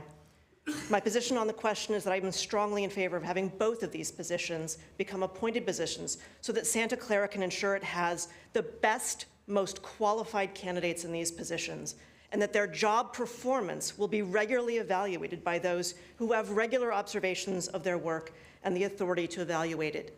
In a recent news article, the city clerk very openly said he doesn't check his city email regularly. That's just not okay in a position like this. I'll speak first about the police chief. I also thought there was someone who was going to call in and yield their time to me. I want to note first that our fire chief is appointed by the city manager and reports to the city manager. This arrangement appears to work very well for our fire department. I am sure it would work equally well for our police department. Second, a big factor for me in supporting an appointed police chief is that Santa Clara is apparently the only city in California that elects its police chief. While I know we often like to think of ourselves as special in Santa Clara, if electing a police chief was a better system, more cities in California would be following this model. They are not. Third, because an elected police chief must reside in the city of Santa Clara, this requirement severely limits the applicant pool for this position. Currently, only a few members of our police department are even eligible to run for the office, and they may not have the necessary qualifications to be a true leader in the department. We also cannot ensure that we are selecting from a diverse pool of applicants who may bring valuable skills and experience to the department. Thank you. Is there anyone else that would like to speak? Do we have anyone online? Peter, go ahead, Peter. You're muted. You're muted, Peter.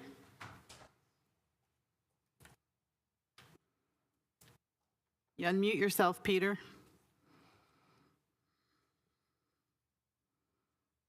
Can you hear me, Peter?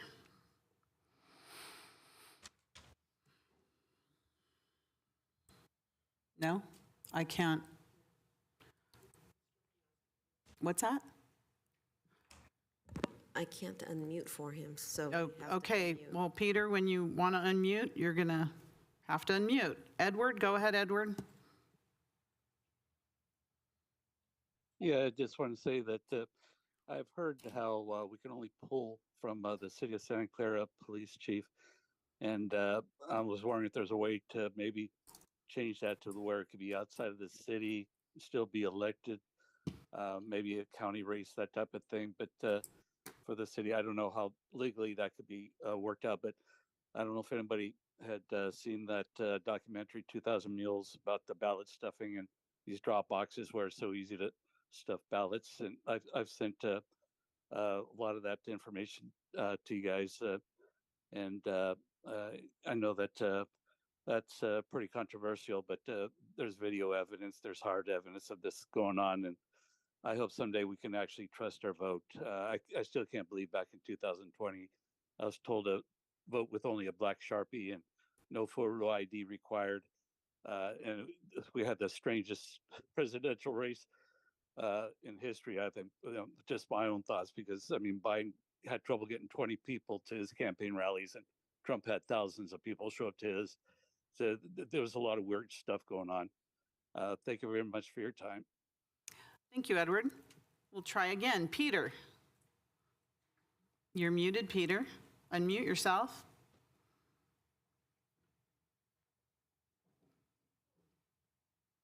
Okay, we're not going to be able to get Peter. He won't unmute himself, or is not able to unmute himself.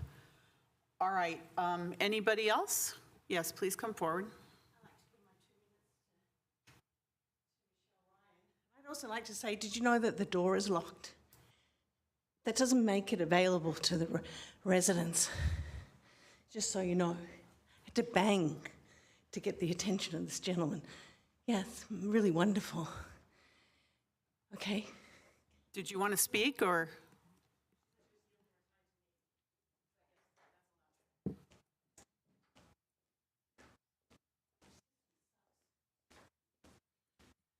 Thank you.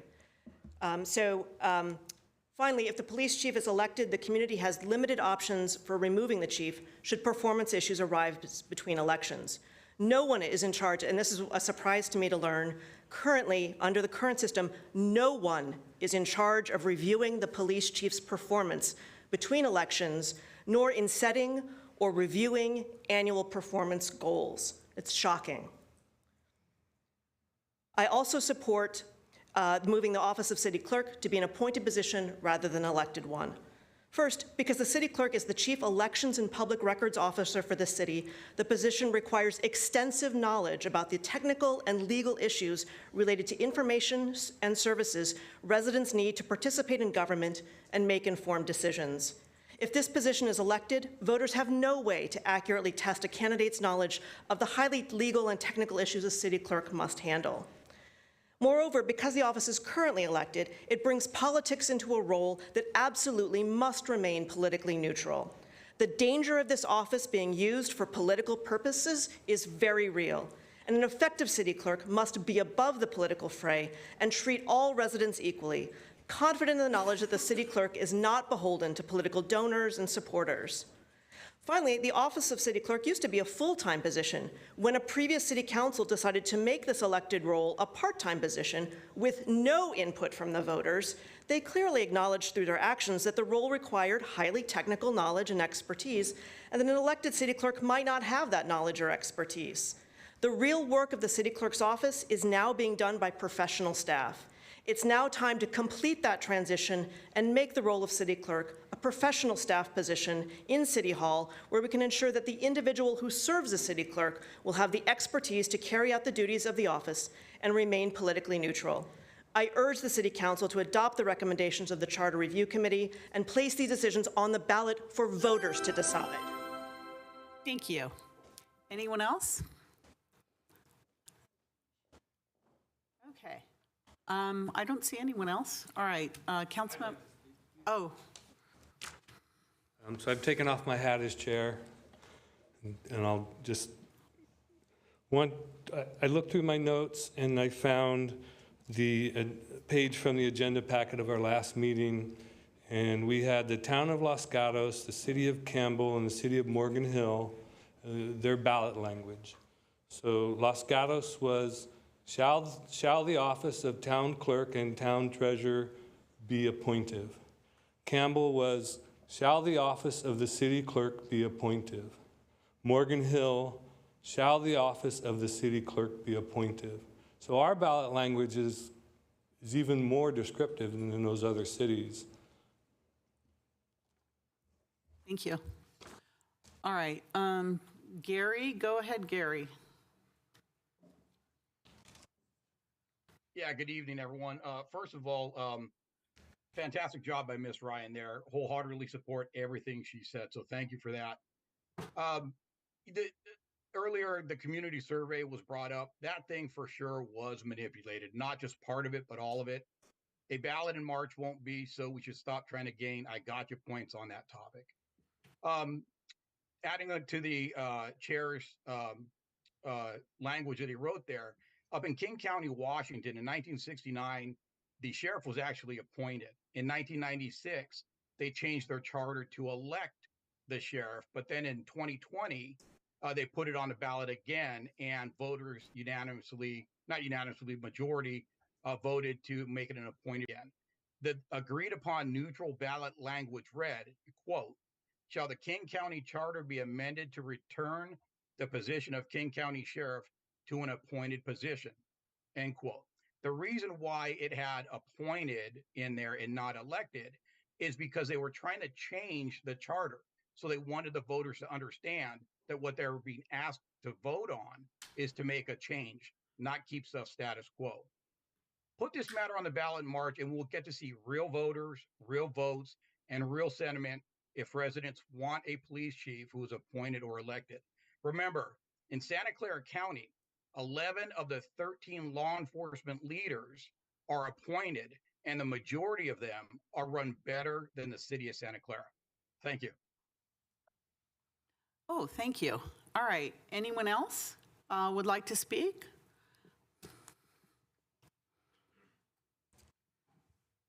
Thank you, Madam Mayor.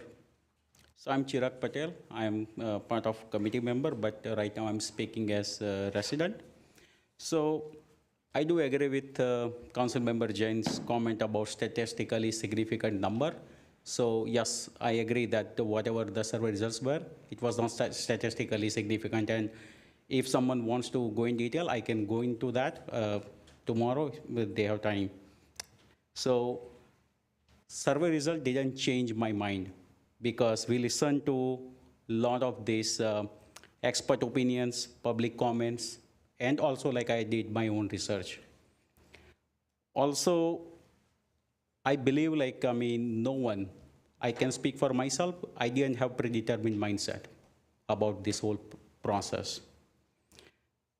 Now, I don't know, I do encourage everyone to review all the documentation which committee members reviewed. That include, and I think committee member Colterman's comment about that everyone should review that to understand how many pages we reviewed. In that one of the interesting thing I found was Garrett Bondog's chart, which basically illustrates where City of Santa Clara stands in terms of qualifications of Chief of Police.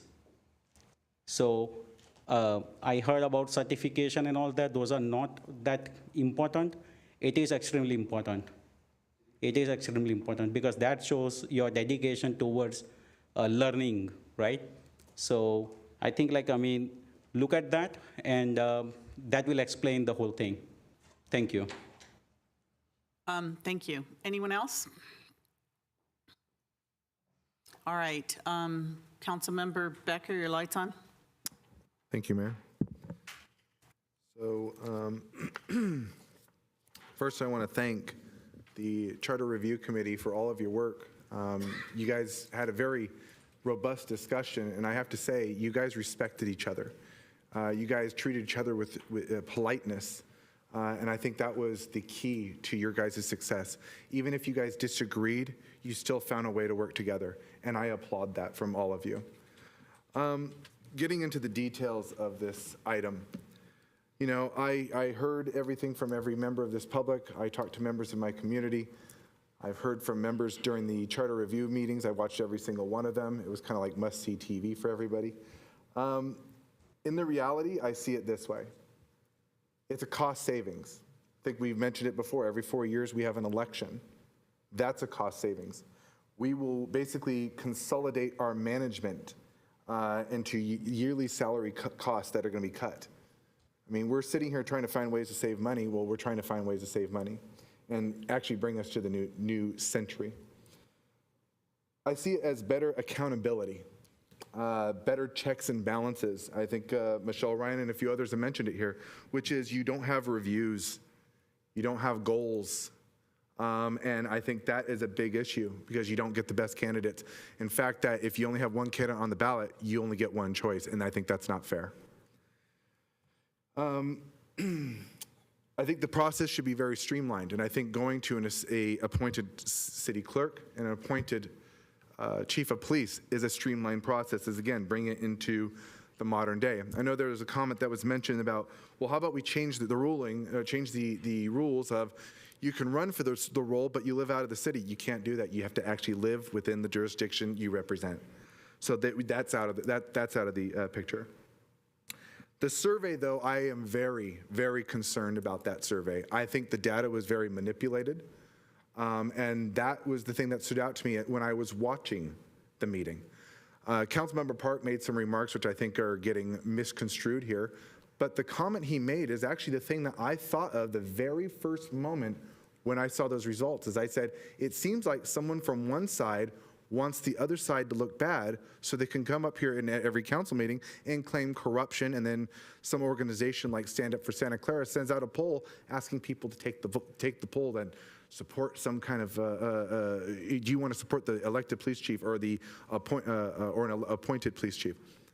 I think that shows a lot. And it reminds me a lot of Blue Pack and a few other things that have always come up in this city but have never had a resolve. I think the data was manipulated, but I think it was intentional to get to this point, because then we have people lining up here saying that the data was manipulated. So going also to 2018, I think Michelle Ryan kind of touched on this too. 2018, right after Rod Dearden resigned, Debbie Bress was one of the people who actually was running against Rod Dearden in the last election that time. I know that the council was making decisions. I heard that they wanted to make it appointed, but there was rumor at that time that they didn't want to move to the appointed position, or they wanted to move to the appointed position because they were afraid that if there was an election, Debbie Bress would have probably won. That's what I heard in the streets. And that really concerned me, because they were looking at going unappointed, but then they had no outreach and removed all the qualifications, as Michelle Ryan said.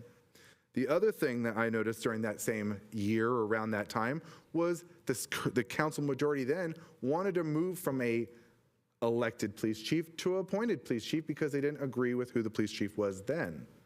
So I look back in time and I think, well, that council majority was right. I was in the wrong. That council majority was right because they wanted to go to an appointed position, because look at where we are now. I think a few members of the public mentioned that, which was when someone resigns, how are you going to fill the role? You're going to have a special election. So you're spending more money to fill that role. We did that in 2020 when Mike Sellers resigned, and we had a special election in March of 2020. So seeing this and getting to the last point, and I think this is the biggest one, it makes it less political. And the reason why I say that is because I've known that our committee members have received intimidation. I myself have received intimidation. And it frankly comes down to fear. Fear is a very popular thing, and it's a very useful tool. And I noticed that I was intimidated multiple times during the 2022 election when I was asked to take a survey to protect the elected police chief. Where is the ethics in that when we are talking about ethics? For me to make a decision before something ever happened. That right there is intimidation, and I think it's intimidation when you're hiding behind the badge in the name of public safety. That is unfair. That is unfair. So in all due respect, I disagree with what a lot of the comments were made about from the POA president and a few others. I disagree with them, respectfully. And that is why I am right now going to make a motion to accept the report of the Charter Review Committee. And I think we're doing this in 2 steps, or are we doing it in 1? Because I'd rather do it in 2, because I'd like to make another motion for the initial feedback. I'll second that. All right, so there's a motion to accept the report from the Charter Review Committee. Is there any comment on it? I don't see why we wouldn't accept the report, so there shouldn't be any issues with it. City Clerk, when you're ready. Oh, wait, Councilmember Jane, he's not here. Councilmember Watanabe, did you want to comment on it, just accepting the report?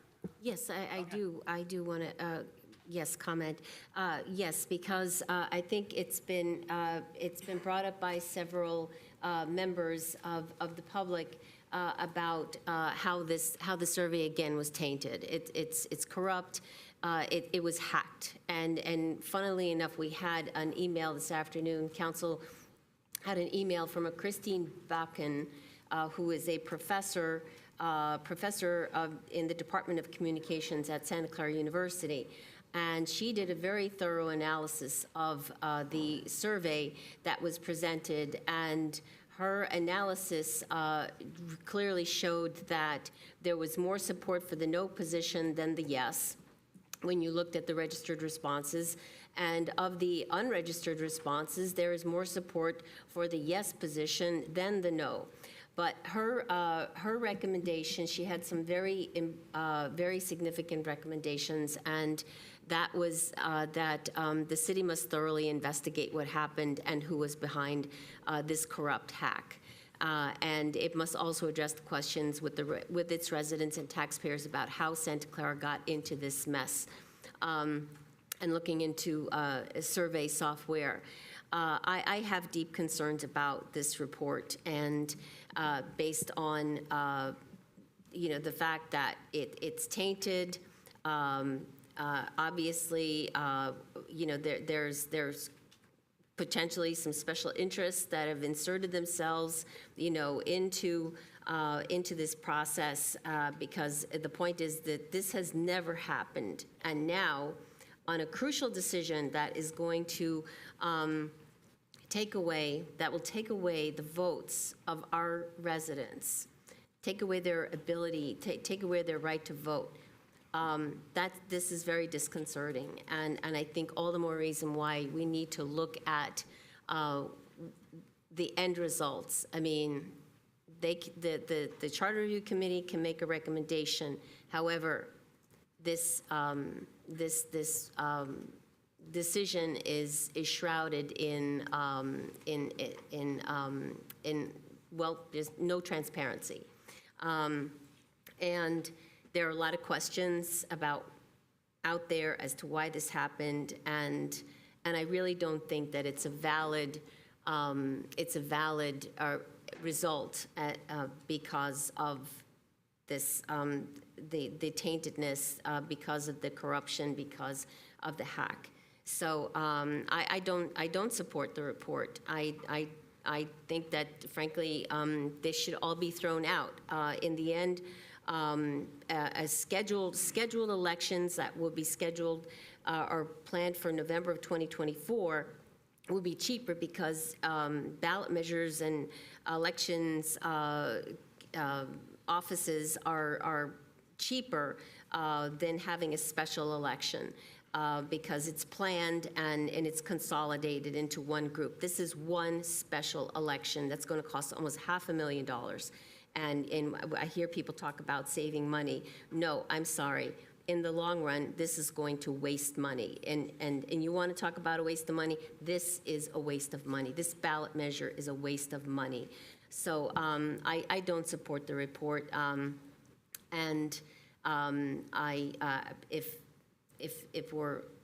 If I were making the motion, my motion would be to just throw the whole thing out. If you're not going to take the registered votes or survey responses that coincide with previous surveys that were done by the POA, they coincide. So why are we discounting these registered responses? So it seems like somebody is trying to game the system, and just has been done in other elections as well. And so I have deep concerns. Again, we talk about, several people have talked about the trust of the citizens and how the people do not trust their local government right now because of things that have occurred. And I think that this is just adding to that whole pile. And so I'm not supporting this report going forward. Thank you. Thank you. Councilmember Jane? Yeah, I think that we're so focused on this report. Again, this report is statistically insignificant. I believe that the Charter Review Committee did an admirable job. They listened to our current elected chief of police. They listened to our current elected city clerk. They listened to outside appointed city clerks and chief of police.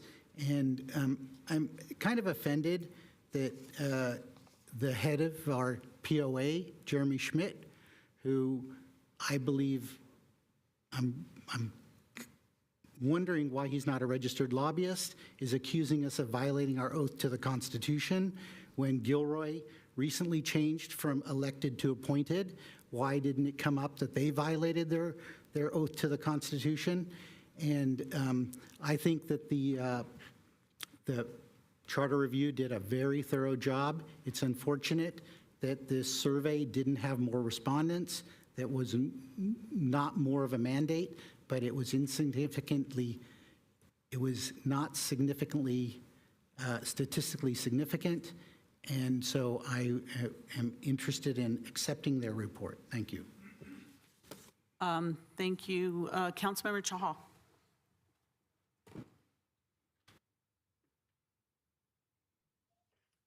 Thank you, Mayor.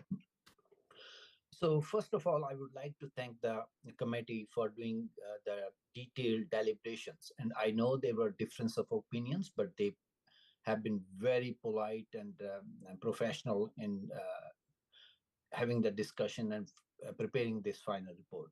And that's the beauty of the system. Like you have to hear all the difference of opinions, but then you come up with a decision which a majority of the committee has made, already done it.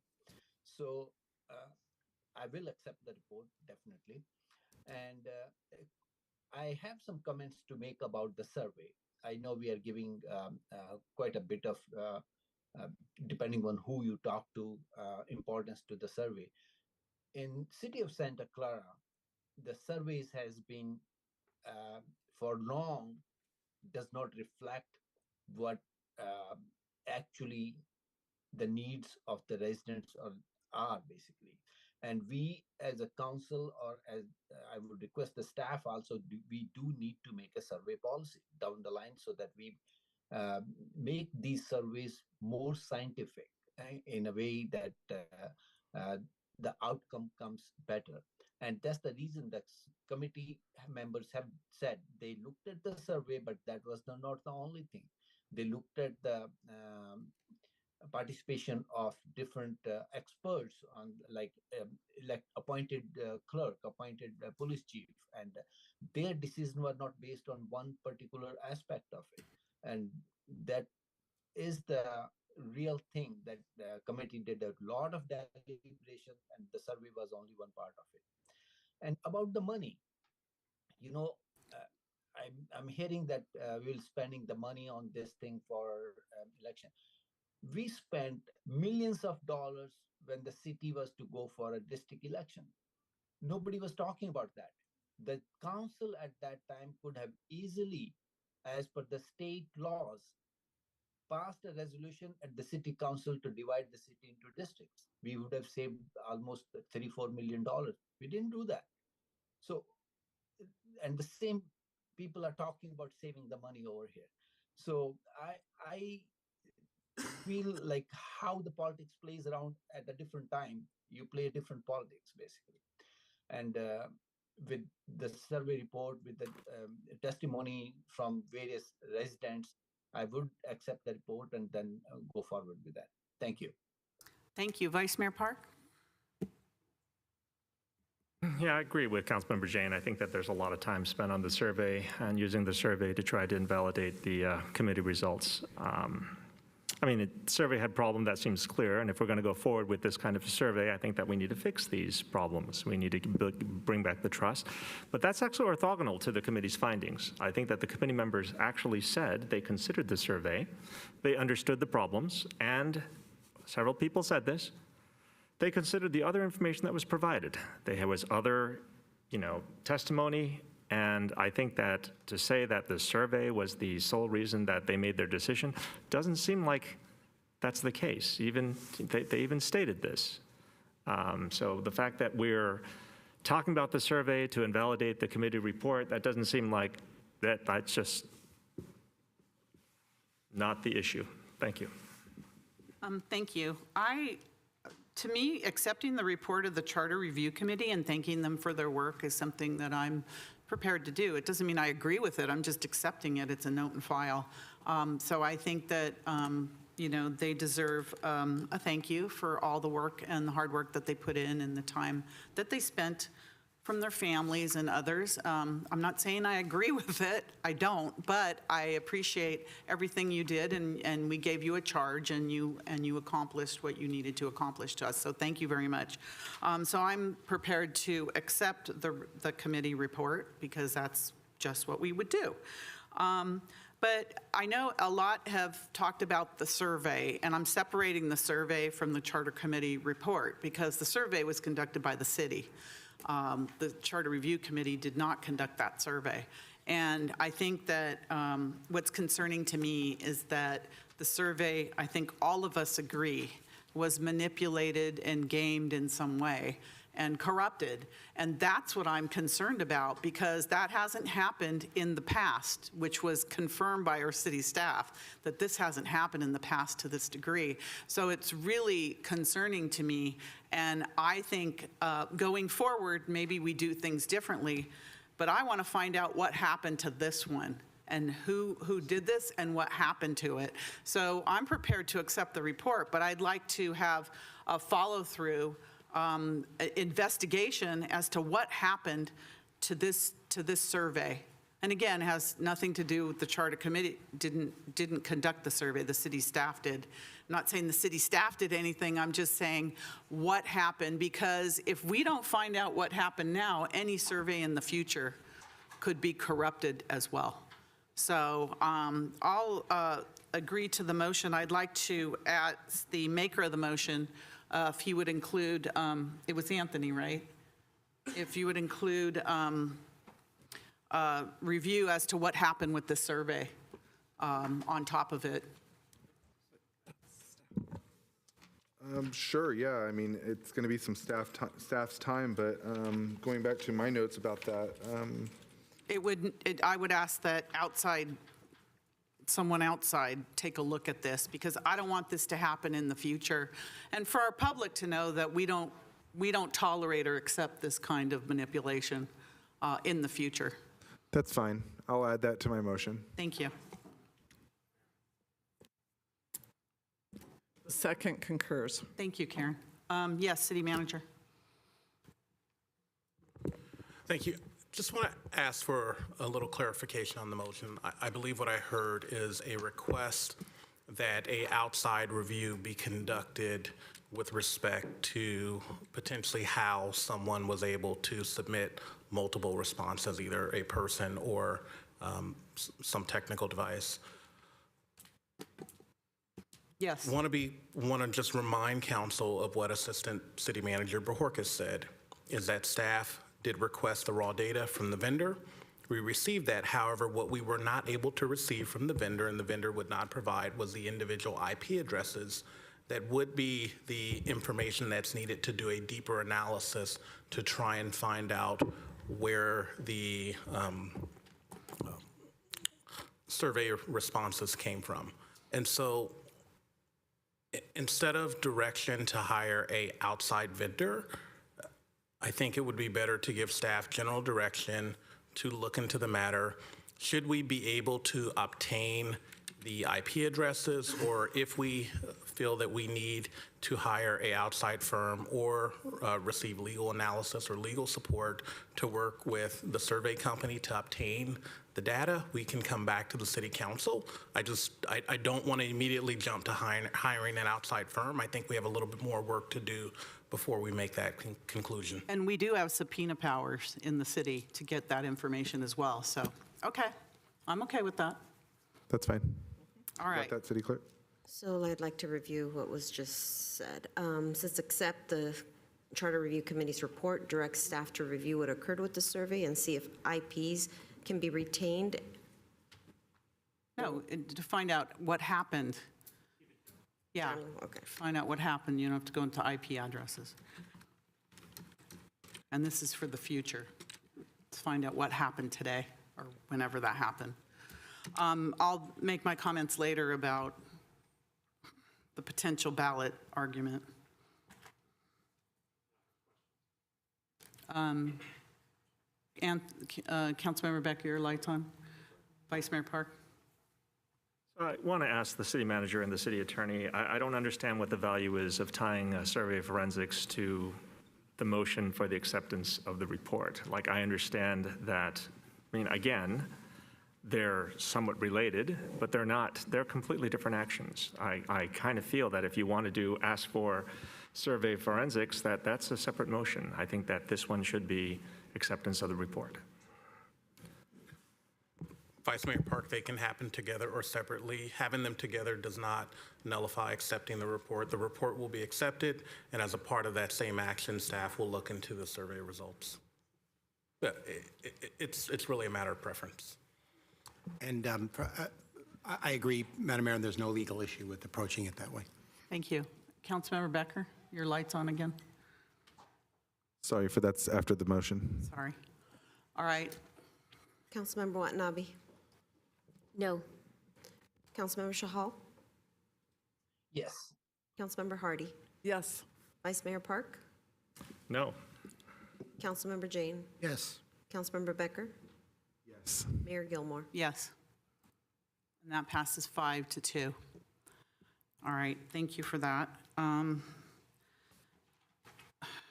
Next is to provide initial feedback and direction to staff on the preparation of the required ballot submission materials. Is this what we do next? This is our, instead of the 14th or the 5th, we're doing it now? Yes.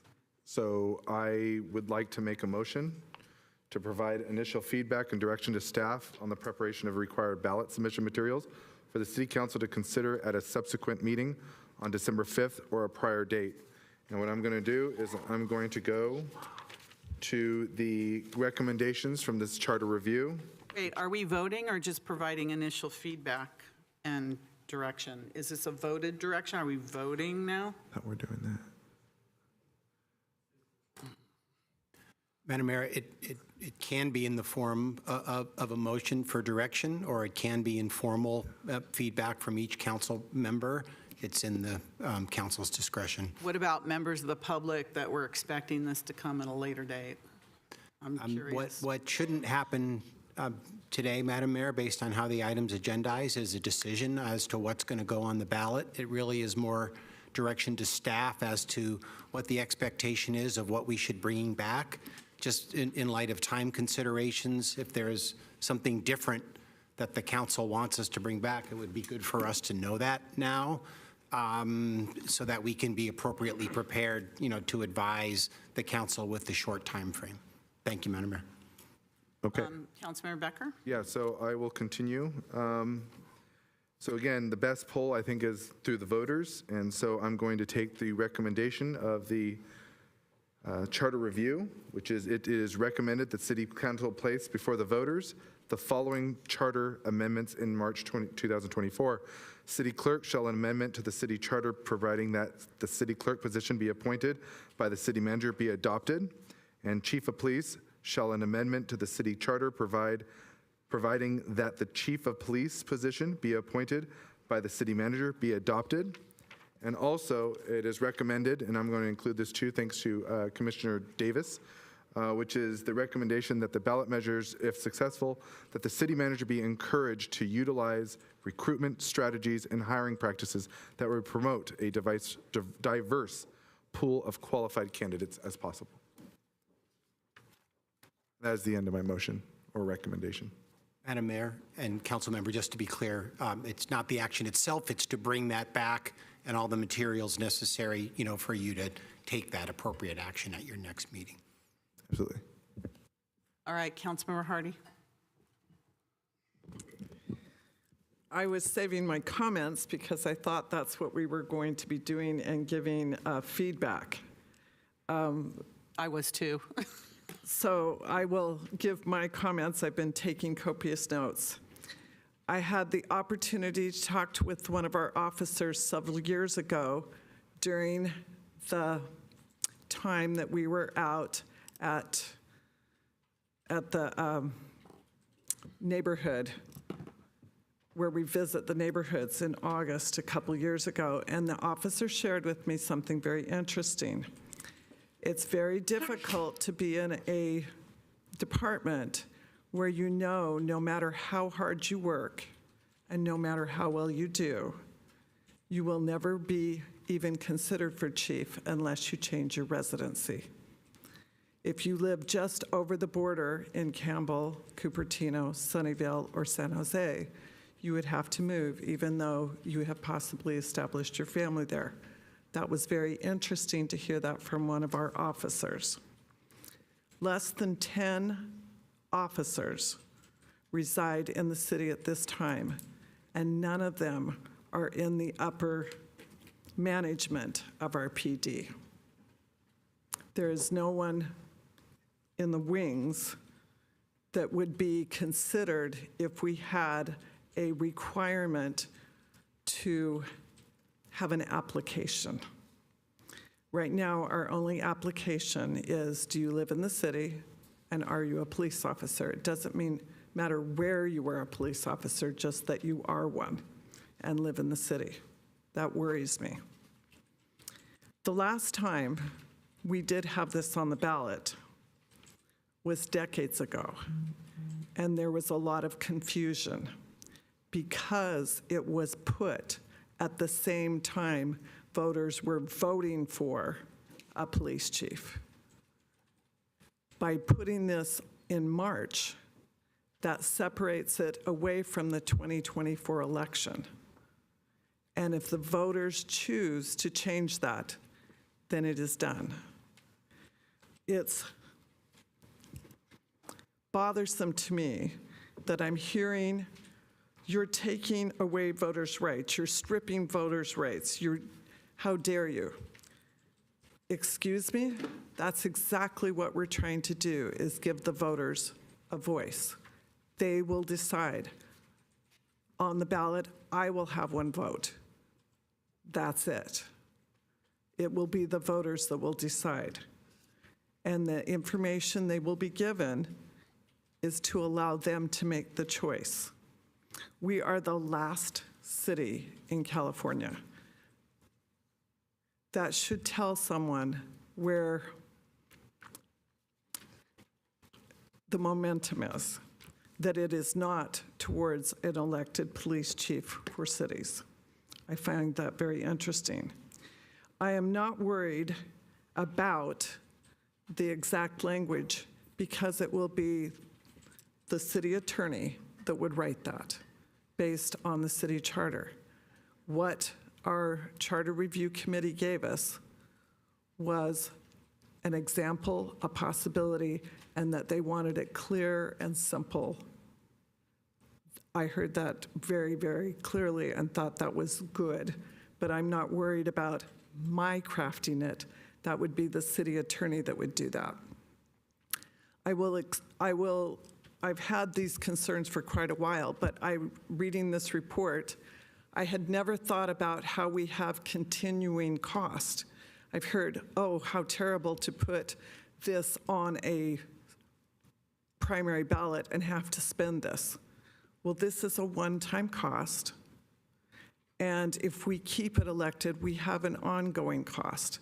So I think, once again, that is a red herring, and fussing over the polling is also taking away from what we're really trying to do here.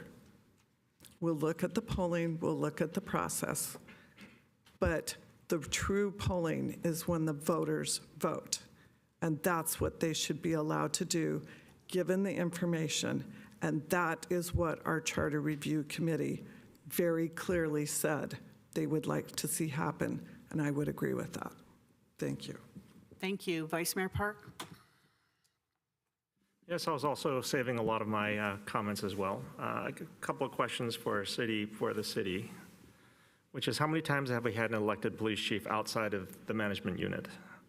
City manager, I'd also like to ask, when setting up teams for the World Cup and Super Bowl, I noticed that you included the assistant chief and not the elected chief. Why was that? I'll also address the other comment, which is I think our elected city clerk clearly demonstrated the issue and an ongoing concern about politics in that position. Certifications are required for city clerks. I think that there is an association, membership to the City Clerks Association of California. Usually, I don't think that you qualify for that. And I think I heard in one of the meetings that city clerk, the elected city clerk, wasn't even interested in pursuing the certifications to get that. I think that we have an excellent city clerk. Unfortunately, she wasn't elected, and we've got an elected city clerk. And again, city clerk is important. I think that it was unfortunate that we took all the responsibilities away from the city clerk and basically made a position for friends of friends to be elected. I mean, I would say that if we actually put the requirements back in, I don't know that the city clerk, the elected city clerk that we have would be qualified to fill that position. And the city clerk is the elections officer. And we've seen this city clerk put out information that has never been required or published, you know, trying to affect people's opinions of people who are running. I did not say I'm okay with vote tampering. I literally said that if there were an intent to tamper with votes, or if there were, and again, this is a survey, that there are many ways to do it. Right? I think that coming up here and accusing, my jaw didn't drop when you did that, because I'm almost expected when you come up here to say these things. I want to address some of the questions from one of the committee members, which is why March and not November? November will be important, that's true, but March, at least in the state of California, is Super Tuesday. Like, if you tell me that that's not an important date for voting, I don't know how you can say that and keep that name. And I watch the CRC meetings, and I think that if that person believes that there were people intent on holding on to initial views, then I will say that then it was true on both sides. Right. Hear this comment, the elected chief is more inclined to keep best interests of public in mind, builds rapport between SCPD and community. And I'm kind of upset that the head of the POA left, because the POA literally ran the assistant police chief, Dan Winter, out of town. That's the reason we had only one person running, right? And I think that with this system and with a POA as politically charged as they are, the POA is going to be telling us who we're going to vote for. The POA will be deciding who the police chief is, and I think that's a problem. I mean, I really want to vote for people. I think I say this all the time. My intent is democracy is more people, more voice. That is literally my intent. But there is another problem of how do we fix this problem where the POA tells us who we get to vote for? The short answer is I don't know how to fix that problem. And it turns out the POA doesn't see that as a problem. Councilmember Jane pointed this out, like Mr. Schmidt comes to council accusing and threatening council not to do something that was done by every could you other please stop? city in the state Could you please stop that used to have an elected attacking chief. a member of the public? I am stating Please be my quiet. opinion. Could you please stop attacking a member of the public that isn't here to defend themselves? Just please stick to the issues. I'm saying this is what they did, and I don't understand why they did that. That's not an attack. I'm simply saying it comes to council, accusing and threatening council not to do something that was literally done by every other city in the state that had an elected police chief. Right? Where's the outcry there?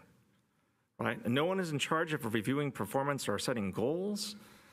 We talk about cost savings when it comes to, elections, and I feel like cost savings doesn't mean a darn thing if you don't get the people worth their position. Like I've said something many times, and we had, several positions not filled.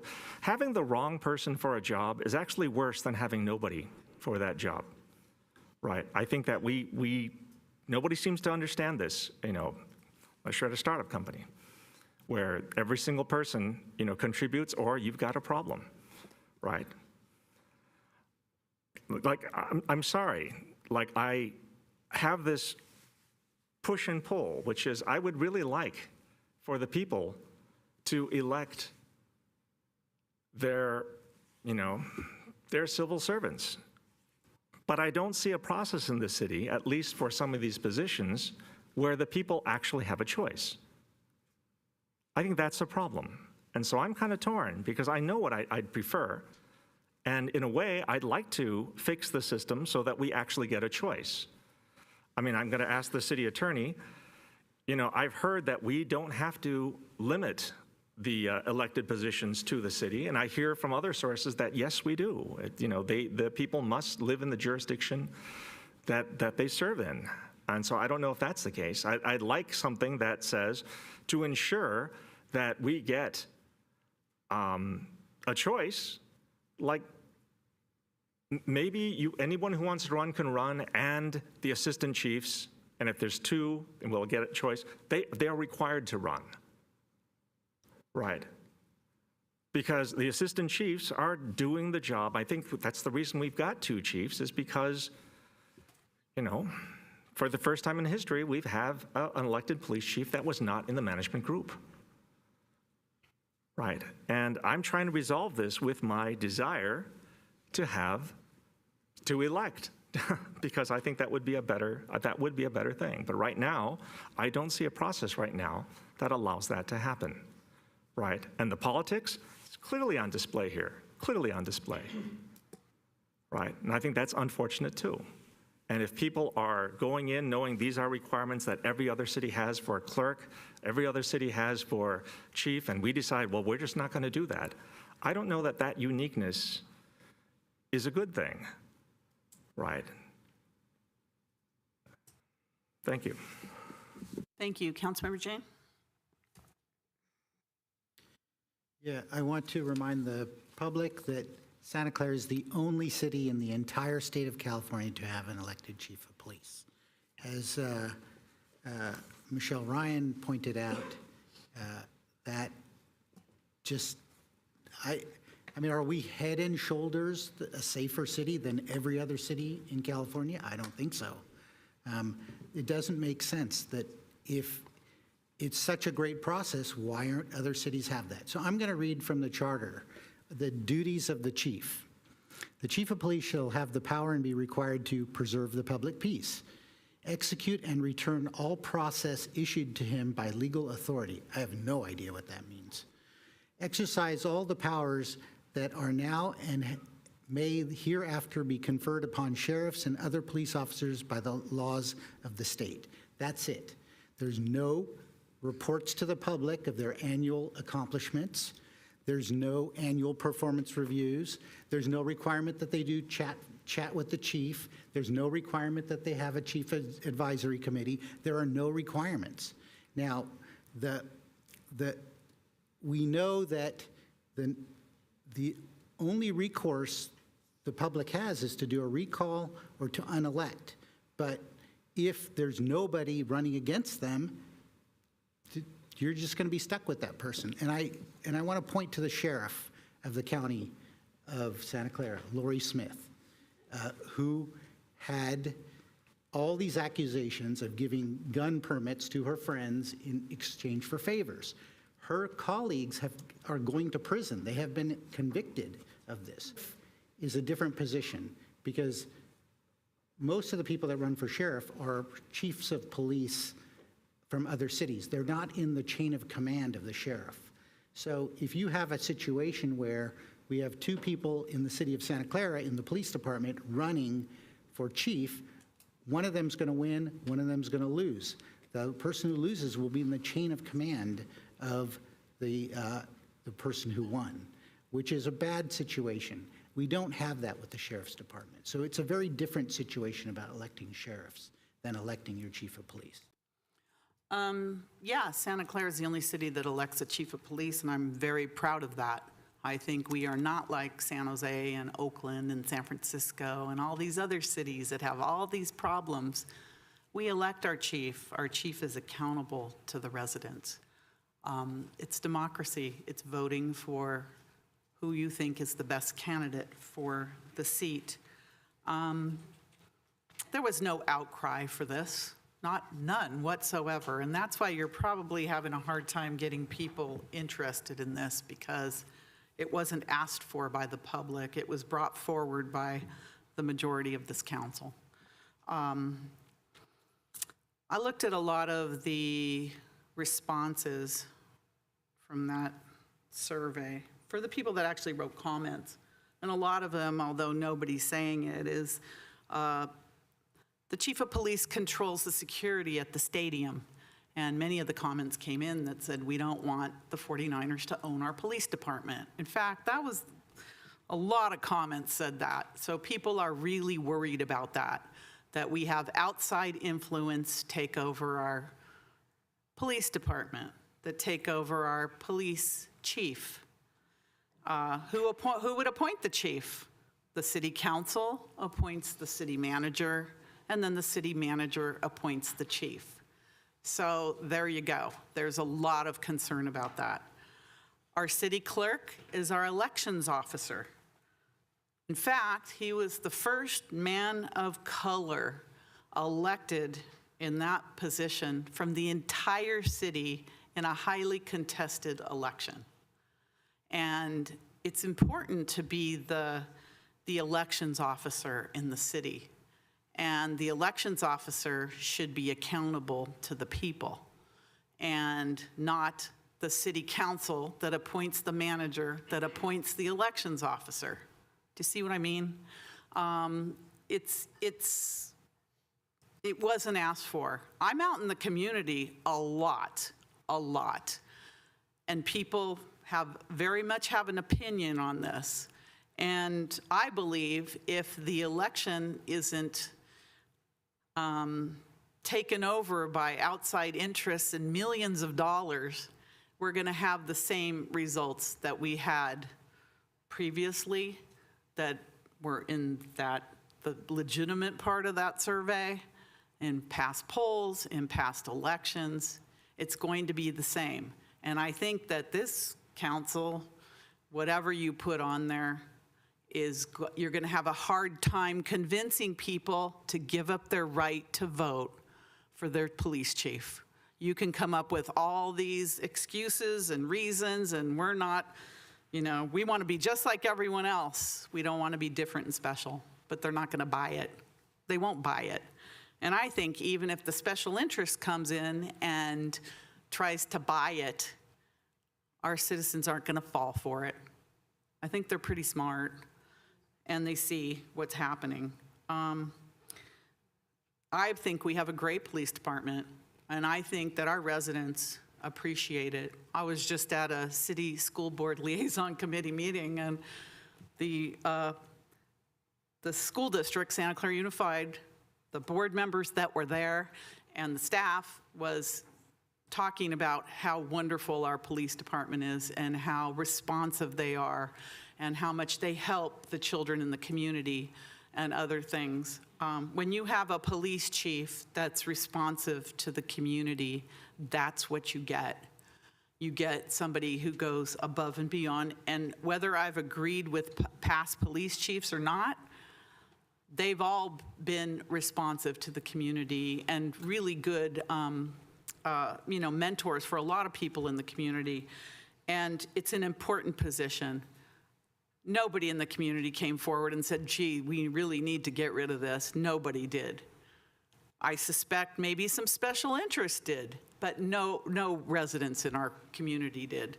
So this is a waste of money. It's a waste of time.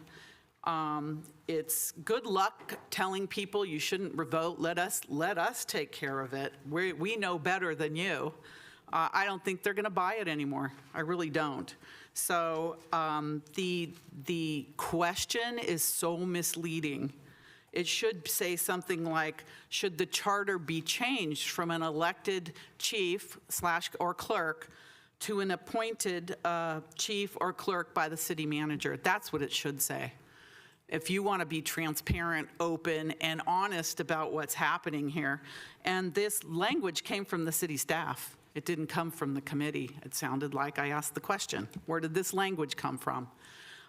So I think it definitely should be more clear that it's a change in the charter from elected to appointed. But, regardless, I think that if this council was more in touch with the community members out there, you wouldn't be doing this. You really wouldn't. And so I won't support putting it on, But if you do, because it sounds like it was already determined, you should be honest about the question and not misleading about the question. All right, Councilmember Chahal.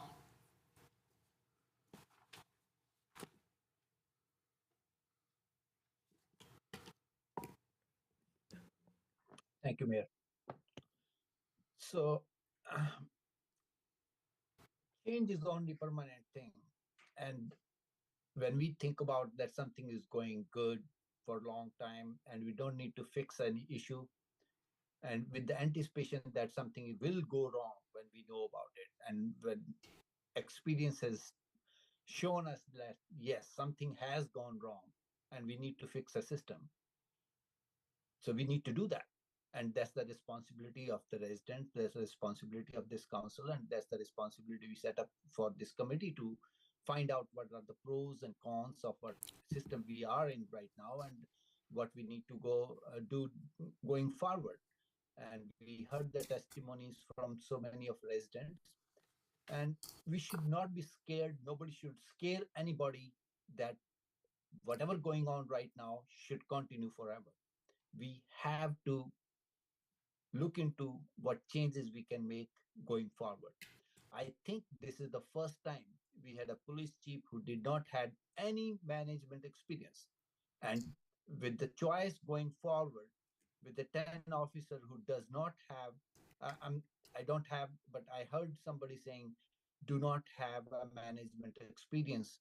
And if we have to have a next chief of police from amongst the same chief of officers, then the whole purpose of election or whole purpose of heading a department is defeated. And that's what we are trying to fix. Just saying that, oh, somebody is asking to do this thing just to make politicize even this process is not true. It's not true. And at least from my perspective, it is not true at all.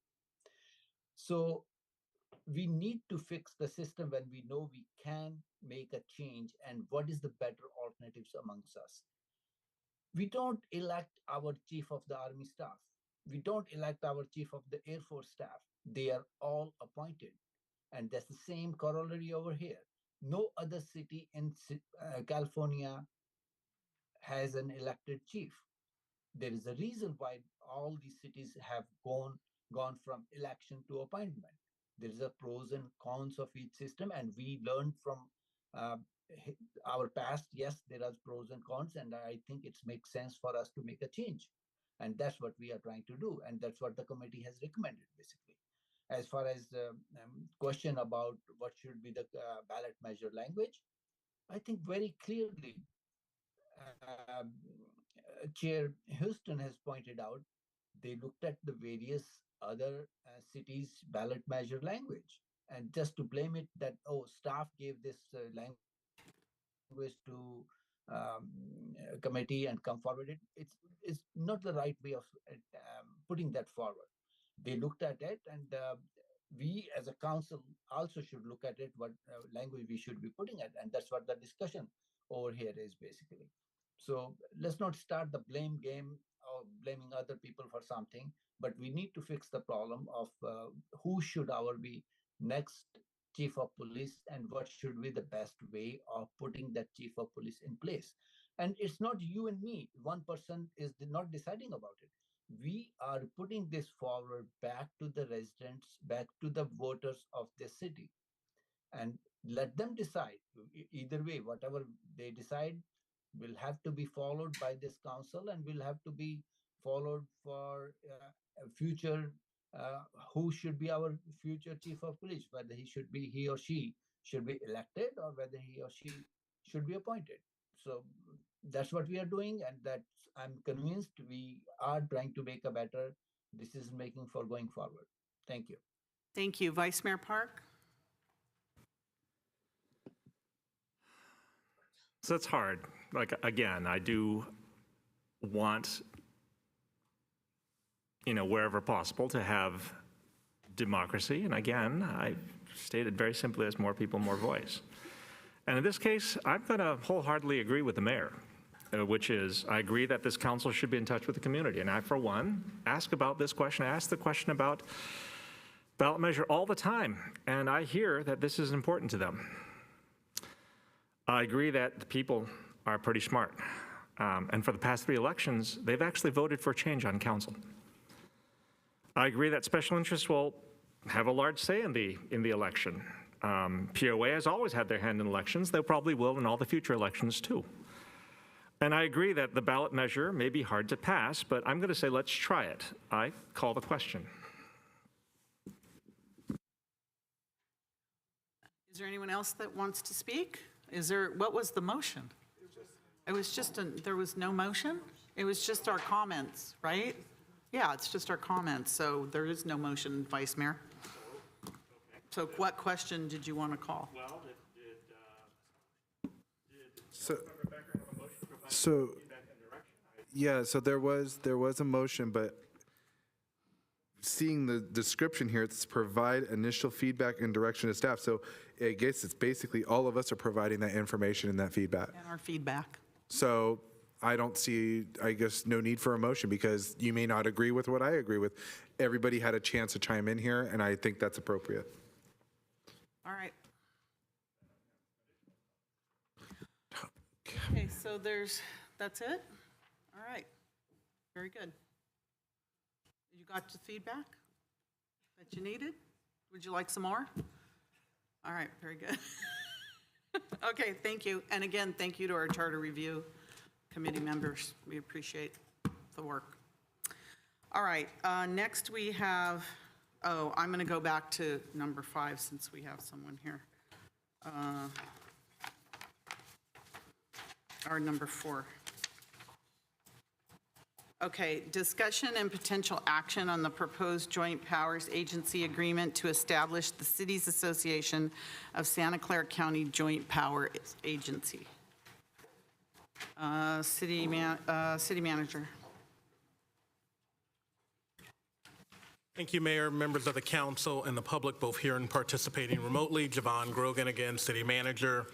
The item that is before you is a joint powers agreement to convert the Cities Association of Santa Clara County from an unincorporated association to a public agency governed by a board of directors from 15 cities and towns throughout the county. Over 30 years ago, the cities and towns of Santa Clara County established the Cities Association to improve cooperation on issues of common interest. The Cities Association was intended to consolidate and maintain the functions and purposes of the Inner City Council, the Santa Clara County Mayor's Conference, and the City's Selection Committee for Santa Clara County. In 1990, the cities and towns entered into an agreement to provide some structure and outline the purpose and function of the association. Approximately 10 years later, in August 2020, the Cities Association Board of Directors unanimously voted to take the necessary steps to form a joint powers authority because it would provide a more formal and recognized structure for the association. After a delay due to the COVID-19 pandemic and significant outreach efforts as well as collaboration among various stakeholders within the county, the JPA agreement that is being placed before you has also been placed before the other 14 cities and towns in the county. Tonight's presentation will be provided by Assistant to the City Manager, Christine Jung, who has assisted Councilmember Kathy Watanabe in her role as your appointee on the association. Christine? It's not on. There we go. Good evening, Mayor and Council. I'm Christine Jung, Assistant to the City Manager. And tonight I'll be presenting on this item on the discussion and potential action on the Joint Powers Agency Agreement to establish the Cities Association of Santa Clara County Agency. So for background, and as the City Manager had mentioned in his introduction, the Cities Association is an association of the 15 cities and counties of cities and towns of the county. Regional representatives meet monthly and collaborate on issues that affect the region. And at this time, the Cities Association is now pursuing a more formal structure to address and clarify items such as risk management, including indemnification, limits on liability and insurance, the tax status of the organization, as well as governance. Next slide.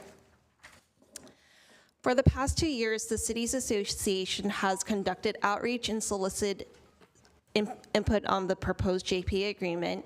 The current draft before the council incorporates many of the suggestions provided by the city attorneys as well as city managers.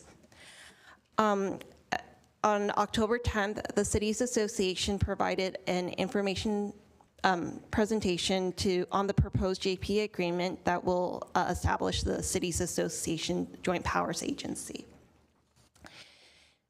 In order to form the Joint Powers Authority, the JPA agreement must be approved by the Cities Association Board and executed by each member agency that wishes to join.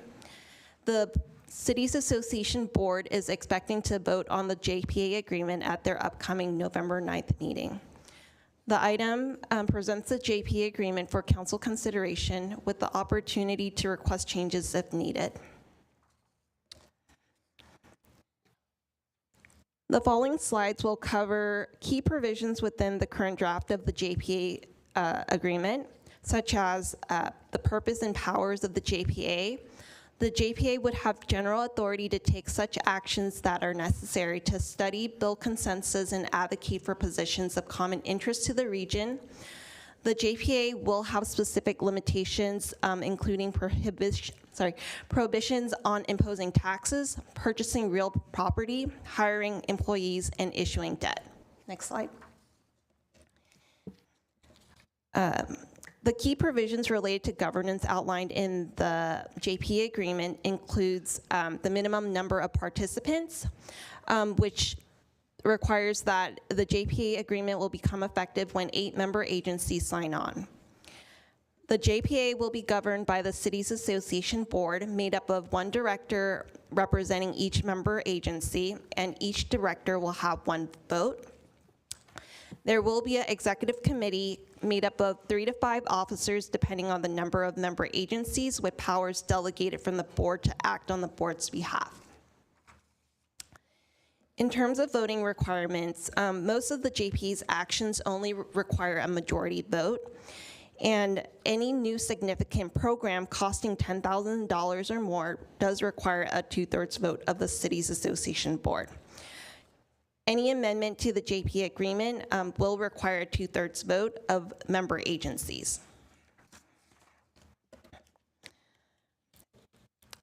The JPA agreement outlines that each member agency establishes its own process for appointing and removing its representative director and alternate. And with the Cities Association Board approval, any city located within a county may become a party of the JPA agreement. In terms of withdrawing from the JPA, a member agency may terminate its membership in the JPA at any time after giving a 180-day notice. The next couple slides will be regarding key provisions related to fiscal management. So the board is responsible for developing the budget. It would be helpful to understand what opportunities member agencies may have to review and provide feedback on annual budget decisions. In terms of annual dues, the Cities Association has indicated that the JPA annual budget will be developed using the same parameters used to develop the current budget, and membership dues will continue to be based on the size of member cities. However, the JPA agreement does not specify cost allocations, nor is there a tentative annual dues schedule, which would provide cities greater clarity when making decisions about becoming a JPA member. For reference, the city paid a little over $34,000 for its annual membership dues in 2022 and 2023. Cities Association representatives have communicated that they anticipate little to no changes to the city's annual dues for the upcoming year. However, it's unclear whether there will be future increases. The last key provision that we'll go over is regarding contract and contractor oversight and performance review. The current JPA the current JPA agreement before you does not specify the responsibilities of the board and executive committee for the selection, performance evaluation, and potential termination of contractors. It would be helpful to understand how these responsibilities will be handled by the JPA. And so before the council, the staff recommends that council discusses the proposed Cities Association JPA agreement and provide direction to staff on any requested or required changes to be shared with Cities Association regarding the proposed terms and/or take action to approve the JPA agreement in the form presented. I should note that at this time, I believe 11 cities have approved the proposed JPA agreement. Okay, that's an update then, 11 cities? Yes. Okay. As of the last time I checked my email. Okay, very good. All right, so I'm going to quickly go through the options. So the council may approve the JPA agreement in the form presented and delegate authority Councilmember Watanabe to report approval of the JPA agreement at the Cities Association board meeting and authorize the city manager to execute the JPA agreement in a final form approved by the city attorney. Next slide. The council may also recommend specific amendments to the proposed JPA agreement and delegate authority Councilmember Watanabe to report approval of the JPA agreement at the board meeting and subject to the council's amendments, and authorize the city manager to execute the JPA agreement in a final form approved by the city attorney. The council also has the option to recommend specific amendments to the proposed JPA agreement and request that the cities association propose a revised agreement, or the city council can decide to take no action, which would in effect not approve the proposed JPA agreement. That concludes my presentation. Staff is available to respond to any questions that the council may have, and there are representatives from city associations available as well. Thank you. I have some questions here. Councilmember Hardy. Thank you. Reading through this very carefully and asking a bunch of questions, it was really hard to determine what do we gain from this and what are we giving anything up. I understand we have a specific cost at this time, but I want to understand if there's any controls on that cost. They're saying they don't see it going up. I don't know what that means. I wonder, is this another form or another layer of government, or a simple way to work with 15 cities and have one voice? I can see positives and negatives, and I want to understand that. Is there a deadline for us making a decision? You said 11 cities have accepted this. Have any turned it down? All right, Councilmember Becker. Yeah, thank you, Mayor. So my question, I guess, is kind of towards staff's direction, which is, I'm seeing some options here, and I'm more in favor of one option than the other, but I'm kind of looking at, usually staff kind of provides us some kind of direction or recommendation, what I guess is more comfortable for staff. I guess my question is option 2 a very, I guess is the word, a solid agreement, because it basically is authorizing the city manager to execute the JP agreement in a final form approved by the city attorney. I'm wondering if that one's an appropriate one, or maybe staff has a different take on that? All right, thank you. Councilmember Jane. I think I saw in the presentation it only takes 8 to approve the establishment, and we already have 11. So I kind of wanted to understand, how do we have any influence on this? I mean, what does our vote mean? And then I think when Chappie was here, he said that there were no employees, right? And then I think as I understand it, the Cities Association has some major functions. One is the selection committee, which is appointment to very powerful committees like MTC and ABAG and BACMUD. And is that changing at all? How does that work? Because I think for our selection committee, the mayor has to be the representative for the selection committee. So those are my questions. Councilmember Watanabe? Thank you, Mayor. Yes, so basically, I guess I just have one question, and that is just to confirm that, with the suggestions or the staff recommendations that were presented in your report, Christine, that those suggestions can be we could approve this and incorporate those suggestions in, along with our approval and asking for them to be considered when this does go back to the Cities Association Board. Okay, and I had just a couple questions. Is this renewed, when is this renewed? Is it renewed annually, or is there a termination on it? And what's our liability? Is the liability lie completely with the JPA, or what do we have as a city? And then the cost, I wanted to know, but I guess you don't have that number yet. So when you're ready, if you're able, or the representative able to answer some of these questions. Anybody? Sure. Mayor, why don't I start? And we also have the executive director for the Cities Association here that can answer some questions. So the first question I have was from Councilmember Hardy, and that was with regard to cost controls. Concerns that there may not be cost controls within the proposed JPA, and also a general question on what are the benefits to the city. So you are right, there are not cost controls that, for example, limit the contribution by going up by a certain percentage within the JPA. That is certainly something that the council can talk about. However, as currently structured, there are no precise controls on what the annual dues may be. The next question was with regard to option 2 from Councilmember Becker. Would that be a plausible option now that we know that 8 cities have elected to join the JPA?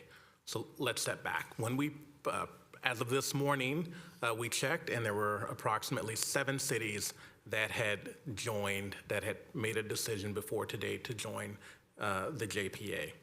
San Jose, for example, discussed it tonight, as well as a number of other cities had it on their agenda tonight. And at about 11:20, we know that there are approximately 11 cities that have now elected to join the JPA. I don't have the specifics on if they proposed any changes or if they elected as proposed. I think we can ask the executive director that. I'm sure she's been tracking that. But I do think we have 8 agencies that have elected to join. So really the decision before you tonight is, do you wish to join the association? In addition, if there are changes that you like, you could direct staff and Councilmember Watanabe to have conversations with staff of the JPA and the board. And as presented in the presentation, any changes to the JPA agreement will require 2/3. And I don't think that it's a foregone conclusion that changes are not allowed. I think that would have to be a discussion. And you certainly have a representative that is currently on the association that can support those conversations. I think the next question was, are there any employees? At this point, it's our understanding that there are no employees. Everyone is a contractor. However, there was a question embedded within the staff report about would there be any employees in the future, and are there any limitations on that? And we can have the executive director address that. I think the next question was, will there be wanted to clarify that the selection committee requires the mayor. That is embedded within the agreement, that the mayor will be on the selection committee, and that will remain a function of the Cities Association. There was also a question about, is there a set termination or length of the JPA? My understanding is that there is not. However, there is a withdrawal provision within the agreement, and we can provide additional specifications on that. Liability, I will turn that one over to the city attorney. I do know that they are setting up as a JPA a separate public entity, and so that will reduce our liability. However, could there potentially be any liability that falls to the city? I'll allow the city attorney to address that one. And so I think that is a summary of what I've heard. Why don't we have the city attorney address the liability question, and then we can go to the executive director.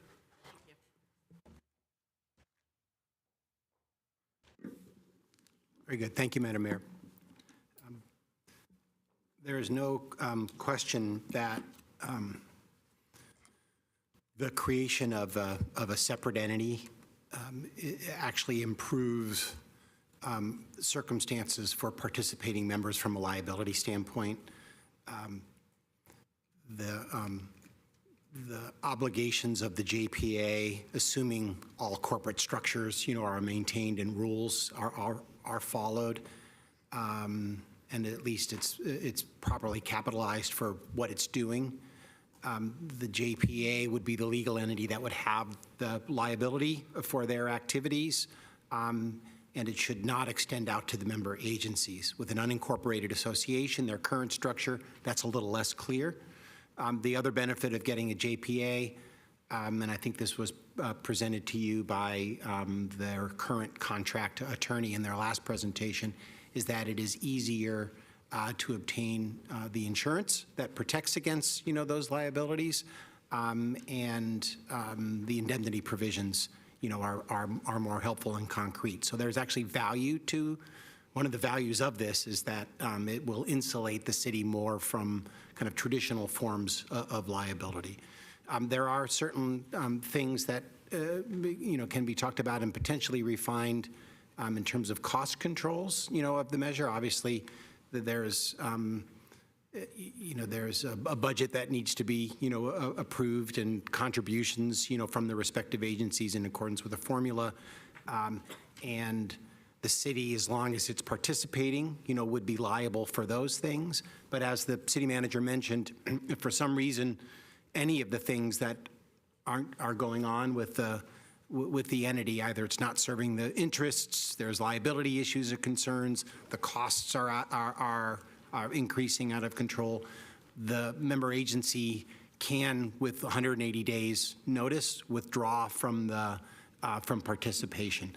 Any existing liabilities at the time it could potentially be responsible for, but after the 180-day period, we could withdraw and sever that relationship. I think those are the questions that were for me, Madam Mayor. Yes, they were. Thank you very much. Okay, I'm going to go. Was there something that you wanted to answer that wasn't answered? Did you want me to address a few things? Okay. Hi, Shelley Sirk, Executive Director. Thank you for having me tonight. I believe Councilmember Hardy, you asked who had voted no on the JPA. Of the 12 city councils that have taken a vote on this, only Milpitas has voted no. I can give you a list if you'd like of who else has voted yes, but and there was a question about the budget. How does about having input on the budget? I believe it was in the presentation. Typically, our cadence is that I present a budget, or the executive director presents a budget in April as a first read to the board, and the hope is that the board members will take it back to their city councils for discussion, whatever, and bring that back to the city's association, and then we vote on the budget in May. To Councilmember Jane, you had asked about employees. We do not have employees, so therefore we don't pay their taxes, their benefits. We don't participate in CalPERS. Everyone who provides professional services to the city's association is a contractor, as City Manager Grogan said. And then was there a clarification on the City Selection Committee? The City Selection Committee is sort of a subcommittee of the city's association, but as such, I only provide administrative support in the sense that I don't govern the City Selection Committee. There is state mandate that governs it. But the city's association provides the staff support to it. So the minutes, keeping track of the appointments and the term limits, that's what we do. I'm sorry, was there anything? I think Andrew has his hand up as well. I know he's online. He might want to say something. I'll get to you, John, in a minute. I'll go to the public next. But Andrew? Yes, thank you very much. First of all, let me just say I very much appreciate your time. I know you've already had a very long meeting. Let me just try to answer a couple of questions really quickly. Just to expand a little bit on what Shali said, we currently do not have any employees of the city's association.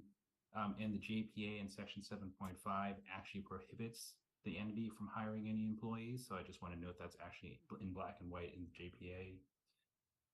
I also do want to report about the other approvals thus far of the JPA. All 11 cities and towns who have approved the JPA have not requested any further amendments to the agreement itself. A couple of them have made requests for the Cities Association to consider some clarifications in future bylaws, which we certainly intend on considering and adopting those bylaws very soon after our formation. But there have been no requests for specific amendments to the JPA itself. And I would just also add that in terms of timeline and deadlines, I believe one of the council members asked about that. Our target date to form the JPA as a legal entity would be February 1st. And in order to meet that deadline, we really need to have a firm fix on who will be joining our organization by the end of this calendar year. So our target is to have all of this wrapped up in terms of who is joining or not, really in the next month and a half, let's say.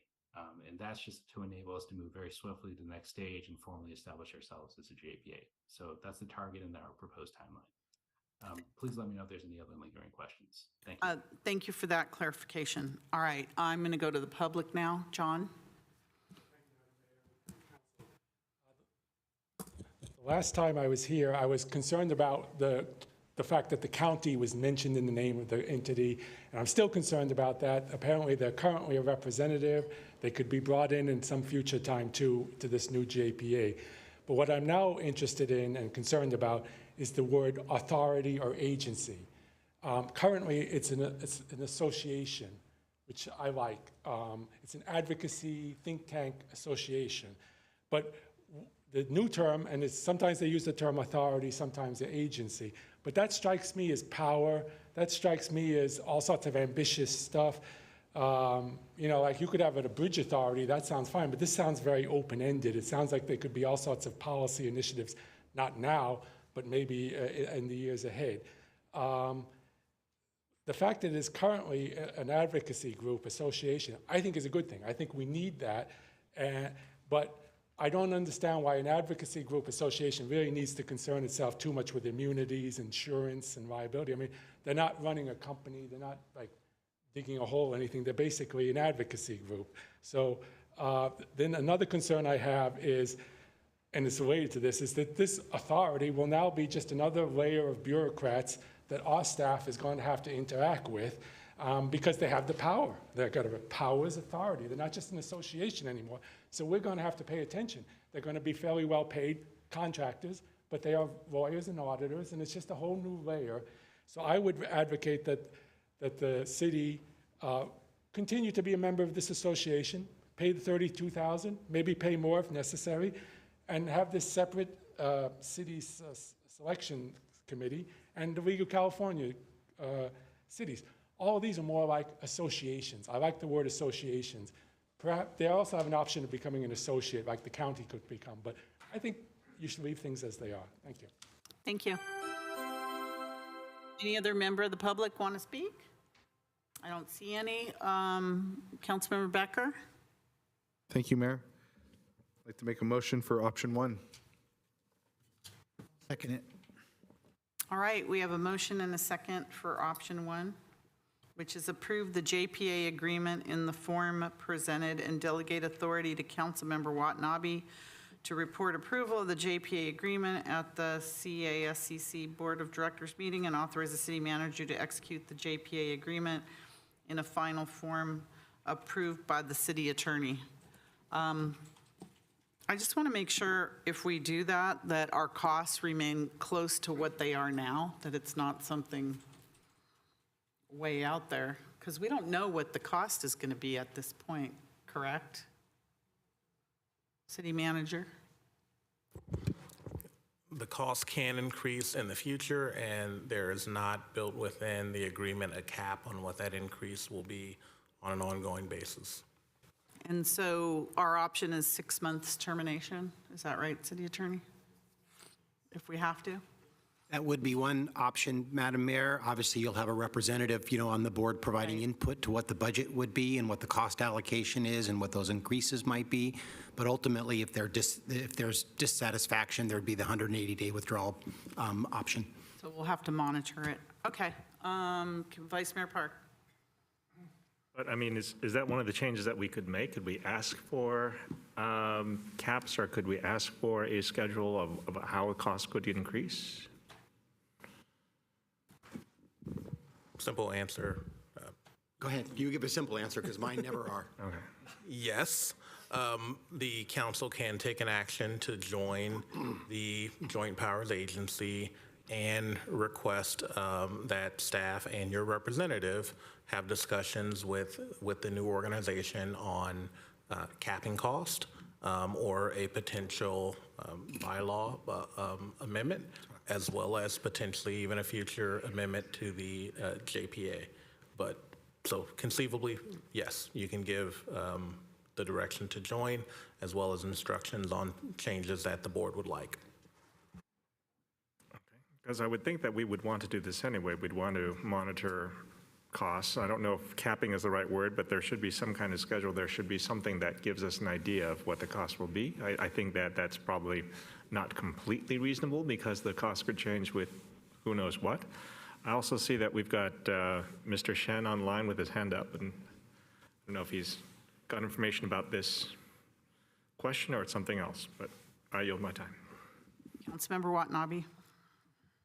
Thank you, Mayor. No, I just wanted to add that I believe Palo Alto actually had a question about that and bringing, I mean, they've approved it, but they also, one of the recommendations was to bring something back that could be reviewed as part of the bylaw process. And so I could see that this request could be made as well in that context. Yeah, I don't see why we can't approve it, and, it has to come back in some final form with costs in there. I imagine at some point, before we sign on the dotted line, we're going to know what the costs are. Correct? Am I assuming correctly? I don't think so, the way that action is set up, Madam Mayor. I think this is your action, the way item 1 is recommended, but there certainly could be the referral and direction to staff along the lines of what Member Watanabe suggested, that we could pursue, and Member Watanabe could pursue, in her representation there, policies or bylaws that would clarify what the cost increases, would be as a matter of their ongoing operations. Right. I mean, we could go in with eyes open to see what happens the first year and then move from there. All right. Andrew, your hand's up. Yeah, I apologize. I'm not sure if this is the right moment to speak, but I do want to just concur with what your city attorney just said about potentially addressing some of these cost concerns, understandable as they are, of course, through bylaws in the future. I would just provide 2 points of information. The first is that I believe this is our 12th or 13th presentation to the city council. At every one of those city council meetings we have represented, and we truly believe this is the case, that we do not expect any big spikes in terms of dues or what we need to use in terms of financial resources. And so just so you know, we have been saying this to every single city council we have attended, and we intend to live up to that representation. And then in terms of Palo Alto, they did make a couple of requests for issues to be addressed in bylaws, but dues was not one of them. Thank you, and I imagine every city is concerned about costs just like we are. So, all right, so we have a motion and a second for option 1, approve the JPA agreement in the form presented. City Clerk, when you're ready. Councilmember Watanabe. Yes. Councilmember Shahal. Yes. Councilmember Hardy. Yes. Vice Mayor Park.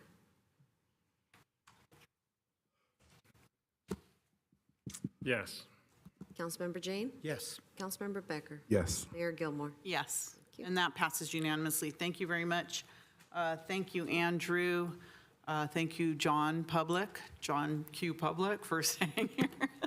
And I just wanted to say that. Thank you so much for coming and staying with us. We appreciate it. Thank you, Christine. Okay, that passes unanimously. Thank you. All right, the next item on our agenda is discussion and action on the written petition from Vice Mayor Park to move the topics or date of the November 14, 2023 City Council meeting to another date. Vice Mayor Park. I mean, the request is fairly simple. I mean, it's, we are at the next meeting, the 14th, going to talk about some of the actions for the ballot measure that we discussed today. And we've got 2 council members that will be remote. And my request is that we move the topic to another date where the full council, for something this important, could vote on this topic. Can I just clarify, you say move the topics or date of the November, is not the whole meeting? Are you talking about just I'm leaving it open. I had a discussion with city manager as well, and I think that it's the will of the city manager that we also have a November 14th meeting because of other things that are agendized, but the topic of the ballot measure be moved to another date where council members could all be present. City manager. I think the vice mayor was 99.9% correct in my representation. My recommendation is that if it is the desire of the city council to move the discussion and direction of a potential ballot item, that occur if that's the will of the council, but not move the other business items that the city council will have on its November 14th agenda. November 14th is a regular meeting. It has been a regular meeting since you adopted your city council meeting calendar for 2023, and we have been progressing as appropriately to have regular business before you on that meeting. And so I do think we should keep that. Moving the date does require us to put another general business item on the top on the agenda. We had been leaving that general business calendar for November 14th for one sole item, knowing how significant of a policy discussion it is. And so removing that from the November 14th meeting means that we are prepared to adjust your calendar so you have general business items. But right now, the only general business item that is planned for November 14th is the ballot question.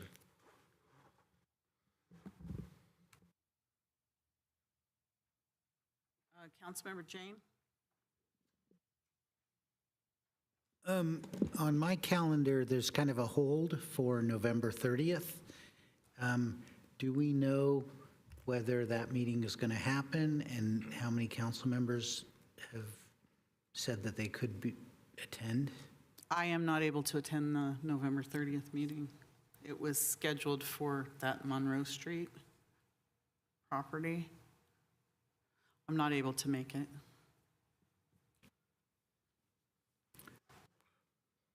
So through the mayor, staff did do a poll for a potential special city council meeting on November 30th. In my last conversation with staff, all council members responded that they could attend that meeting except the mayor. That meeting was polled for a potential meeting on the 950 Monroe project. We no longer need that meeting date for 950 Monroe, and so barring any other topic, we would not schedule a special meeting on that day right now.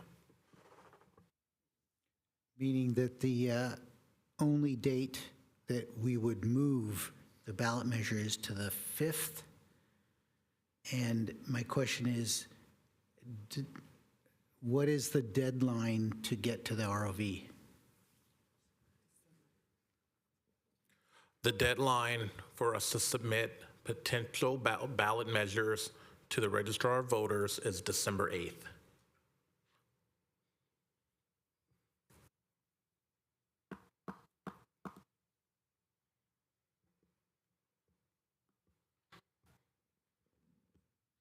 Councilmember Becker.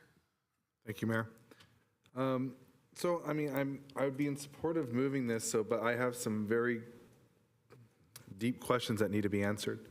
So, if this happens, does the rebuttal does the for and against have to be turned in at that time? No? So that's after the fact, right? Okay. So then basically it's just language. And I did ask questions. It would be staff could have that prepared within those days. I believe that's correct? Yeah, based on input that we received, from the council at tonight's, meeting regarding the item, the staff would start putting together, right, the things you would need to take action on in preparation for whenever that next meeting is scheduled, for. And the, of course, would, if in fact there's proposed changes to that, would need to react to those in time to get everything final and submitted on December 8th. So the December 5th is a plausible date, for you. Made more plausible and easier if there aren't dramatic changes to what the charter review, recommendation is and what the package is that we put together. Okay. So seeing that, I believe Councilmember Park isn't going to be here the 14th. I think Councilmember Chahal probably won't be here. And November 30th, the mayor won't be here. So I want the full council to be here.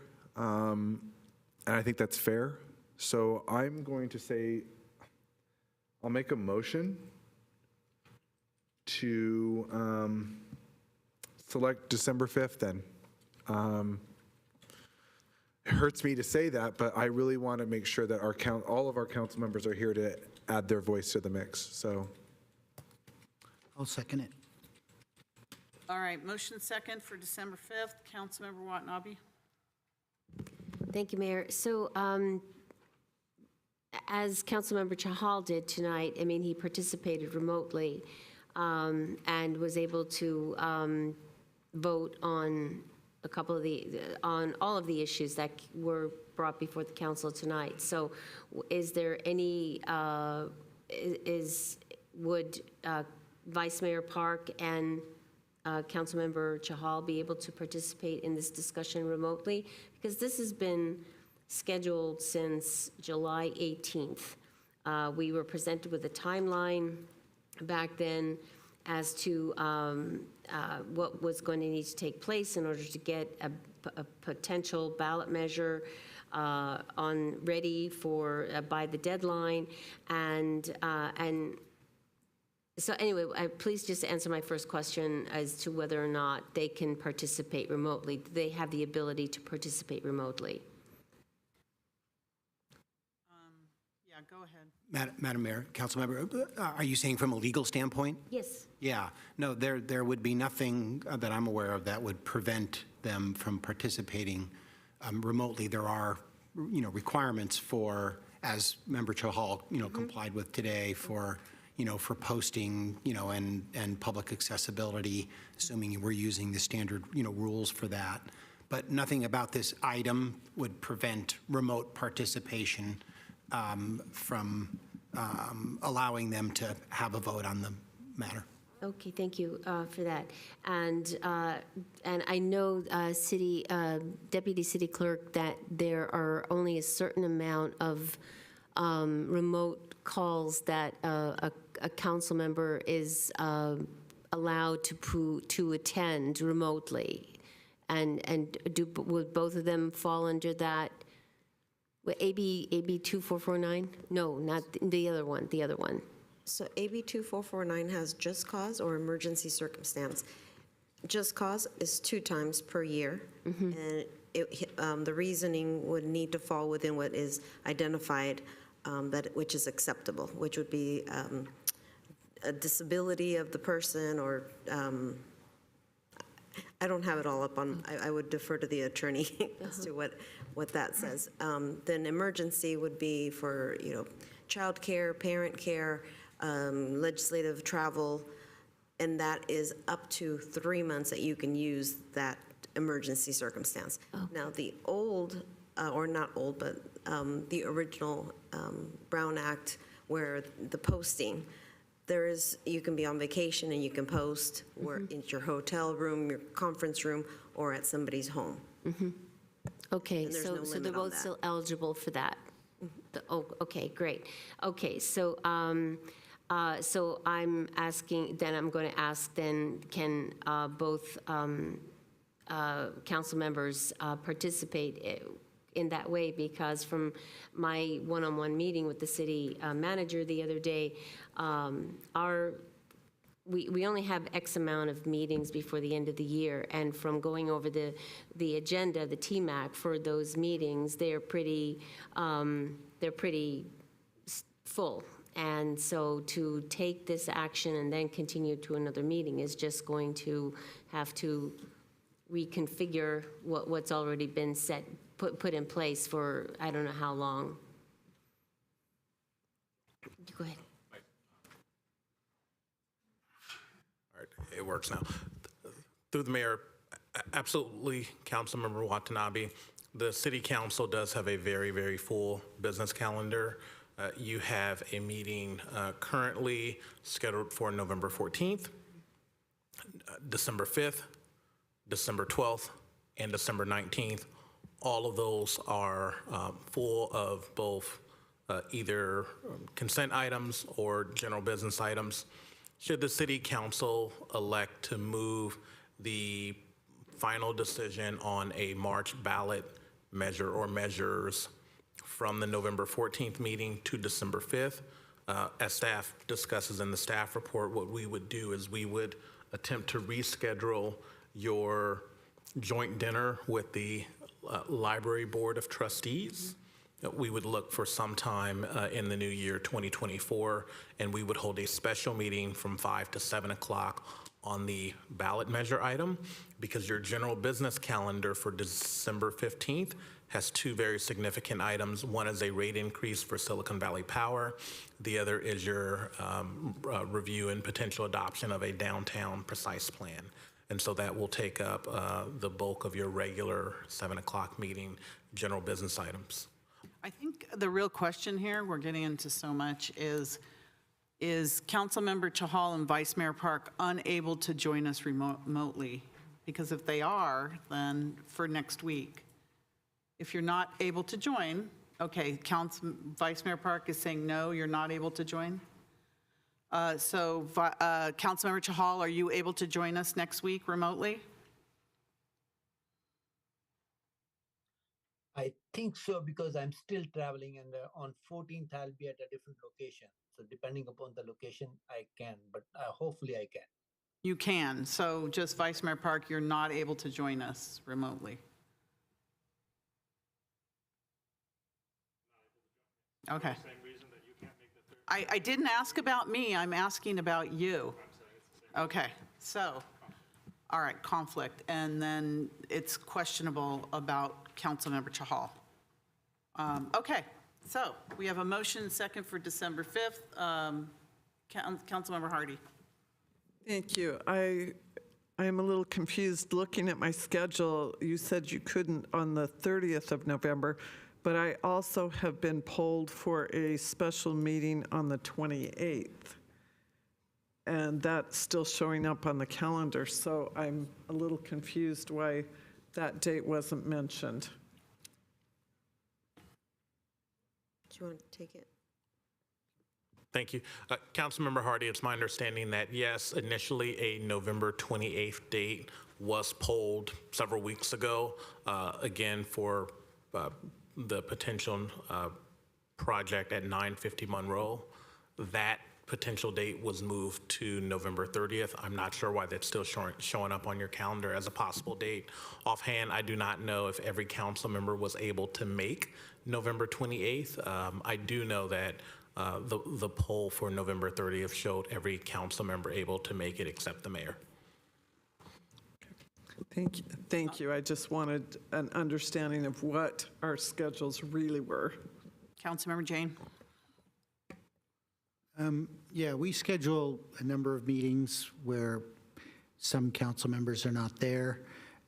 It seems to me that we could keep the November 30th and put some, say, less critical items on there so as to free up schedule elsewhere.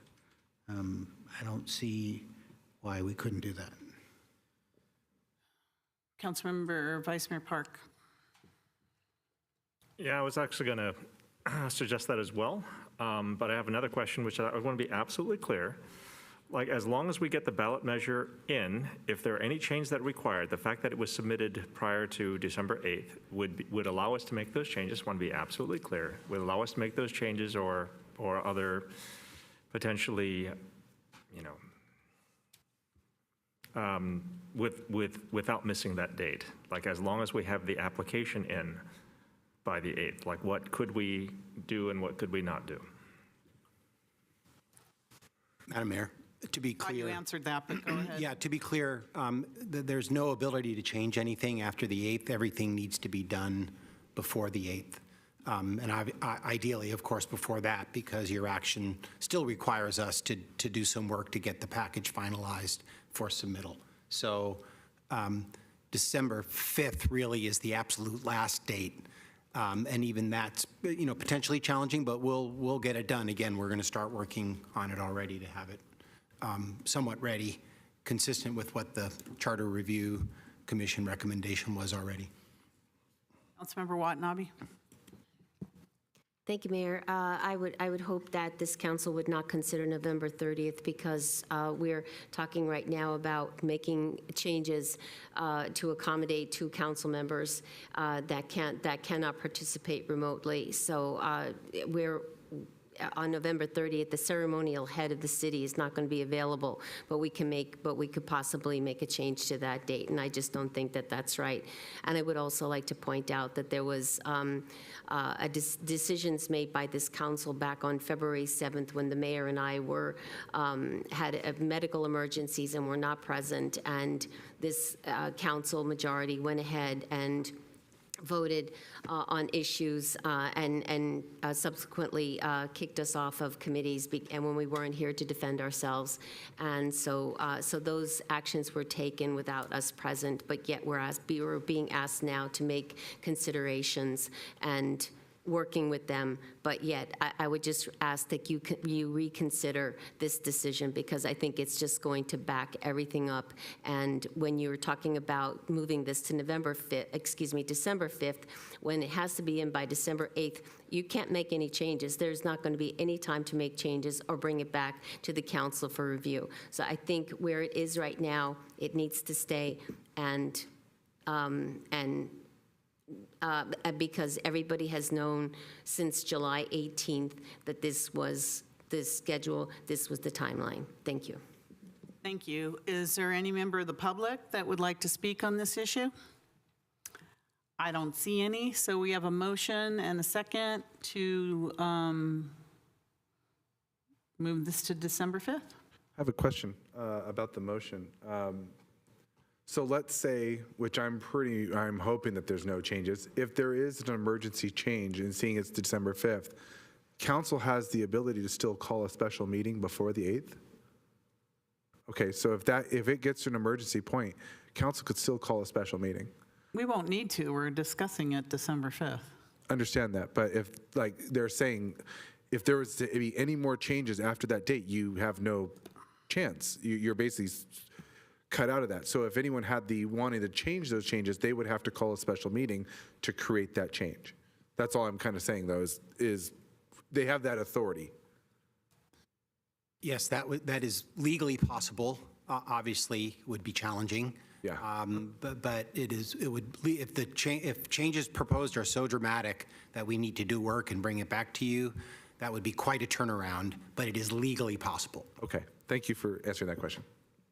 All right, City Clerk. May I ask who was the seconder of that motion? Thank you. Member Jane.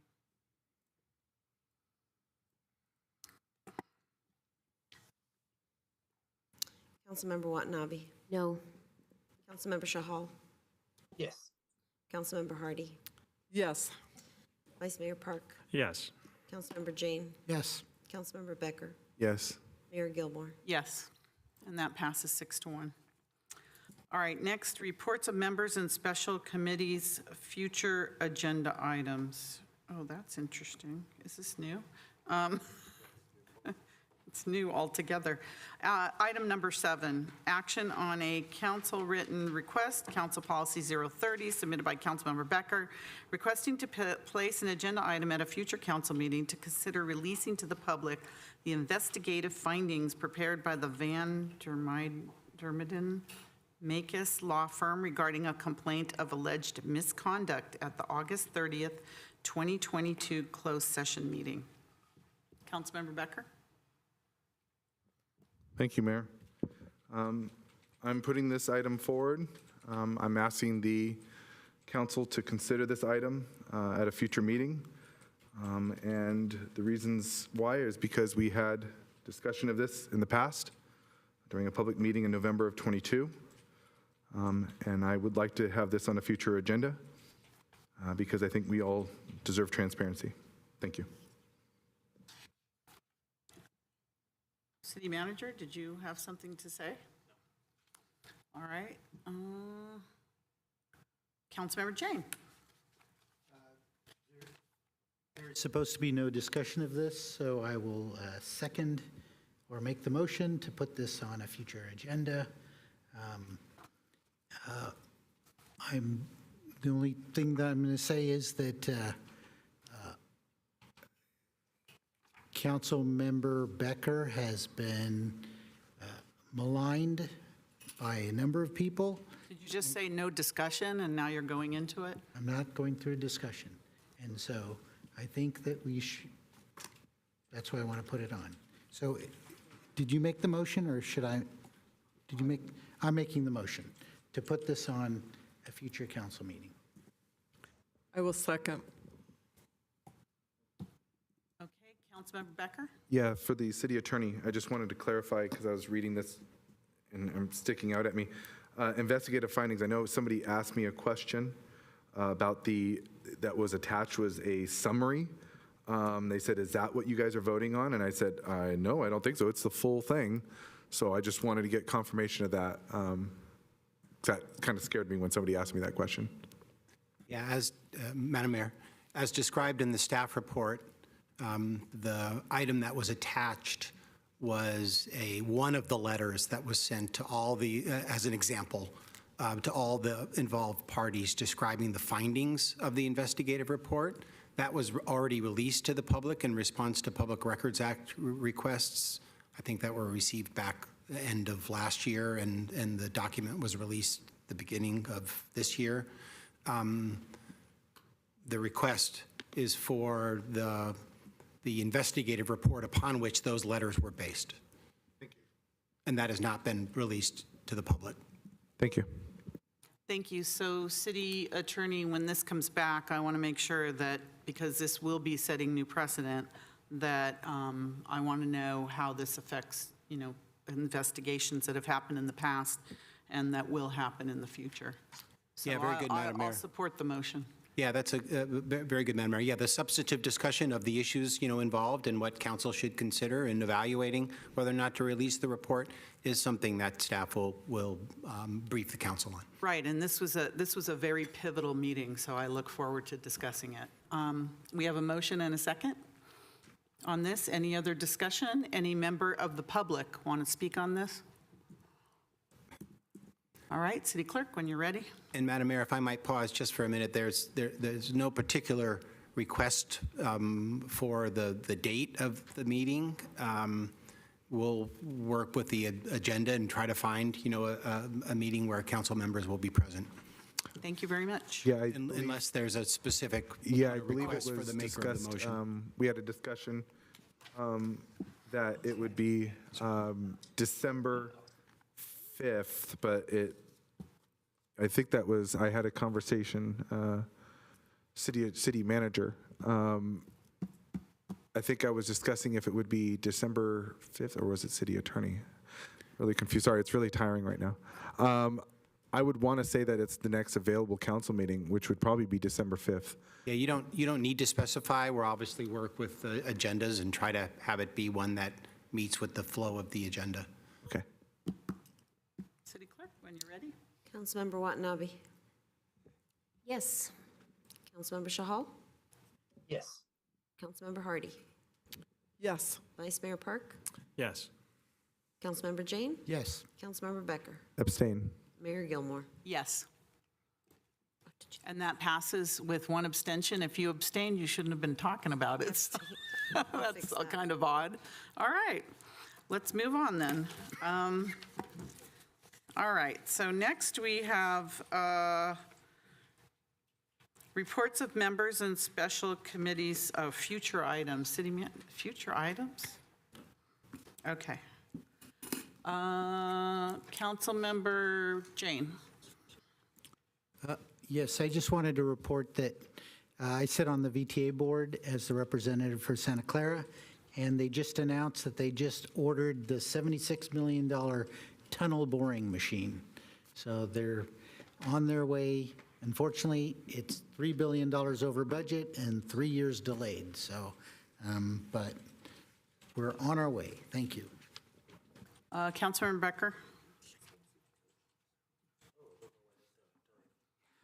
I wanted to mention that I got notice that Santa Clara Lions, the football team that last year went to the championship, their under 10 team and their, sorry, I should have pulled this up earlier, under 12 team, both are going to championships. Not nationals yet, but they're, the under 12s play at 3 o'clock Saturday at Yerba Buena High School.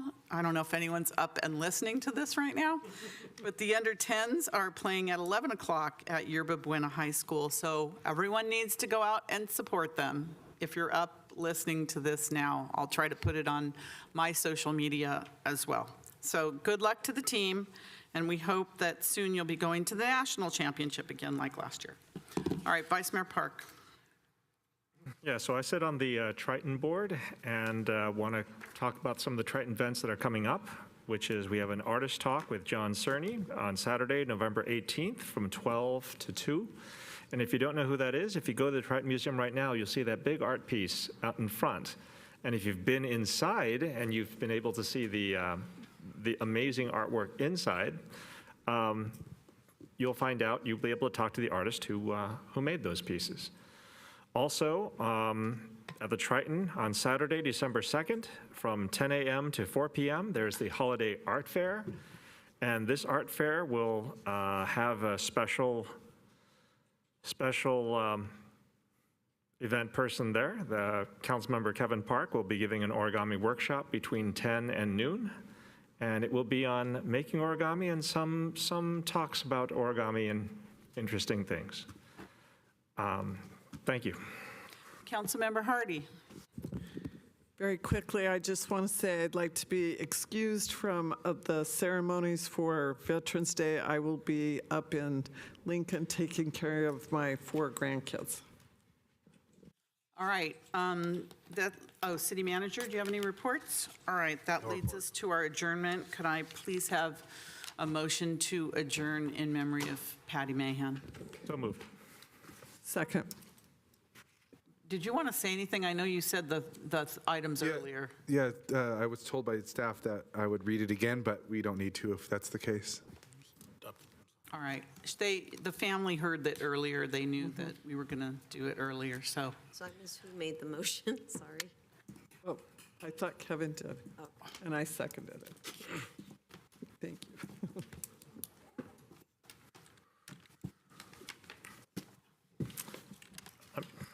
Just Councilmember Watanabe. Yes. Councilmember Shahal. Yes. Councilmember Hardy. Yes. Vice Mayor Park. I mean, I will adjourn, but I think that, for people who are expecting an adjournment notice at the end, I mean, I know we did it earlier, but for people to go to the end, I just thought it would be a good practice to read the adjournment memo. We're in the middle of a vote, please. Understood, but I had my hand up. Councilmember Jane. Did he vote? No, we're Just waiting the for your adjournment. vote. Oh, yes. Councilmember Becker. Yes. And Mayor Gilmore. Yes. And that passes unanimously, and this meeting is adjourned. Thank you.